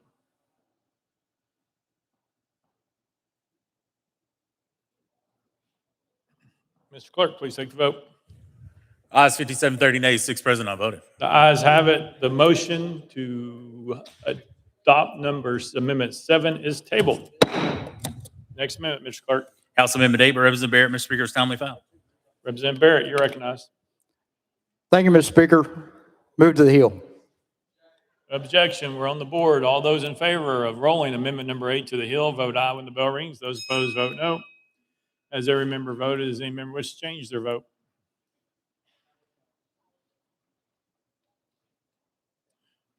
Mr. Clerk, please take the vote. Ayes 19, 73 nays, 1 present, not voted. We're on amendment number 8. Representative Barrett, you're recognized.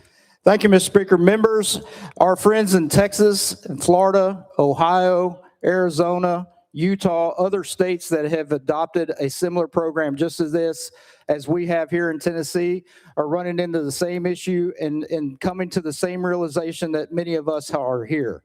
And that is our taxpayer dollars are now going to fund students to go to schools that teach their students to hate America. If you look at the language of this amendment, it says that this 49,635.12 would be added to say this: to ensure that private schools receiving public funds through the program are providing students an education that does not threaten our American freedoms or American form of government. An eligible student shall not receive a scholarship pursuant to this part if the student is enrolled in a private school that promotes or advocates for the support, adoption, or implementation of any foreign law, legal code, or system as defined in section 20-15-101 in this state, that if adopted or implemented would violate rights guaranteed by the Tennessee Constitution or United States Constitution. Members, not every private school is a Christian school. We're giving taxpayer dollars to private schools that are teaching their students to hate this country, hate our Christian faith. We are funding our own demise. This amendment will allow us to stop that. With that, I move adoption. That's proper motion, probably seconded. Any discussion on Amendment 8? Leader Lamberth, you're recognized. Move previous question on the amendment. Previous question been called. Is there objection? Seeing none, we're voting. All those in favor of Amendment number 8, vote aye when the bell rings. Those opposed, vote no. Has every member voted? Does any member wish to change their vote?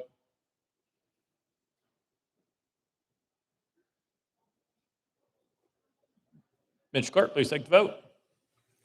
Ayes 80, 11 nays. Amendment number 8 prevails. Next amendment, Mr. Clerk. Amendment 9 by Chairman Williams, Mr. Speaker, was timely filed. Chairman Williams, you're recognized. Thank you, Mr. Speaker. Move to the Hill. Without objection, roll to the Hill. Next amendment, Mr. Clerk. Amendment 10 by Representative Johnson, Mr. Speaker, was timely filed.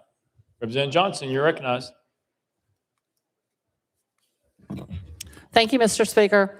What this amendment does is put some accountability and some transparency when it comes to what will be, if this passes, 300 million public tax dollars.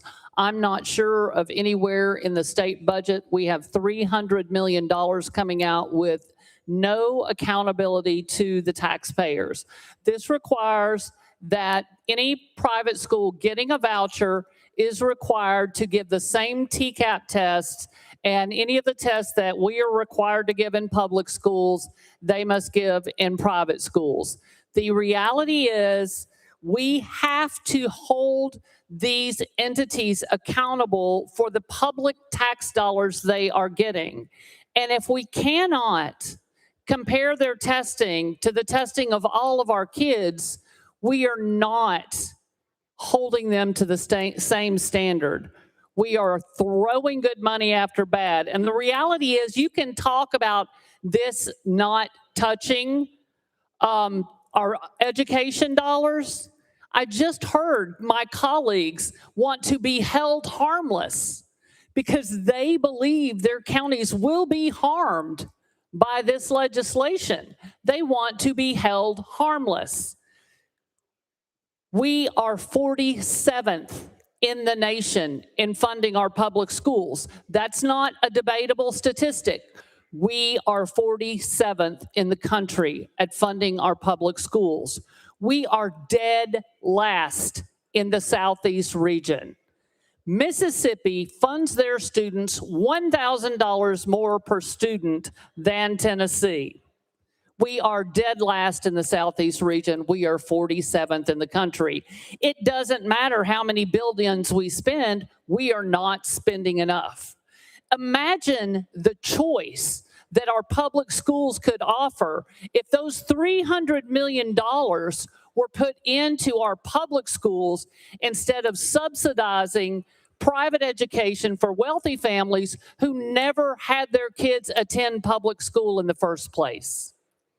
We could fund more magnet academies, we could fund more CTE coursework.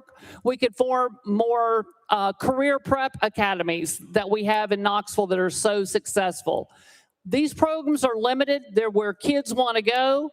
If we had an extra $300 million instead of subsidizing private education for the wealthy, then we would have that choice in our public schools. We need some accountability for the public's tax dollar. We need to know how those kids are doing. It might be nice that their parents like it, but if taxpayers are not getting the benefit of well-educated students, they shouldn't get public tax dollars. Public schools takes every single kid that walks up to the door, regardless of their disability, their race, their gender, their religion, their nationality. Private schools, parents don't have a choice.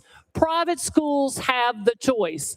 Private schools pick and choose the students. Sometimes they have to pass an academic test to come in.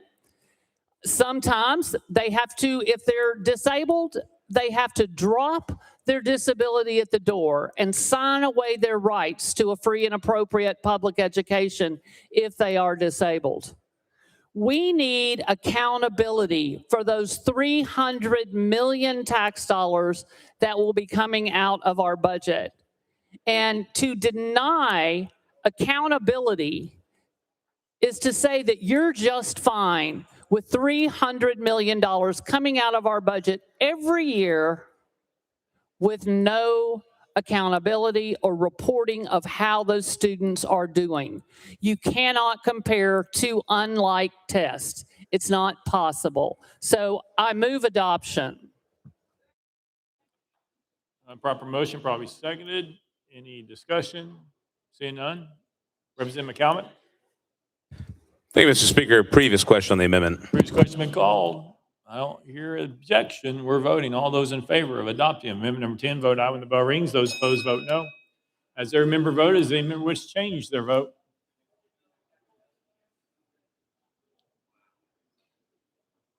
Mr. Clerk, please take the vote. Ayes 21, 72 nays. Amendment number 10 fails. Next amendment, Mr. Clerk. Mr. Speaker, that brings us back to the Hill amendments. House Finance, Ways and Means Committee Amendment number 1 filed as House Amendment 2. Chairman Williams, you're recognized. Thank you, Mr. Speaker. Move to the Hill. Without objection, move to the Hill. Next amendment, Mr. Clerk. House Finance, Ways and Means Committee Amendment number 2 filed as House Amendment 3. Chairman Williams. Thank you, Mr. Speaker. Move House Amendment number 3 to the Hill. Without objection. Next amendment, Mr. Clerk. Mr. Speaker, that brings us back to Amendment 5 by Representative Barrett. Mr. Speaker, it's timely filed. Representative Barrett, you're recognized. Thank you, Mr. Speaker. I'd move to the Hill again, but I think we've had enough of this. Amen, Representative Williams. Members, this gets back to what we've been talking about, what Chairman Baum brought up, what my other amendments were dealing with. This amendment simply does one thing. It takes Section 3 out of the bill completely. So this whole discussion about the funding floor, changing how it's calculated, doing anything with that, it would simply remove that and get this bill back in the proper posture that it was originally brought to the Education Committee to do. And that is decide whether or not we're going to expand the number of scholarships. Adding this in to say that now we're going to also redesign the whole bill completely in the program and how we're going to fund this funding floor and if we're going to provide additional funding to schools and what criteria we're going to use to do that, that should have come through the Education Committee. So let's just pass this amendment, take that question out of the equation, where we don't have to worry about that. Let's stick with the heart of this bill, and that is deciding whether or not we're going to increase the number of scholarships and how we're going to fund that. And with that, Mr. Speaker, I move for adoption. This proper motion, probably seconded. Representative Barrett moves to adopt amendment number 5. Leader Lamberth, you're recognized. Thank you, Mr. Speaker. And we're on the original bill. Your amendment deletes Section 3. I'm not sure what you intended to delete, but what that deletes is our participation in the One Big Beautiful Bill that passed at the federal level and the tax credit that can be applied toward public or private schools. There's another amendment that actually would take Section 3 out because it's included in an entirely different bill. You referenced several other things that, with all due respect, your amendment just doesn't do. It deletes Section 3. Section 3 is amended by the following new section. It says Tennessee's participation in the One Big Beautiful Bill Act, and then it goes through that. That's Section 3. I don't think any of us would want to delete a section out of a bill unless it's included in another one where Tennesseans can choose to allocate a portion of their federal tax dollars toward public or private schools. It's their tax dollars. It would go to the federal government otherwise and go into a large coffer and fund a whole bunch of other stuff. But that section allows them to utilize their tax dollars for their public or private schools. So I don't understand why you would want to delete that at all. It is in another bill. I hope you support that bill and that you would support the President's One Big Beautiful Bill Act to allow folks to allocate their tax dollars towards a public or private school. With that, with all due respect, I would move this to the table for those reasons. Proper motion, probably seconded. Party situation is Representative Barrett has moved adoption of amendment number 5. Leader Lambert has moved that motion to the table. That cuts off all debate except for that of the sponsor. Representative Barrett, you're recognized. Thank you. Mr. Sponsor, you're 100% correct that this amendment removes Section 3 of the bill. And that is because that's why I rolled my bill or my amendment originally to the heel so that we could get behind the committee amendments. Because the committee does already remove what you just referenced, and it adds a Section 3. And the Section 3 that is added is what we're trying to make sure that we're staying true to what we told the LEAs that we would do. And that is that we would put a permanent funding floor based on the 25-26 TISA funding, that they would never have to worry about that going away. In fact, we told them, we said, and I'll quote it real quick, we're drawing a line in the sand here to say we know how much money you're getting. It's only going to go up, not down. That's what we told the LEAs last year. So this amendment is intended to cut that out of this bill so that we're not dealing with that. Again, I urge you all, let's get back on the bill as to what it was originally filed to do, what it came through the Education Committee as, and that is dealing with the number of scholarships that we're going to fund and how we're going to fund that. Thank you, Mr. Speaker. Parliamentary situation is Representative Barrett has moved adoption of amendment number 5. Leader Lambert has moved that motion to the table. We're voting on the tabling motion. All those in favor of tabling amendment number 5, vote aye when the bell rings. Those opposed, vote no. As every member voted, does any member wish to change their vote?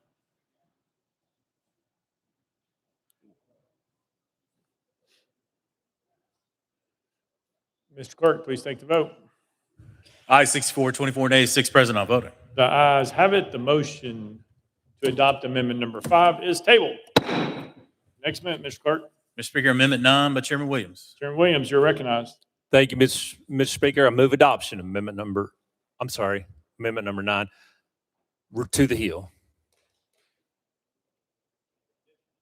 Amendment number 9. To the hill. To the heel. Without objection. Next amendment, Mr. Clerk. House Finance Ways and Means Committee Amendment number 1 is House Amendment 2. Chairman Williams, you're recognized. Thank you, Mr. Speaker. Same as House Amendment 1, move to adopt. Chairman Williams moves adoption of committee amendment number 2. Probably second. Any discussion on amendment? Seeing none, all those in favor of committee amendment number 2 say aye. Aye. All those opposed say no. The ayes have it. Adopted. Next amendment, Mr. Clerk. It's House Finance Ways and Means Committee Amendment number 2, filed as House Amendment 3. Chairman Williams, you're recognized. Thank you, Mr. Speaker. House Amendment 3 just makes a technical correction to House Amendment number 2. Move adoption of House Amendment number 3. Chairman Williams moves adoption of committee amendment number 3. Properly seconded. Any discussion on amendment? Seeing none, all those in favor of committee amendment number 3 say aye. Aye. All those opposed say no. The ayes have it. Adopted. Next amendment, Mr. Clerk. House Amendment 9 by Chairman Williams. Mr. Speaker, was timely filed. Chairman Williams, you're recognized. Thank you, Mr. Speaker. This amendment simply clarifies the amending floor to preserve the 26-27 school year's enrollment for next year's enrollment as the floor, and it creates the opportunity just to confirm through the utilization of Social Security number that those students are in fact supposed to be in that school as it relates to the utilization of EFS scholarship. With that, Mr. Speaker, I move adoption of House Amendment number 9. Chairman Williams moves adoption of amendment number 9. Probably seconded. Any discussion on the amendment? Seeing none. Any objection to the question? Seeing none, we're on the board. All those in favor of adopting amendment number 9, vote aye when the bell rings. Those opposed, vote no. As every member voted, does any member wish to change their vote?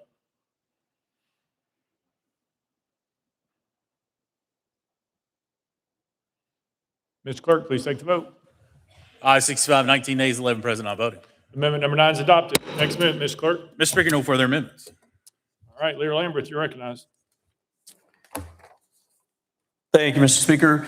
All right, at this time, we are back on the original bill now as amended.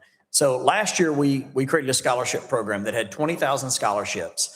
And the reason we did that in large part is because every single parent in this state knows their child better than any of us do, better than anybody within the Department of Education, better than anybody in the world does.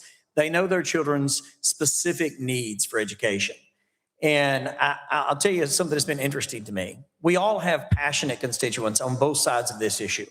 My children are in public school right now today because we trust our local public school because they do an extraordinarily good job on educating my two children. My little brother is taught today in a public school in Sumner County because those public schools are some of the best in the state, in my opinion. Over the last decade, we put $4.5 billion new dollars into K through 12 public schools. There's proposed another $341 million to go in this year. We've talked a lot about funding. We're not going backwards ever in this state. As long as I'm blessed to be a member of this body, and I hope most of y'all would stand with me, where we will continue to put additional funds into K through 12 public schools. That's where over 950,000 of our children are going to school today. There's 20,000 scholarships. This bill as amended would add 10,000 more, and there's 5,000 that would be added in the budget. That's a total of 35,000 kids that could get a scholarship, and not one red cent comes from a public school. No school will lose any money based on this particular program. Now, you've heard the amendments, and yes, we will keep up with enrollment as it goes forward and actually true up if there are other reasons why a public school might have some enrollment reduction. But here's what's interesting about that. They're still not going to see less money as long as we're doing our jobs that we were elected to do up here and continue to increase the amount of money that's going to public school teachers' pay, to continue to increase the amount of money that's going to the vocational education programs and the other programs that we have funded so well over the years. It's not been that long ago that we put $1 billion or $500 million out there specifically for vocational education programs, and every school got $1 million of that. That was for vocational education. We are rocking it when it comes to funding public schools. And I will tell you, it's been made several times a big deal of like where we fall in relation to other states. Well, we do more with less in virtually every single state program. We're a low-tax state. We do not just throw money at a problem to solve it. We invest wisely. We've invested heavily in public schools, but we don't just see a problem and try to throw somebody's tax dollars on top of it. And that's not what the scholarship program does either. What it does is it helps our constituents, like the lady that approached me last week while I was at a public school honoring children for their accomplishments. I had a public school teacher come up to me, and I've had this happen several times over the past couple of months. It was her and her husband there, and she came up and she asked about the Education Freedom Scholarship Program. And she said, look, where is that? I said, well, it's on the floor Monday. And I fully expected her to not like the program. She is a public school teacher. She's very proud of what she does. I'm proud of what she does. But instead, she said what I've had multiple other public school teachers tell me. She has 2 children in the public schools, and they're doing great. She has a 3rd child that is struggling. That child has some very specific educational needs, and there is a private school in my community that takes Education Freedom Scholarships that she knows, because she knows her kid better than anybody on the planet, she knows that that school is perfect for her child. But she's not rich. Because let's not fool ourselves. We've had school choice in this state forever, as long as you got a big bag of cash at home. I don't know how all y'all grew up, but I know the way I grew up. And that's not right, because her kids should have a chance as well. Her and her husband work good jobs. She is a teacher, and she does a fantastic job as a teacher. And we've raised the pay to $50,000 start out. My humble opinion, they ought to get paid twice that, because the work that they do is amazing. And we're getting closer and closer every single day to increasing that pay. That's what matters. But it also matters that she has choice, even though she's not wealthy. So at the core of this bill, it adds 15,000 scholarships to allow more families like hers to get off the wait list and have an opportunity for choice on what her child absolutely 100% needs. I know we'll have a robust discussion back and forth, but with that, Mr. Speaker, I renew my motion. Blair Lamberth renews his motion. Mr. Clerk, would you like to just remind the members what we are doing on this piece of legislation, please? Mr. Speaker, pursuant to Rule 49, there's been a time limit set for this bill for 50 minutes. That will be split evenly, 25 for each caucus. The two leaders are the debate managers for their time that's been allotted. They are the only ones that can yield time. No other member can yield time to other members except going through the leaders. At the conclusion of the time, the sponsor, if they wish to claim it, will have 2 minutes to close, and then the body will immediately vote. Leader Camper, you're recognized. Thank you, Mr. Speaker. Mr. Speaker, I yield 2 minutes to Representative Love. Representative Love, you're recognized. Thank you, Mr. Chairman, Madam Leader, Speaker. Members, I want to point something out to you that may have been overlooked in the amendment. There's a phrase and a sentence in section number 3A where it says that if there's disenrollment, then the department shall allocate additional funds to the LEA in the amount of the average per pupil state funds received. Why is this important? Because the original language that we passed said that the LEA, if they have disenrollment, will receive 100% of the difference. So if you remember the TISA funding formula, what it said was you have different weights for different students in poverty, concentrated poverty, or who have different learning needs. So what happens when you have students who have these learning needs who disenroll, and then the state comes back and says that we're only going to give you a difference of the average amount? What you're going to have is schools are going to have less money because it's going to be reimbursed on the average and not on the weighted amount. Do not get fooled by this language in there that says average pupil funding when it's different from what the original language says, 100% of the difference. There's a big difference between 100% and the average. Trust me, when you have students disenroll who had different learning needs or in concentrated poverty and they leave your school district, when the bill comes due to fill back in the money, you're going to get less in there because it will not be based upon 100%, which we passed last year, but it's going to be based upon the average. With that, Madam Leader, I yield back to you. Leader Camper, you're recognized. Thank you, Mr. Speaker. Mr. Speaker, I yield 2 minutes to Representative Hemmer. Representative Hammer, you're recognized. Thank you, Mr. Speaker. You know, we all want good schools to choose from for our kids. We all want real opportunity. But make no mistake, taking funds out of public education and putting it toward private choices is not that. It's not reform. That's retreat. We each held an obligation to uphold our Constitution. Our Constitution says we should fund and maintain public schools. That's not what we're doing at the end of the day, comparatively to our other states, what we should be doing. This summer, you know, my district I represent, honored to represent, it's one of the wealthiest in the state. Even before COVID, we had 2 of the top 10 zip codes in the United States for private school participation, in the 90+%. These are people who have always sent their kids to private schools. And I'm glad that we have a wealthy community. We're fortunate enough to do so. But, you know, I learned the quiet part out loud. I was at the grocery store this summer, and some of them came up to me, and a friend of mine, I know, very, very successful entrepreneur, has a very nice mansion in Belmead, and kind of laughed at me and said, "Hey, thanks for funding my summer vacation." And that should all make you appalled. It really should, because we don't have infinite resources, you know, and I don't blame the guy. We're giving away free money like it's a broken ATM out here. And we don't have infinite resources, especially when we're not doing what we're supposed to do in our first place, which is fund our public schools. And at the end of the day, I think vouchers are going to go down as one of the worst public policy decisions we make in this body. It's excess, it's wrong, and I wish we'd vote it down. Thank you, Mr. Speaker. I yield my time back to the leader. Leader Camper, you're recognized. Thank you, Mr. Speaker. Mr. Speaker, I yield 2 minutes to Representative Hakeem. Hakeem, you're recognized. Thank you, Mr. Speaker.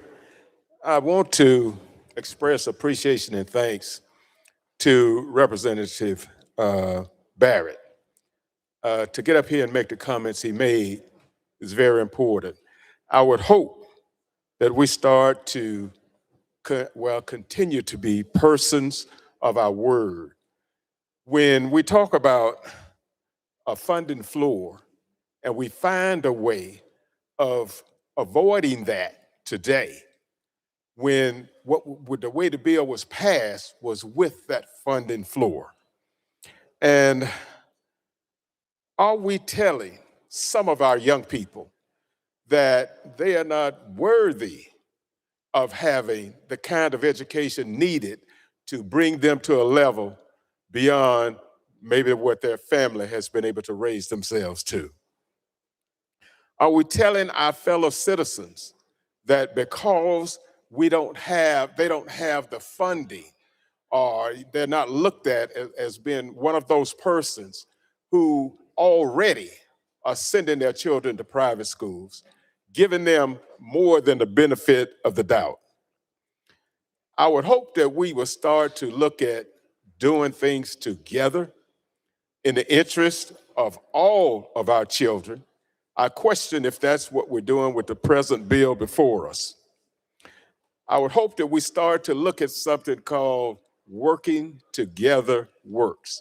If we look around this world, we see the division, and America is not necessarily beyond that. We have a lot of division here, but if we want to continue to be a country that is the beacon to the world, we're going to have to do better than what we're doing now. We find ways, we find the word.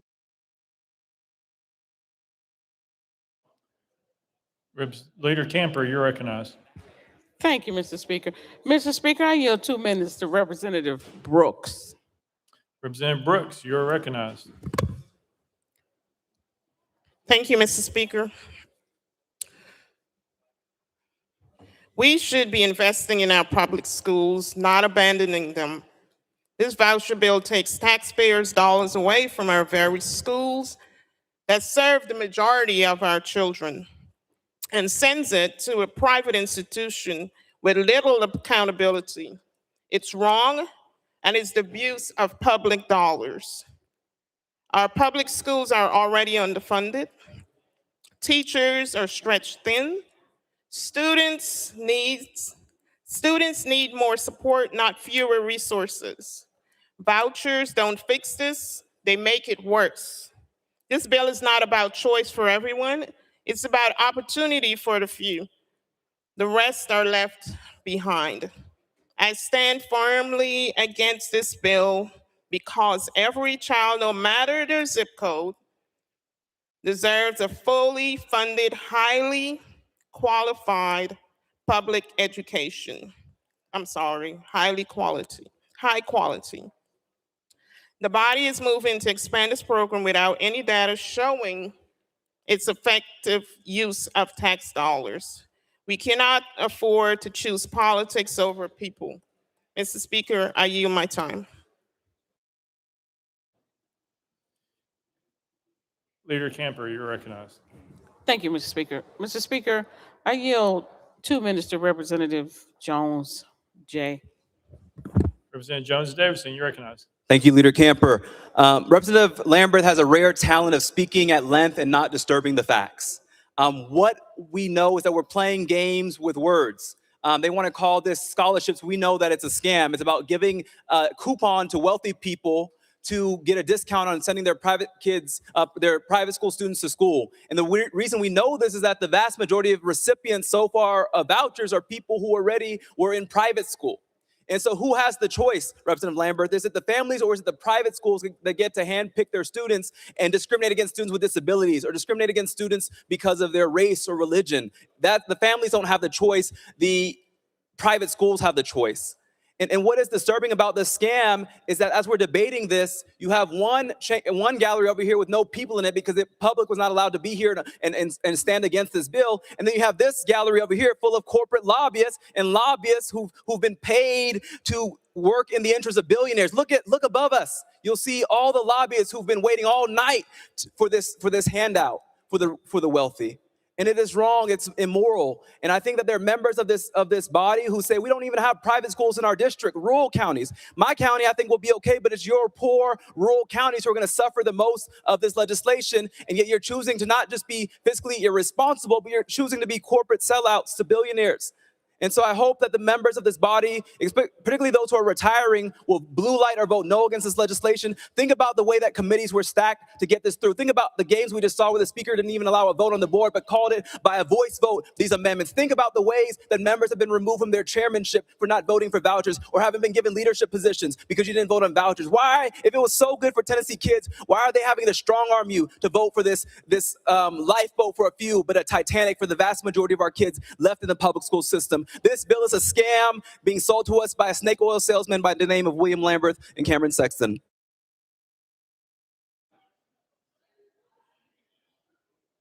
Okay. Leader Camper, you're recognized. Thank you, Mr. Speaker. Mr. Speaker, I yield 2 minutes to Representative Mitchell. Representative Mitchell, you're recognized. Yeah, thank you, Mr. Speaker. You know, my friends in the rural areas of this state, I'm just wondering when you're going to catch on. You know, we've got 20 counties in this state that don't even have a private school. So your counties aren't even getting it. You know, there's another additional 20 counties that, you know, those counties aren't participating in this scam. So we got 9 counties that there's not one child in this scam. You know, the governor budget gives twice as much money to charter school capital projects than it does public school projects. And I hadn't seen too many charter schools in your rural areas. You know, the sponsor stands up there and he tells us of a teacher. He tells us he's funded public education so well, but then he tells of a teacher who can't even send their kid to private school. And then I have my colleague sitting here beside me telling me that we're funding some rich guy with a mansion in Belle Meade's summer vacation. You know, when are we going to get, you know, I want to make Tennessee smart again. You know, we are funding the wealthy. This is just an entitlement program for the wealthy. We've been preached at over and over about data. Well, they won't give us any data because they know all these kids were in private school last year. But your rural counties, they are about to get screwed again. Just wait, it's happening. They've told you 6 different ways how they're going to fund this, but it's not the promise that they made to you last. All right. Leader Camper, you're recognized. Thank you, Mr. Speaker. Mr. Speaker, I yield 2 minutes to Representative Pearson. Representative Pearson, you're recognized. This is a horrible piece of legislation. This is nothing more than welfare for the wealthy, being paid for by all taxpayers. This is allowing the richest people in our state overwhelmingly to be able to send their kids to private school because we're limiting the income cap or expanding the income cap to allow millionaires in Tennessee and billionaires to be able to take public money so that they get a discount on sending their children to private school. This is not what our taxpayers' money should be used for. The $300 million could be invested in expanding access to healthcare, improving the educational system, giving more money to public schools for their infrastructure. There are so many ways that we could otherwise spend this. But because of the billionaires and their representatives who are in the balcony, many of my colleagues here are being pressured to vote for legislation that we know is going to be detrimental to education for a very small group. Millionaires and billionaires in the state of Tennessee are fine. They do not need our public tax money to help them. But instead of using those hundreds of millions of dollars of investment for the people who we see every day who actually need it, who need improvements to their houses, folks who are on roadways that need to be filled when we're dealing with backlogs as it relates to transportation, we're giving welfare to the wealthiest people in the state of Tennessee. That is immoral, that is wrong, and that is unconscionable. We and each and every one of the people we represent deserve better. And the research mets it out. The majority of people using vouchers already have kids in private schools. This has nothing to do with school choice. It has to do with serving the wealthiest and the richest in our state. And that's wrong. Leader Camper, you're recognized. Thank you, Mr. Speaker. Mr. Speaker, I yield 2 minutes to Representative Powell. Representative Powell, you're recognized. Thank you, Mr. Speaker. Members, the number one thing I continue to hear as a parent and also as a representative is how our schools continue to be plagued by underfunding and under-resources. Meanwhile, we have expanded this program with no real checks. We're not holding anyone accountable. We are not going back and auditing and looking at who is receiving these vouchers because we know the answer. There are kids that are already in private schools. The sponsor has said that this bill is not going to mess with TISA, and it comes from the general fund. So I want to alert everybody in here.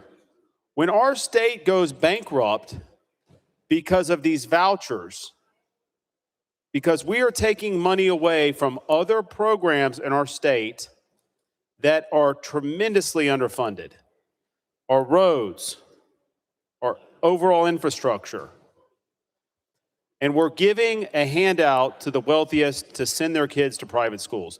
And I want to say this, how many bills have we considered this year where we don't even hold these voucher schools accountable? We want to hold our public schools to a high standard, but when it comes to vouchers, it doesn't matter what your test score is. It doesn't matter if you treat students with a disability different. It doesn't matter on every level. The only thing that matters is that you are rich and you're going to have a free handout. And that's going to bankrupt this state. And I want to put that on right now. We'll be bankrupt because of this. Leader Camper, you're recognized. Thank you, Mr. Speaker. Mr. Speaker, I'd like to yield 2 minutes to Representative Joe Towns. Representative Towns, you're recognized. Thank you, Mr. Speaker. Mr. Representative, I think in your heart of hearts, you already know it's a bad idea for public education. We also know that in order to stand up to our friends and our families and to our cliques, we got to have a little courage. Public education has been struggling ever since we started putting our crummy hands on it in this state. You're talking about a budget that has a couple of $1 billion on it. We've tried every cockamamie scheme to get money out of public education and advance the cause of the kids. It has not happened. Yet, somebody made the idea the other day where kids that are in public schools ought to be able to go to private schools. But everybody rejects that idea. Everybody wants to take advantage of the public school when it comes to playing sports or doing anything that they think is going to be beneficial, but it doesn't work both ways. A two-way street. There's always a street you can travel on. You can't travel on a one-way street without having a head-on collision. And what we headed for is a head-on collision in the world of academics. And I've said it often, over and over again, if you are a man or a woman that had 20 children, 10 children, or 5 children, which one of your children do you want to be educated? Well, any man that loves his children, you want all of them to be educated. But this is not the house that wants all children to be educated. You're picking and choosing. You're hurting some and you're advancing others. You're hurting the ones that don't have anything. Their parents don't have anything. They're not going to be advanced, and the state's not going to be advanced because there's too much weight to carry when you're not academically sound. We have to figure out how to educate all our children to stop stealing the money is what I attributed it to years and years ago. I had a college professor, Dr. Papa Christo, a European guy, told me this was going to happen. He told me this over 35, 40 years ago, that this exact day was coming, and we should do better than what we're doing.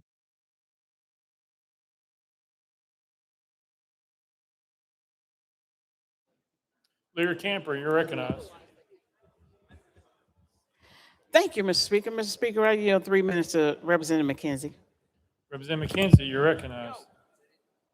Thank you, Mr. Speaker. I really hope everyone's been listening to the conversations, especially during the amendment process and throughout this whole debate. The story has changed, ladies and gentlemen. The end goal has been swapped. We started out playing one type of game, and now we're going from football to basketball. It's amazing.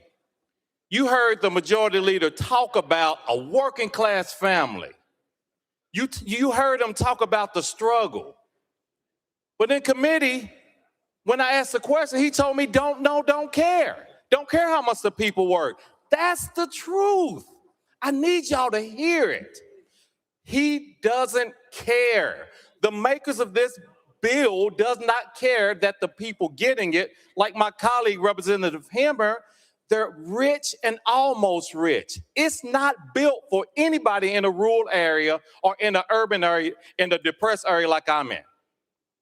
$7,800 would not get someone from East Knoxville to Webb School of Knoxville, to Knox Catholic, to the Christian Academy of Knoxville.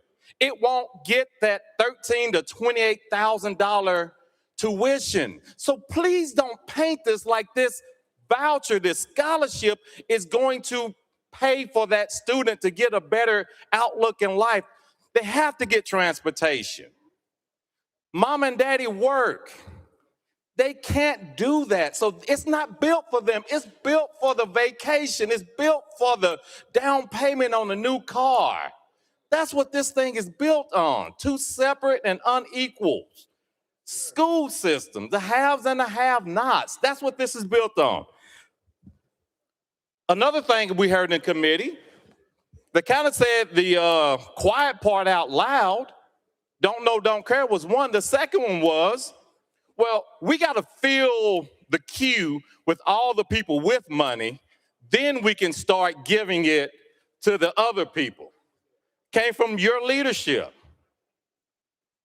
It came out of his mouth. This will work once we fill the queue up with all the people that are entitled to it. It's amazing. And I asked the speaker as he started to pontificate on what the average salary was, the transparency piece. I asked him, I hand-delivered a letter asking him for the data that he got to yield $96,000. He had that data from somewhere, and he promised me in the mic that he would deliver, and he's yet to do that. So what I'm telling you all, this is not for us, it's for them.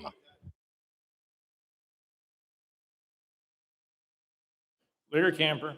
Thank you, Mr. Speaker. Mr. Speaker, members, I remember Hey, Leader Camper, hang Sir? on. How many minutes you're going to give yourself? all the rest of them. Whatever's left. All right, whatever is remaining will be on that board. Let's see what it Put is, up Leader. there. Whatever. Let's see what you got. 5:30. All right, Leader Camper, you're recognized. Thank you, Mr. Speaker. I actually thought it was 5, but somebody did yield back. Mr. Speaker, members, I remember when the state had a cap on charter schools.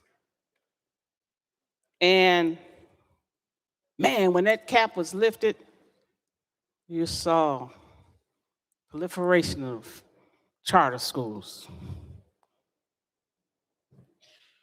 We were told, it's not going to hurt public schools. We were told it wouldn't hurt the traditional schools. And then I remember the ASD. Now, the original vision was that the ASD would be this innovative zone where schools that was having problems would go in and out of the zone. They would be turned around within the zone. The teachers, the students, the staff, everybody got on board to turn those schools around. But we changed the vision and said, we'll allow charter schools to do that, So we lifted the cap, we created the ASD, we saw the budget go from this like that, and it's still going up. And was told it is not going to affect traditional schools. But the actual experience, a lot of traditional schools have closed. Communities have deteriorated.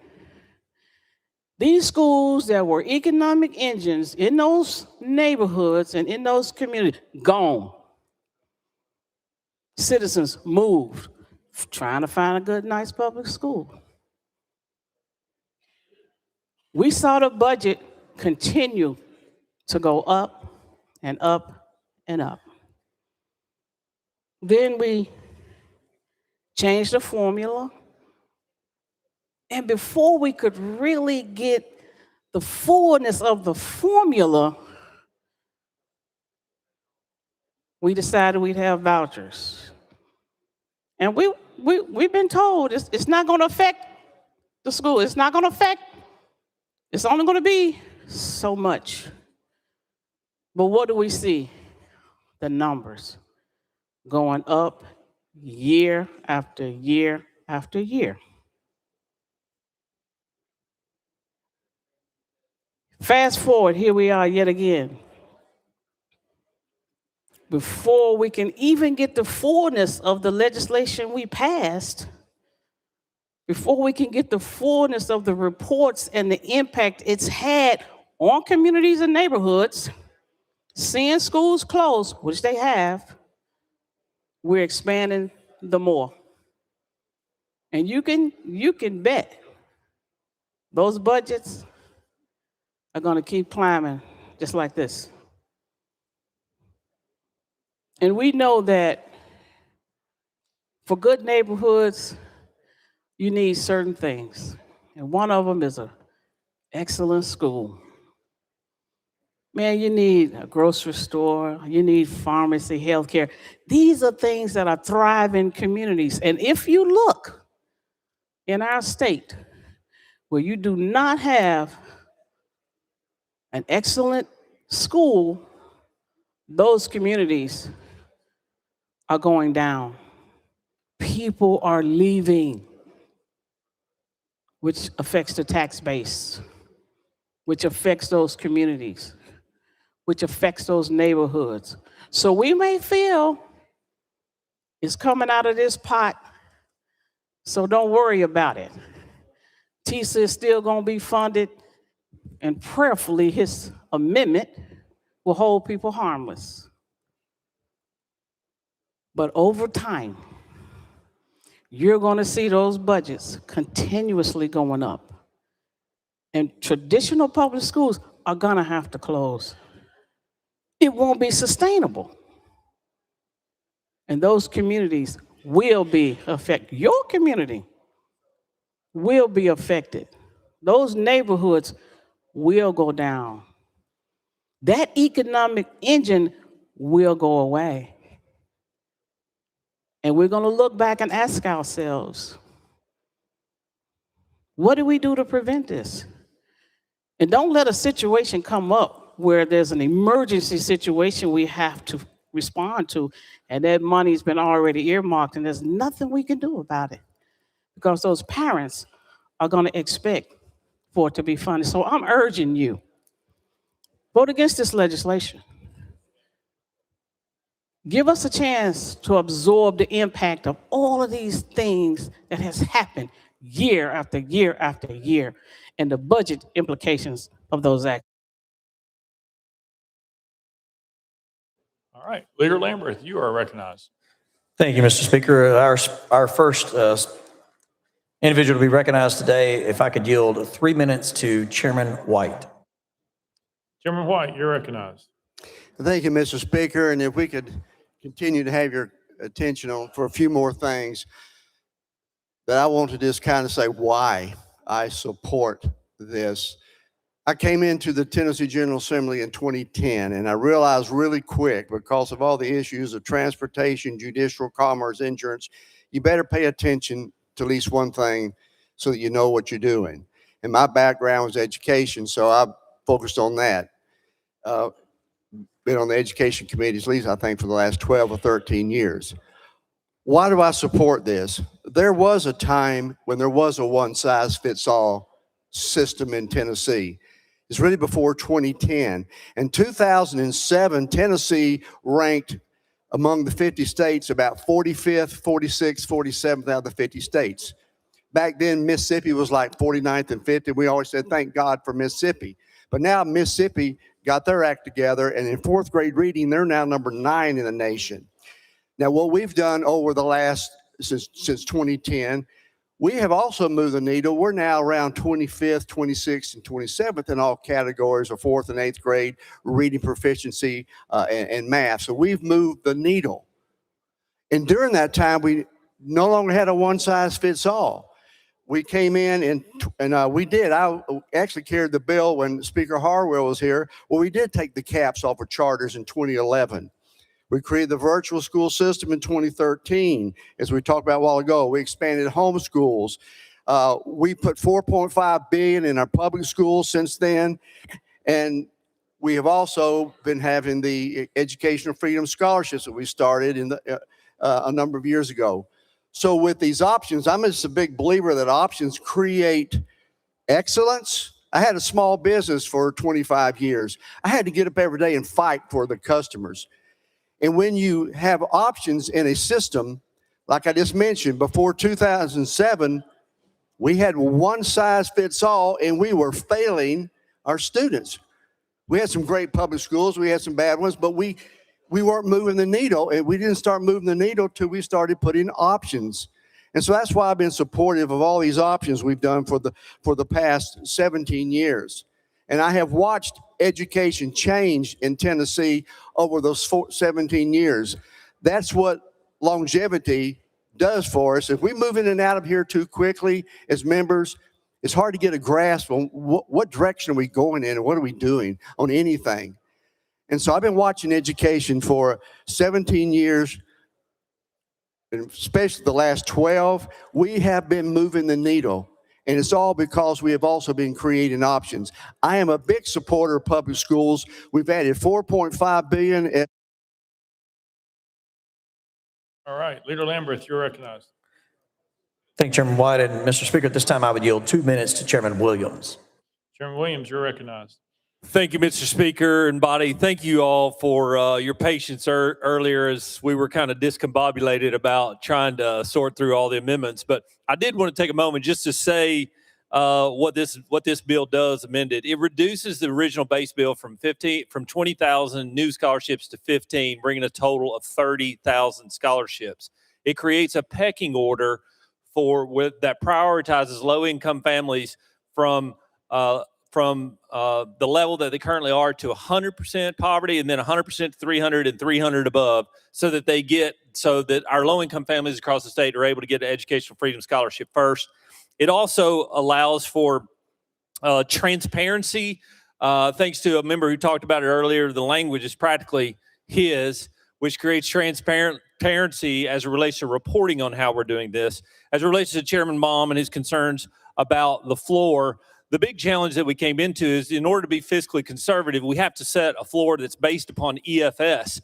If, like my district, you had a business, a large manufacturer closed, and you lost 40 kids, there's no way you should be funding those 40 kids leaving because the jobs left the district in order to do that. What this would do is set the funding 3 years from now, that if you lost those student in that way or they moved, that as long as you verify their information about them, that the local LEA would be preserved as it relates to the loss of that student by paying for that student to be there.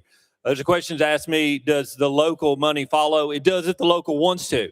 If the local wants to continue to pay for a student that's not there, they can do that. That's what this bill does.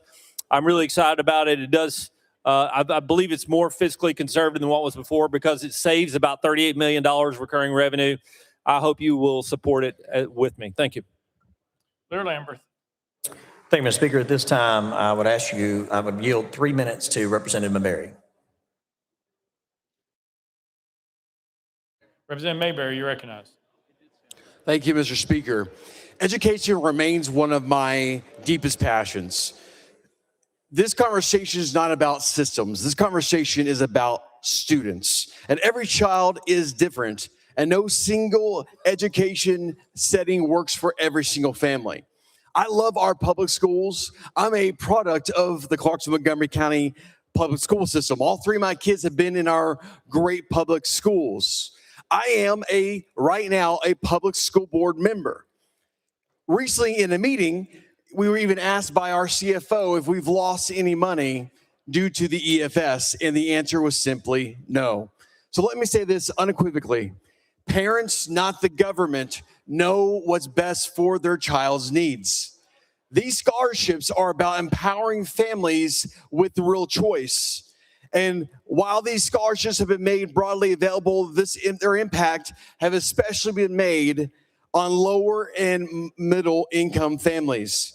Without the EFS, many families simply cannot access alternative forms of choice for their children. These scholarships make opportunity real, not just theoretical. And I got a quote from one of our families from a school in Montgomery County, and this is from a grandparent of children in a private school. It says, as grandparents currently sending 4 grandchildren from 6th grade to kindergarten, we know without these scholarships, it would be impossible to continue sending our grandchildren since I retired in April 2024. We are so thankful to the Tennessee legislature for passing this, and so that our grandchildren can continue to receive a private Christian education. 3 of the 4 receiving currently have the scholarships, and hopefully the other one will get it this year. Thank you so much for all of the hard work on this program. Tuition in most of the private schools in Montgomery County is around $11,000. With the scholarship, the tuition becomes affordable for the children in Montgomery County. Many of our schools also provide their own scholarships on top of that tuition. So within that, the EFS makes it possible for them to attend. At the end of the day, this is about doing what's best for our children. Let's trust parents and let's expand opportunity. The EFS gives families the ability to pursue their education that is best for their child to help them succeed. And that's something worth supporting. We should fund children, not specific systems, and we should do it with the feedback of our children and those parents. Leader Lamberth, you're recognized. Thank you, Mr. Speaker. At this time, I would yield 1 minute to Representative Fritz. Representative Fritz, you're recognized. Thank you, Mr. Speaker. Article 11, Section 12 Tennessee Constitution, Second Senate says the General Assembly shall provide for the maintenance, support, and eligibility standards for a system of free public schools. As many of y'all know, that's the reason I was unable to vote for this last year, and the reason I won't be able to support it now. I think what we're doing is unconstitutional. But I would also offer this. The average Tennessee individual pays between $4,500 and $4,700 per year in state and local taxes. If each scholarship or voucher is worth between $7,300, $7,500, one scholarship exceeds what that person has paid in. We're reaching in one person's pocket to pay another person's choice. That doesn't align well. Quickly, Claiborne County the other night, I was talking to some parents at Claiborne County High School, and they talked about having to raise money to buy toilet paper for their middle school. Whether we have impacted those schools or not, the perception is real. I would just caution my colleagues, careful what the rural areas. Leader Lamberth, you're recognized. Thank you, Mr. Speaker. At this time, I would yield 3 minutes to Chairman Moody. Chairman Moody, you're recognized. Thank you, Mr. Speaker. Members, I come to you today as a mom of 4 children. I wanted to be a stay-at-home mom, and we made that work by the grace of God.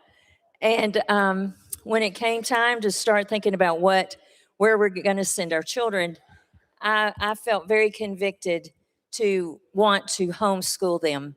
And my husband was in complete support. And so I come to you on that part. Of course, now I'll admit I'm old enough that we didn't have these scholarships. But I'm so grateful, and I'm grateful for a public school teacher that we went to church with that knew what we were doing, that came to me and shared with me. She said, you know, we had 2 boys.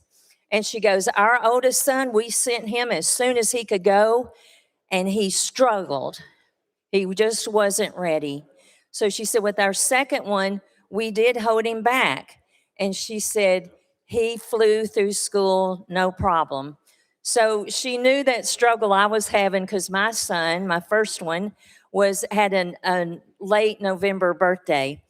And so just that encouragement along the way helped. And then now I get to be a state rep. And so when we worked on that first school choice bill for this disabled families, that was an eye-opener to be able to go and meet face-to-face with parents that had children that had needs that our schools were just not able to meet. And it's not because they weren't willing, but just the enormity of the need and the attention that they needed. And so this will give those parents an opportunity to see what's open that would fit their particular child's need. And so I would just like to ask you to consider that. Let the parents who know their children the best and see that they need a different choice have that opportunity. Because when we empower parents, we strengthen both our schools and our communities. And it allows parents to choose the best school necessary for their child's needs. And with that, I will give my remaining time. Thank you. Leader Lamberth, you're recognized. Thank you, Mr. Speaker. At this time, I would yield 3 minutes to Chairman Slater. Chairman Slater, you're recognized. Thank you, Mr. Speaker. On the floor tonight, there have been many calls for data. So let me share with you some that is readily available on the Tennessee Department of Education website. As you know, the scholarship applications have already closed for the 26-27 school year. There were a total of 56,442 applications. That means that even if this legislation passes this evening, then it will fall far short of the number of families that would like to utilize this school choice option. Of those, 18,644 are renewal applications. But then this next piece of information is the most important. There are 17,426 new applications that qualify for income-based priority. It doesn't take much to do the math to figure out that every single recipient, if this passes, every single recipient next year for the 26-27 school year is going to come from the priority 2 and priority 3 category. What is that? What are those categories? That's $100,000 or less, or 100,000 or less. When it comes 100% or less, free and reduced lunch, or 300% or less, free and reduced lunch. That 17,426 represents that many stories. I don't know all of the stories, but I know a few, but I probably only have time for one. Just last month, a school group, private school group, came to visit the Capitol. They asked me to come and address them, and I hadn't planned to speak on the Education Freedom Scholarship, but one of the school leaders there said, hey, could you just talk to us a little bit about it? And so I spoke about the EFS program. And as I was getting ready to leave and get on an elevator to go back down to my office, mother caught me and she told me this story. She said, I'm a new legal immigrant to the U.S. You could tell somewhat by her broken English. She said, I have 2 children. One was able to go this past year, this current year that we're in right now, to a private school. The other one, because of some paperwork that wasn't available, was not. Leader Lambert, you're recognized. Thank you, Mr. Speaker, and thank you, Chairman. At this point, I would yield 2 minutes to Chairman Grills. Chairman Grills, you're recognized. Thank you, Mr. Speaker. I understand this is a controversial issue, and we get many emails, some for it, some against it, giving us reasons to vote for it, giving us reasons to vote against it. And our job is to make policy. My thoughts are pretty simple. Why should a poor kid be stuck in a place that the parents don't necessarily want just because of his socioeconomic status? This legislation gives that parent an opportunity to take their child and put it in a place that they wouldn't necessarily have the means if it wasn't for this scholarship. And we sit here every day making policy, and we do one of two things with every vote that we make. We either transfer power from the government to the individual, or from the individual to the government. And if our children are our most prized natural resources, why in the world would we not want parents to have more opportunities to make more decisions and better decisions for their children? That's the reason I want to support this bill and look forward to supporting this bill, because I believe parents are the ones that need to be making the decisions for their children. And with that, I yield back. Leader Lambert. Thank you, Mr. Speaker. I would yield 3 minutes at this time to Chairman Sapicki. Chairman Spicky. Thank you, Mr. Speaker. Members, we're here to create opportunity for the students of Tennessee. We're here to give them a better opportunity of success that their parents feel that they need. Over the last 8 years since I've been in the General Assembly, we've taken public education from 47th in the country to now in the low 20s. Our public educational system has become pretty good in the country right now. We have charter school options that give kids the opportunity to choose something that meets their needs. We have now school choice that allows parents to choose the best option for their students. Some of these private schools address the individual needs better than our public schools, and that's okay. You've heard a lot about money on the House floor today. Money, money, money. If there was a direct correlation between academic investment, Chicago, New York, and Washington, D.C. would have the best educational systems in the country, as they spend over $30,000 per student. It's not about the money. It's about the direction, the guidance, the structure, the intent, holding people accountable, demanding excellence, discipline. I had a couple questions from some members on the House floor. Will my schools or city or counties lose any money because of the Education Freedom Scholarship? The answer is no with the amendment we have. Will we lose any students since all of our private schools in our area are full? The answer is no. And will the Freedom Scholarship users be held to a lesser standard than our public schools? The answer is no. The answer is no. This is about creating an opportunity for our students to excel. It's about investing in their future and investing in the future of Tennessee. We have made an investment of over $3 billion in the last few years in the state of Tennessee in public education. We have recognized our shortcomings with the ASD and shut that down. We have created a charter school authorized network that is providing good outcomes for our students. And when you put all that on the table, how do we become the best in education in the country? It's by investing in options for our parents to choose what's best for their students. The floor is there. The floor protects our public schools. It allows investment into our private schools to help those kids get the best education they possibly can. I ask you, please vote for this bill on the House floor to create opportunity for the students of Tennessee. Mr. Speaker, I yield back my time. Leader Lambert, you recognize. Thank you, Mr. Speaker. And from my understanding, we have 6 minutes remaining on the House Republican caucus and a 2-minute close. Mr. Speaker, I've reserved the remaining 6 minutes if needed, and then would do my close at this time. Go ahead. Thank you, Mr. Speaker. And I know I saw a hand in the air from a member that was going to be a previous question. The way this works is that both House and House caucuses have said 25 minutes aside. So actually, there is no previous question or anything else. There's no procedural motion after that.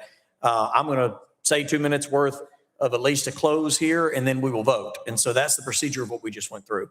One of the things that's not been mentioned a lot is that in this bill as amended, there is a priority to these 35,000 scholarships that would exist if this passes.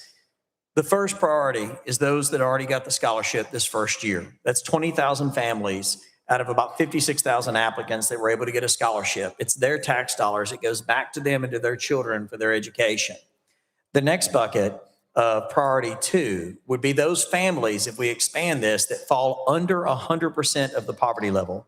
For a family of 4, that's $57,720 a year.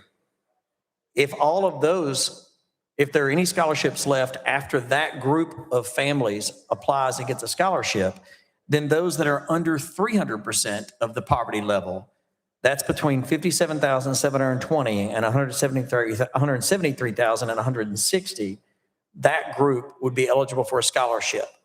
The next group would be those that are coming from a public school. They would be the next priority. And then if there are any scholarships left, they would go to anyone else. Members, all this does is allow some families to have choices in where their children get an education. It is always a good day to vote for freedom. That's why these are called Education Freedom Scholarships, is because they provide freedom that doesn't currently exist for families in Tennessee to chart their child's educational journey the way that they know best. I would ask that you vote in favor. Thank you, Mr. Speaker. All right, we're voting. All those in favor of House Bill 2532 as amended, vote aye when the bell rings. Those opposed, vote no. Has every member voted? Any member wish to change their vote?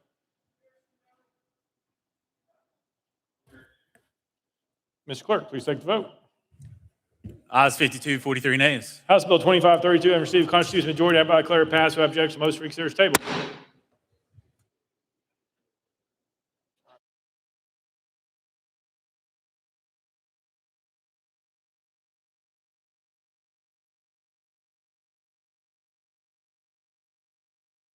Lear Lambert, you're recognized.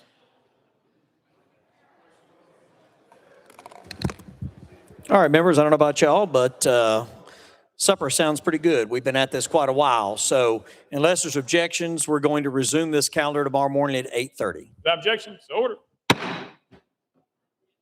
Next order. Oh, hang on. I think we're. Next order, Mr. Clerk. Unfinished business.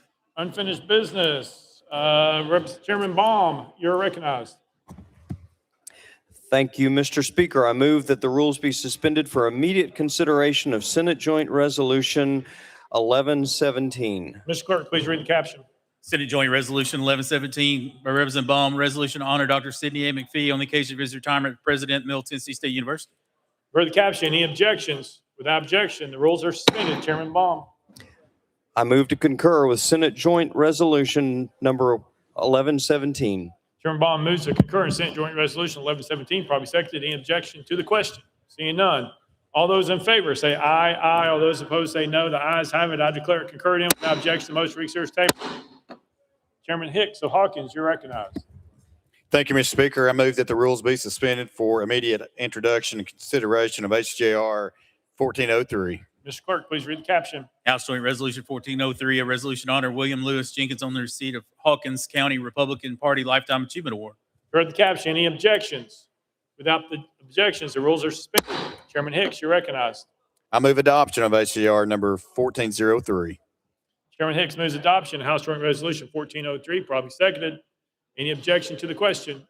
Seeing none, all those in favor say aye. Aye. All those opposed say no. The ayes have it. I declare it adopted without objection. Most reconsiders table.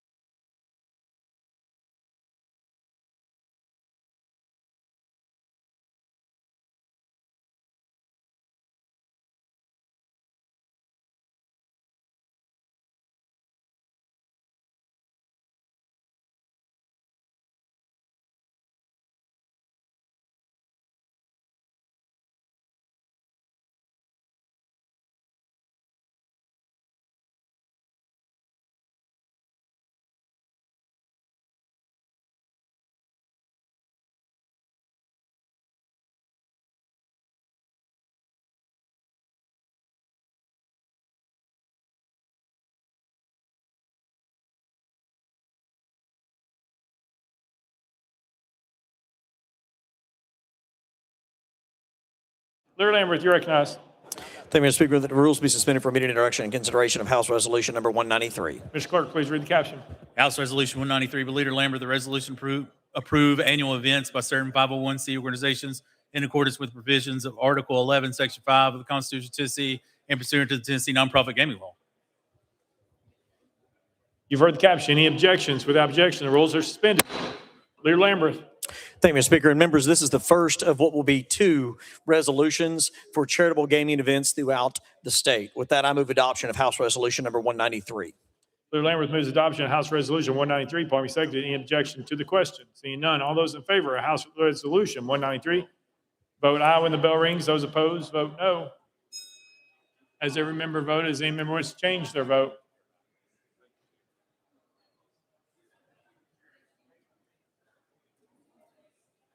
Mr. Clerk, please take the vote. Ayes 81, 7 nays, 2 present, unvoted. House Resolution 193 having received a vote in the affirmative by 2/3 members of the elected to the 104th General Assembly, I hereby declare it adopted without objection. The motion reaches chair's table. Leader Lambert, you're recognized. Thank you, Mr. Speaker. I would have said I anticipated objection, but there's no one there to object. I move that House Bills 2614, 2663, 2665, and 2666 be heard in the State and Local Government Committee this week. For the motion, there's objections. We're on the board. We're on the board. All those in favor of hearing those 4 bills in state and local this week, vote aye when the bell rings. Those opposed, vote no. As every member voted, as any member wish to change their vote? Y'all like disappeared. That's fine. Mr. Clerk, please take the vote. Ayes 74, 17 nays. Motion prevails. Without objection, so ordered. Leader Lambert, you're recognized. Thank you, Mr. Speaker. I move that House Bill 1171 be heard in the Finance Subcommittee behind the budget calendar this week. For the motion, any objections? Without objection, so ordered. Leader Lambert.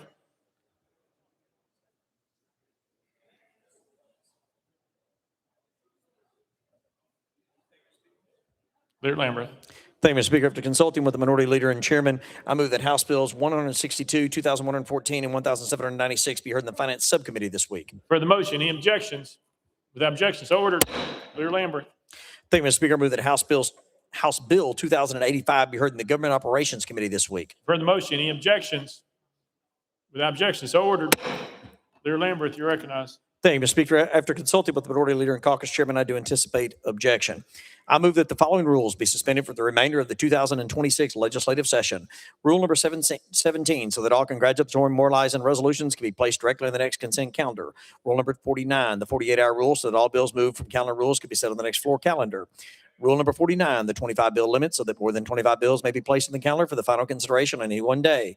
Rule number 50, the 72-hour rule for posting the consent calendar, so that local bills and other bills and resolutions coming out of calendar rules can be placed on the next consent calendar on a daily basis. Rule number 59, notice provisions, so that all bills from the Senate with messages can be announced and or automatically placed on the next message calendar. Rule number 67, so that committee and subcommittee meetings can be held at the times other than those specified in the House weekly schedule and with less than 72 hours of notice. Rule number 71, the 24-hour rule requiring all amendments to be available to members 24 hours before consideration on the floor. Rule number 83, subpart 1, so that all bills reported out of subcommittee can be heard on the next full committee calendar without waiting a week. Rule number 83, subpart 1, so that all bills reported out of committee can be heard in the next committee or subcommittee without waiting a week. Rule number 83, subpart 1, so that items in committee and subcommittee can be placed on the next calendar, notwithstanding the Wednesday 3:30 deadline to be placed on notice.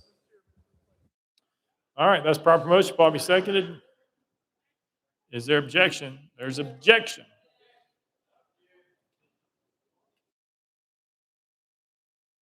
We're voting to suspend the rules for the flow motion as described. Are you ready to vote? I see so. All those in favor of suspending the rules, vote aye when the bell rings. Those opposed, vote no. As every member voted, does any member wish to change their vote?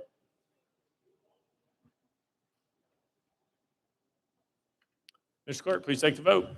Ayes 69, 22 nays. The motion prevails.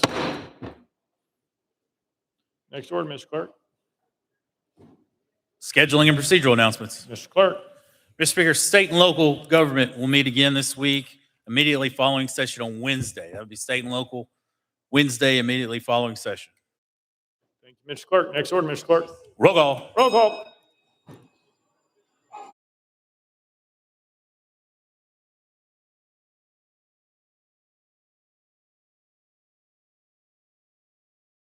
Ms. Clerk, please take the roll.